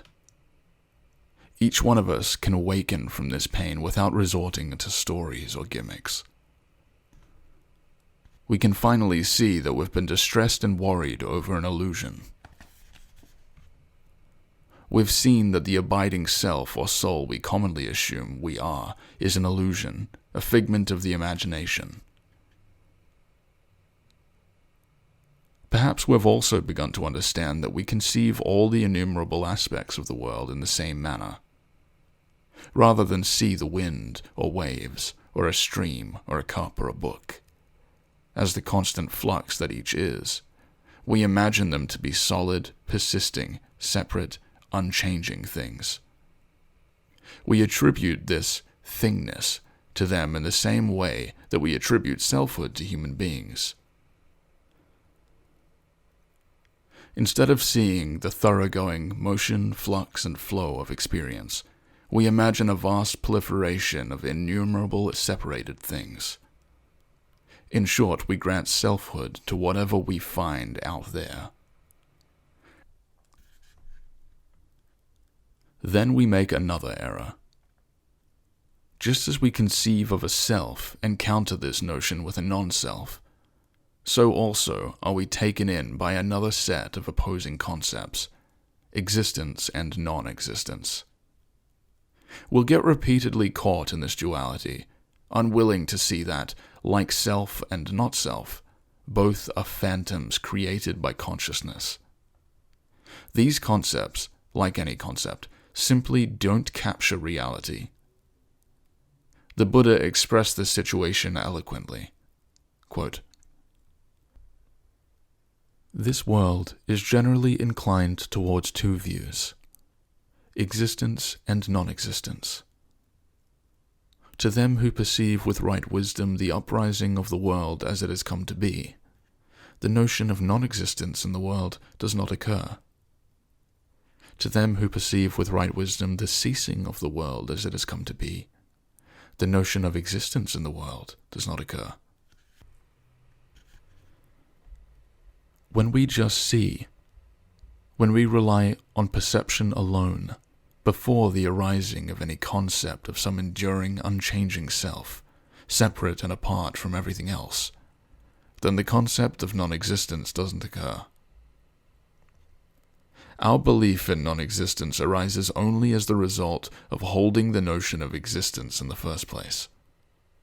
It's only because we so thoroughly believe in and so strongly feel the sense of I and the world apart from me that we experience confusion, fear, and trembling. Conversely, if we perceive with right wisdom the ceasing of the world as it has come to be in this moment, if we see the fleeting nature of all things without overlaying what we see with concepts, then the notion of a permanent self doesn't occur. Though there's still thought and sensation, there's no notion of a permanent self, only peace of mind and fearlessness. It's the same whether we talk about the arising or ceasing of me or of the world, since both of these illusions occur at once. With perception alone, in the absence of conception, neither the notion of self nor a world external to self occurs.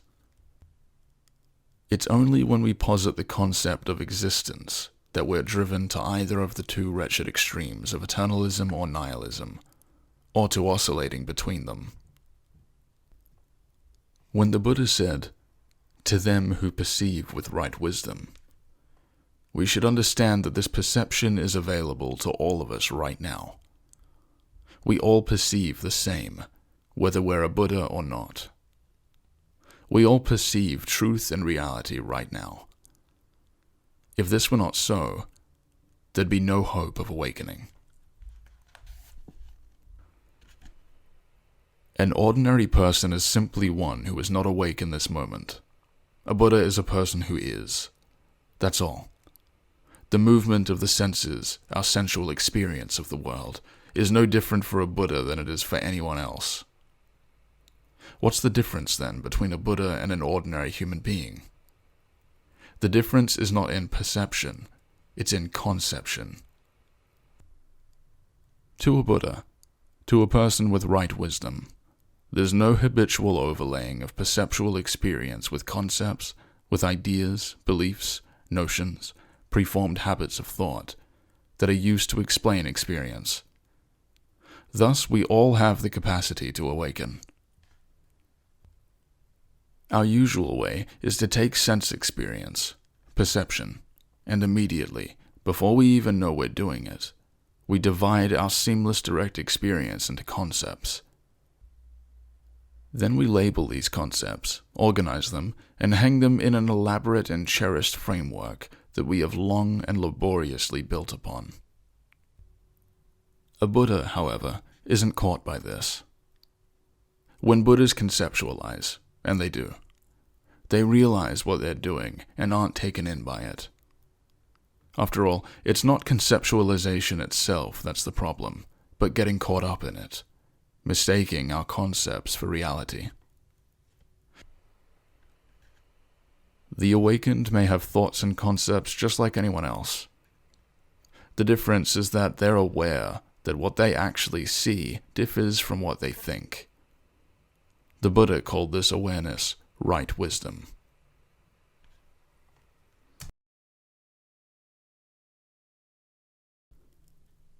Chapter 12. Interdependence. In our confusion, it can be easy to think that what I've been discussing thus far is abstract, hypothetical, or distant from our practical everyday lives.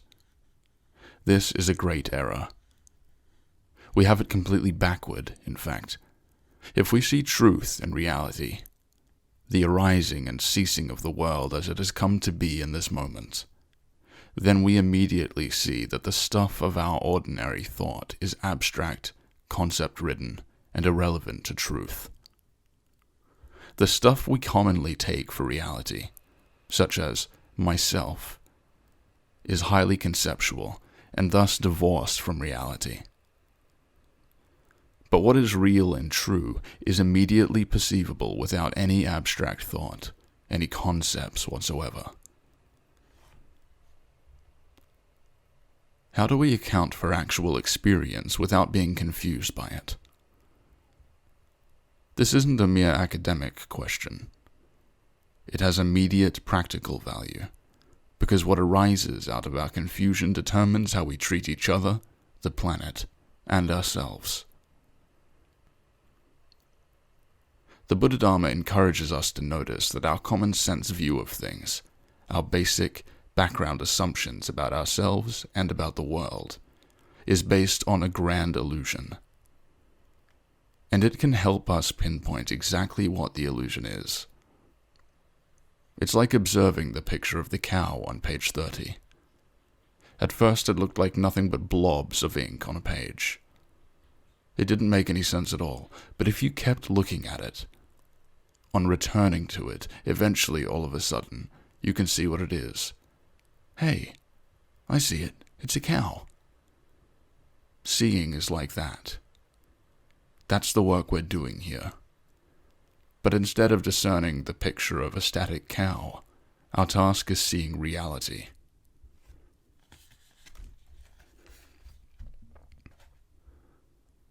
Consciousness is nothing more than the splitting of reality into this and that. Consciousness is making distinctions and drawing lines. That is set off over there, and you're set off over here. Consciousness divides what is otherwise the direct experience of a seamless whole into a world of multiplicity, the world of space and time. Or rather, it appears to divide up the whole. The whole, of course, remains whole. Because of consciousness, the universe appears out there, loaded with stuff. And likewise, because of consciousness, here I am as well. We engage in conceptualizing to clarify, to understand, to find certitude. We vainly try to somehow express truth in language. If we can pin it down, we think, then we'll have it. Yet what we attempt to get through grasping, peace of mind, the lack of confusion, is lost by our very attempts to grasp truth and reality. How long does it take for us to see that we go nowhere with this process? It's the perennial issue. We teach uncertainty, doubt, and meaninglessness to our children, all in the name of truth. Thus we give rise to dukkha for ourselves and for each other. And it just goes on, generation after generation, the continuation of greed, anger, and ignorance. We have packaged and repackaged again our thoughts and beliefs, constantly organizing and reorganizing them. But by now we know that we will never touch reality that way. Reality is in seeing, in direct perception alone. No means are necessary. Truth and reality are simply not to be found in any way we frame our thoughts. Indeed, the more we search for truth among our thoughts and beliefs, the more subject to doubt we become. It's this very grasping, this holding, this getting things and thoughts into a conceptual frame, and the longing and loathing that accompany such grasping, that trouble us so. Anything that can be grasped must of necessity depend on other things for their validity. Hence, they are doubtful and perplexing. Doubt is just the flip side of belief. As soon as we look to belief, doubt arises with it. The two are as inseparable as the dualities of self and other, or existence and non-existence.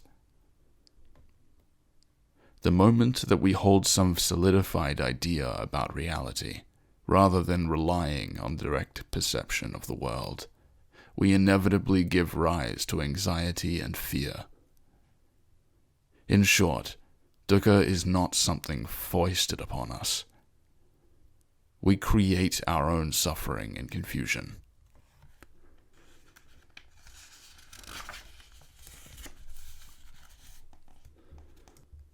When we cease to be bound by our concepts, our paradigms, our grasping, or our inclinations of mind, our doubt ceases as well, because our knowledge is no longer dependent on anything beyond immediate, direct experience. Seeing doesn't require conception, language, or memory. Herein, said the Buddha, knowledge is not other-dependent. Herein lies freedom. There can be no secret teachings regarding truth and reality. Truth is here for all to see. We're fully equipped to just see right now. Nagarjuna, the brilliant Buddhist philosopher of 2nd century India, wrote, "Those who do not understand the distinction between the two truths do not understand the profound truth embodied in the Buddha's message. These two truths are relative truth and absolute truth. Relative truths are the day-to-day things and thoughts we can easily discuss, teach, sell, and conceptualize. These include simple facts. A foot is 12 inches. Oranges contain vitamin C.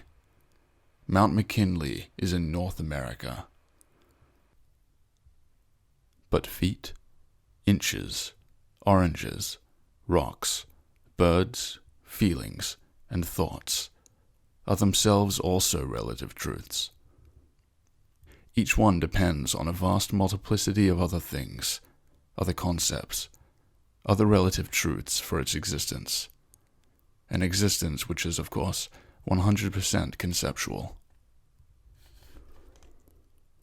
Relative truths are the concepts we use to get an easy handle on the world. They help us in our everyday lives with our huge variety of practical manners.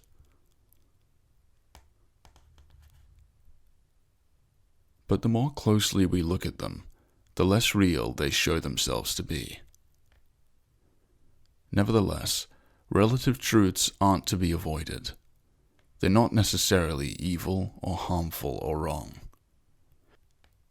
Indeed, they're essential. In order to get through the day, we need to know things.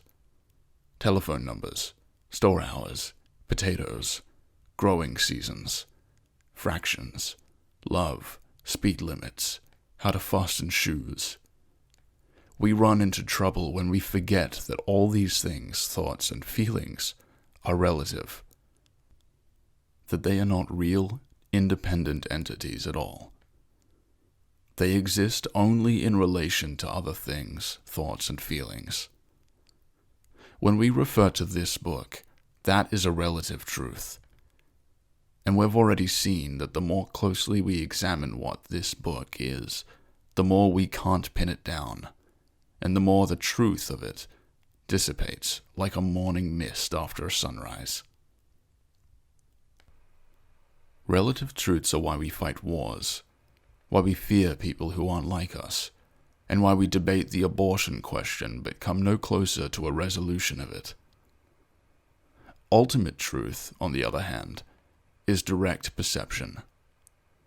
And what is directly perceived, as opposed to conceived, is that no separate, individualized thing exists as such. There's nothing to be experienced but this seamless, thoroughgoing relativity and flux. In other words, there are no particulars, but only thus. Ultimate truth can't be conceptualized or imagined. You cannot hold ultimate truth in your mind at all. You can see it. You just can't hold it as an idea. Ultimate truth appears the same to all who see. It can't be counted or doubted or discounted, because it is immediate, direct experience itself. It's not other-dependent. It has no other. What's ultimately true can't be held in opposition to something else. We can actually see this. We can, and in fact we do, see for ourselves right now ultimate truth in reality. Our only problem is that we ignore what we see. Ignorance is not the inability to see, but the act of ignoring what is really going on in favor of what we imagine. The nature of ignorance is like this. Consider a concave line, like the one on this page. At this point, you probably think of the line on this page as a concave because that's how I identified it, and perhaps because of the way it's oriented on the page. But there's nothing inherently concave about it. It could just as easily be considered convex. Just turn the book upside down. Just turn the book upside down. Indeed, if you draw a straight single concave line, you've also drawn a convex one.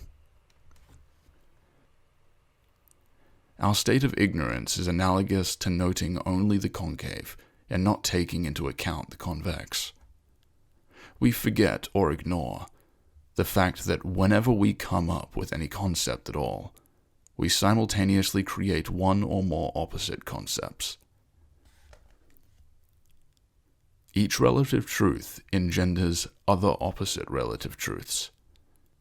And if we take the opposing concepts for reality, they will inevitably cause misery. Consider this well-known Zen story.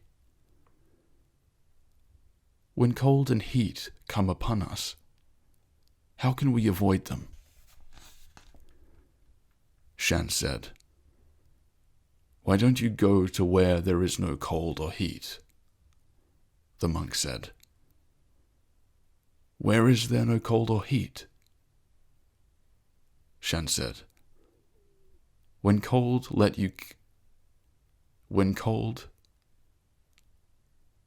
Shan said, "When cold, let cold kill you. When hot, let hot kill you." If you draw one, you've drawn the other. If you feel one, you feel the other. If you identify one, you've identified the other, and the world out there in relation to it. Reality, of course, is neither concave nor convex, neither cold nor hot, neither self nor other. If we conceive cold apart from the rest of reality, not only apart from the heat, but apart from ourselves as well, we suffer from it. We ignore wholeness because we're so fixed on our object, the thing we've drawn, the thing we feel, the thing we've identified. But we ignore the fact that whatever our object is not is present as well. By splitting reality into parts and then focusing on the single part, we've tuned out the whole. We've set ourselves up for confusion and despair.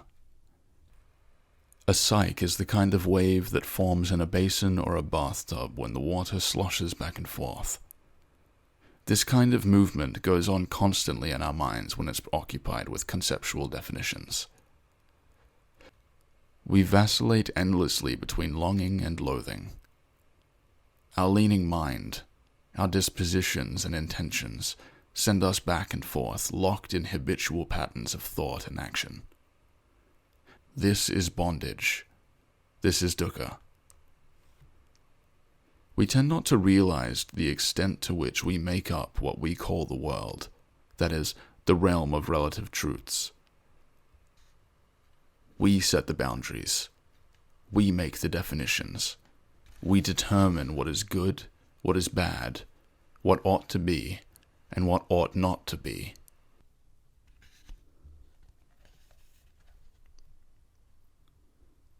All out of our inclinations of mind. But we seldom recognize the total relativity, the total meaninglessness of all our defining. We don't see that it's through our obsession with meaning that we create meaninglessness.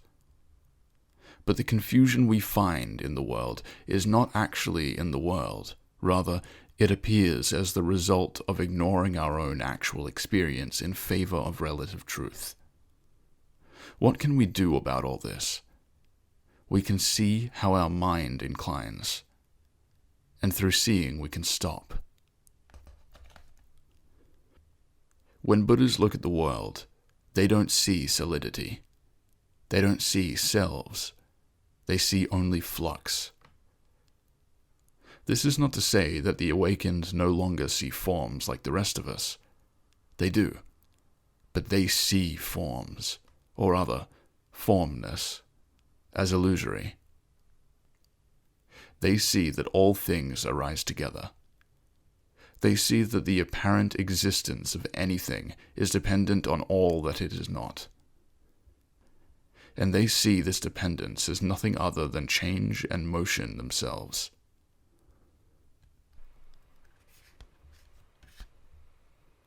The Buddha called this phenomena dependent arising. Dependent arising is the formula. When this arises, that becomes. When the days lengthen, spring flowers bloom.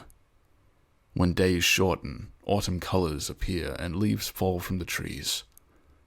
Spring flowers are inseparable from lengthening days. Autumn colors are inseparable from the days of less and less light. Indeed, spring flowers are the longer days. Fall colors are the shorter days. In reality, all phenomena work together as a seamless whole. Dependent arising is not vague, mystical, remote, intellectual stuff. The Buddha Dharma is very practical and down to earth. Just pay very close attention to your actual experience, and you'll see it for yourself. Though it's seemingly filled with a multitude of forms, the world as a whole has no intention, no inclination, no leaning of mind as we do. The whole generates these apparent forms and patterns in a way our willed action cannot. The falling of a leaf from a tree, the flow of a stream, the sound of movement and wind, all these are natural, effortless, wondrous, deeply alive.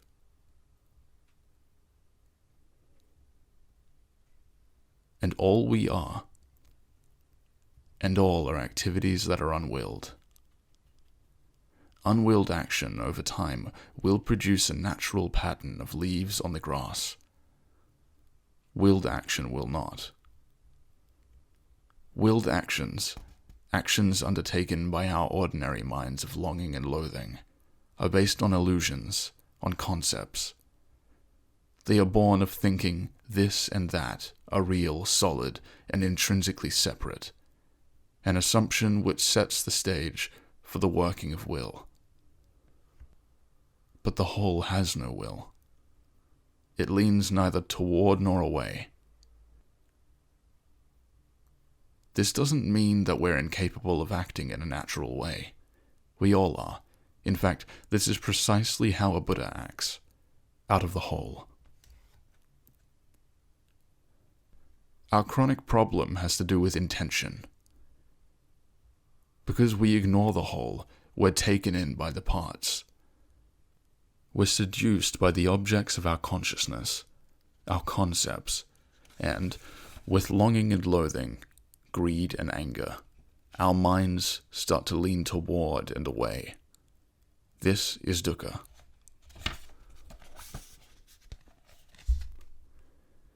There's a way out of this dilemma. It's simply to watch your own mind and know when it's leaning. Earlier we visualized a leaf falling from a tree. We saw it land within a pattern of leaves upon the ground. While it's a pattern we cannot replicate by a simple act of will, nature has no trouble producing random patterns at all. What controls the placement of leaves in an utterly random way, yielding a pattern that is so strikingly beautiful? The whole, of course. We can't know all the details of the whole. For example, if we knew everything about the weather system on this planet, we would be able to accurately predict the weather over an extended period. But to do this, we would have to know every little detail, right down to the positions and movements of each atom. And of course, we can't do that. Natural systems, like our planet's weather, are and will always be under the control of the intentionless whole. But while we can't know the details of the whole, the fact is that we, each one of us, already know the whole itself. There's nothing mysterious about reality, thus, at all. It is ever present, clear, and obvious. Rather than trying to figure something out, trying to see, or trying to reunite with the whole, all we have to do is notice whether our mind is leaning or not. When you notice that your mind is caught up in longing and loathing, leaning toward or away from something, don't try to stop it from leaning. As we've seen, trying to make a leaning mind stop leaning is just another form of leaning. I really want not to have a leaning mind. Just be aware when your mind is leaning, and realize what leaning of mind actually is. With practice and attention to this moment, your mind will, of its own accord, lean less. As a leaf lands in the yard, so your mind will straighten up in a most natural way, and accord with mind itself, that is, the whole. To see doesn't mean to initiate a program of inaction. People often misunderstand this. To act or not to act is not the question.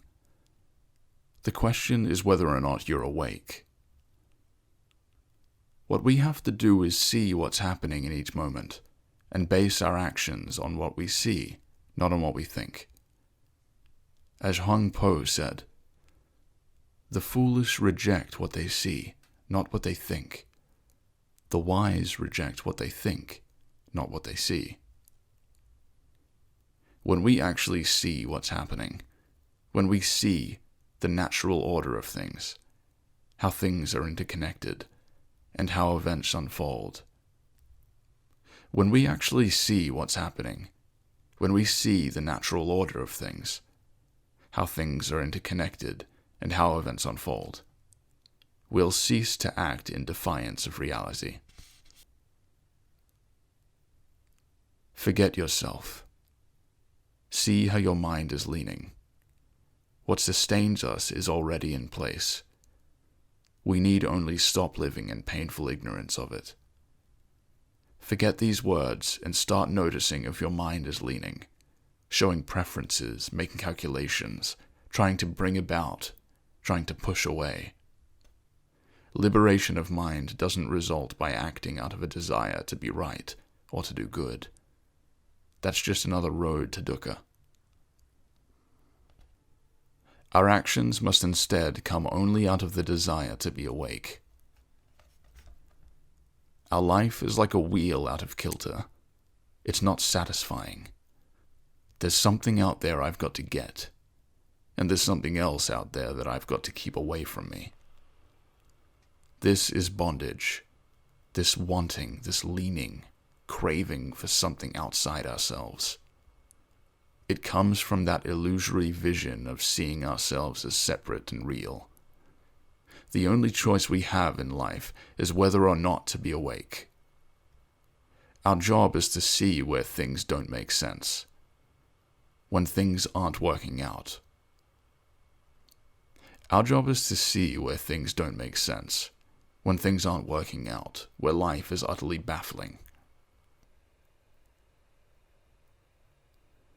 We must note what a profound ache in the heart we feel and realize what it is we don't know. We must see our ignorance and confusion. There isn't anything out there that ultimately satisfies. There isn't anything out there that we must acquire or repel. In fact, there isn't any out there at all. Nothing enters or leaves the mind. Once we realize what actually goes on in a leaning mind, we'll no longer crave what had great attraction for us in our ignorance. We'll refrain from plunging ourselves into dukkha with the same natural ease that we refrain from putting our hand into a burning flame. We will no longer do what we can see will be painful. When your mind is not leaning, it's none other than whole mind. Attend to immediate experience. Cultivate your mind in meditation. Become familiar with the workings and leanings of your own mind. You'll be spared a great deal of misery, and ultimately you'll know true freedom. Open your wisdom eye, and just see whole mind.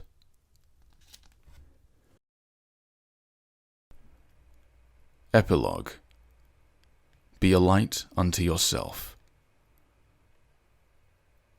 As his death approached, the Buddha said to those who were gathered around him, "Be a light unto yourself.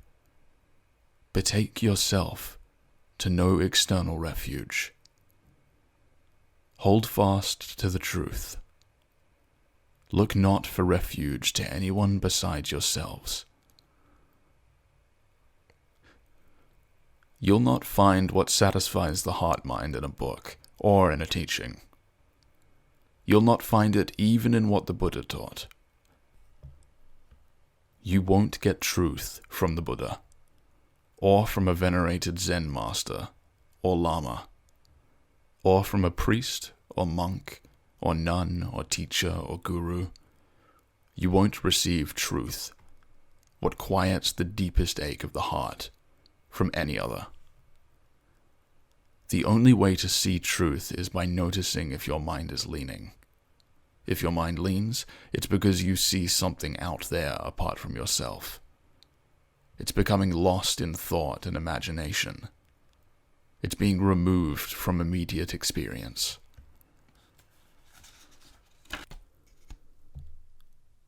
Notice what your mind is actually doing now. You don't have to seek to do this. You're already fully equipped. You don't have to go anywhere or do anything special. Simply make just seeing your intention, that's all. To awaken is not to hold the idea of awakening. You can't practice waking up, and you can't fake it or imitate it. You have to actually want to wake up. You're the one you can count on. You're not other-dependent. Everything you need is here now. Just rely on thus, immediate, direct experience.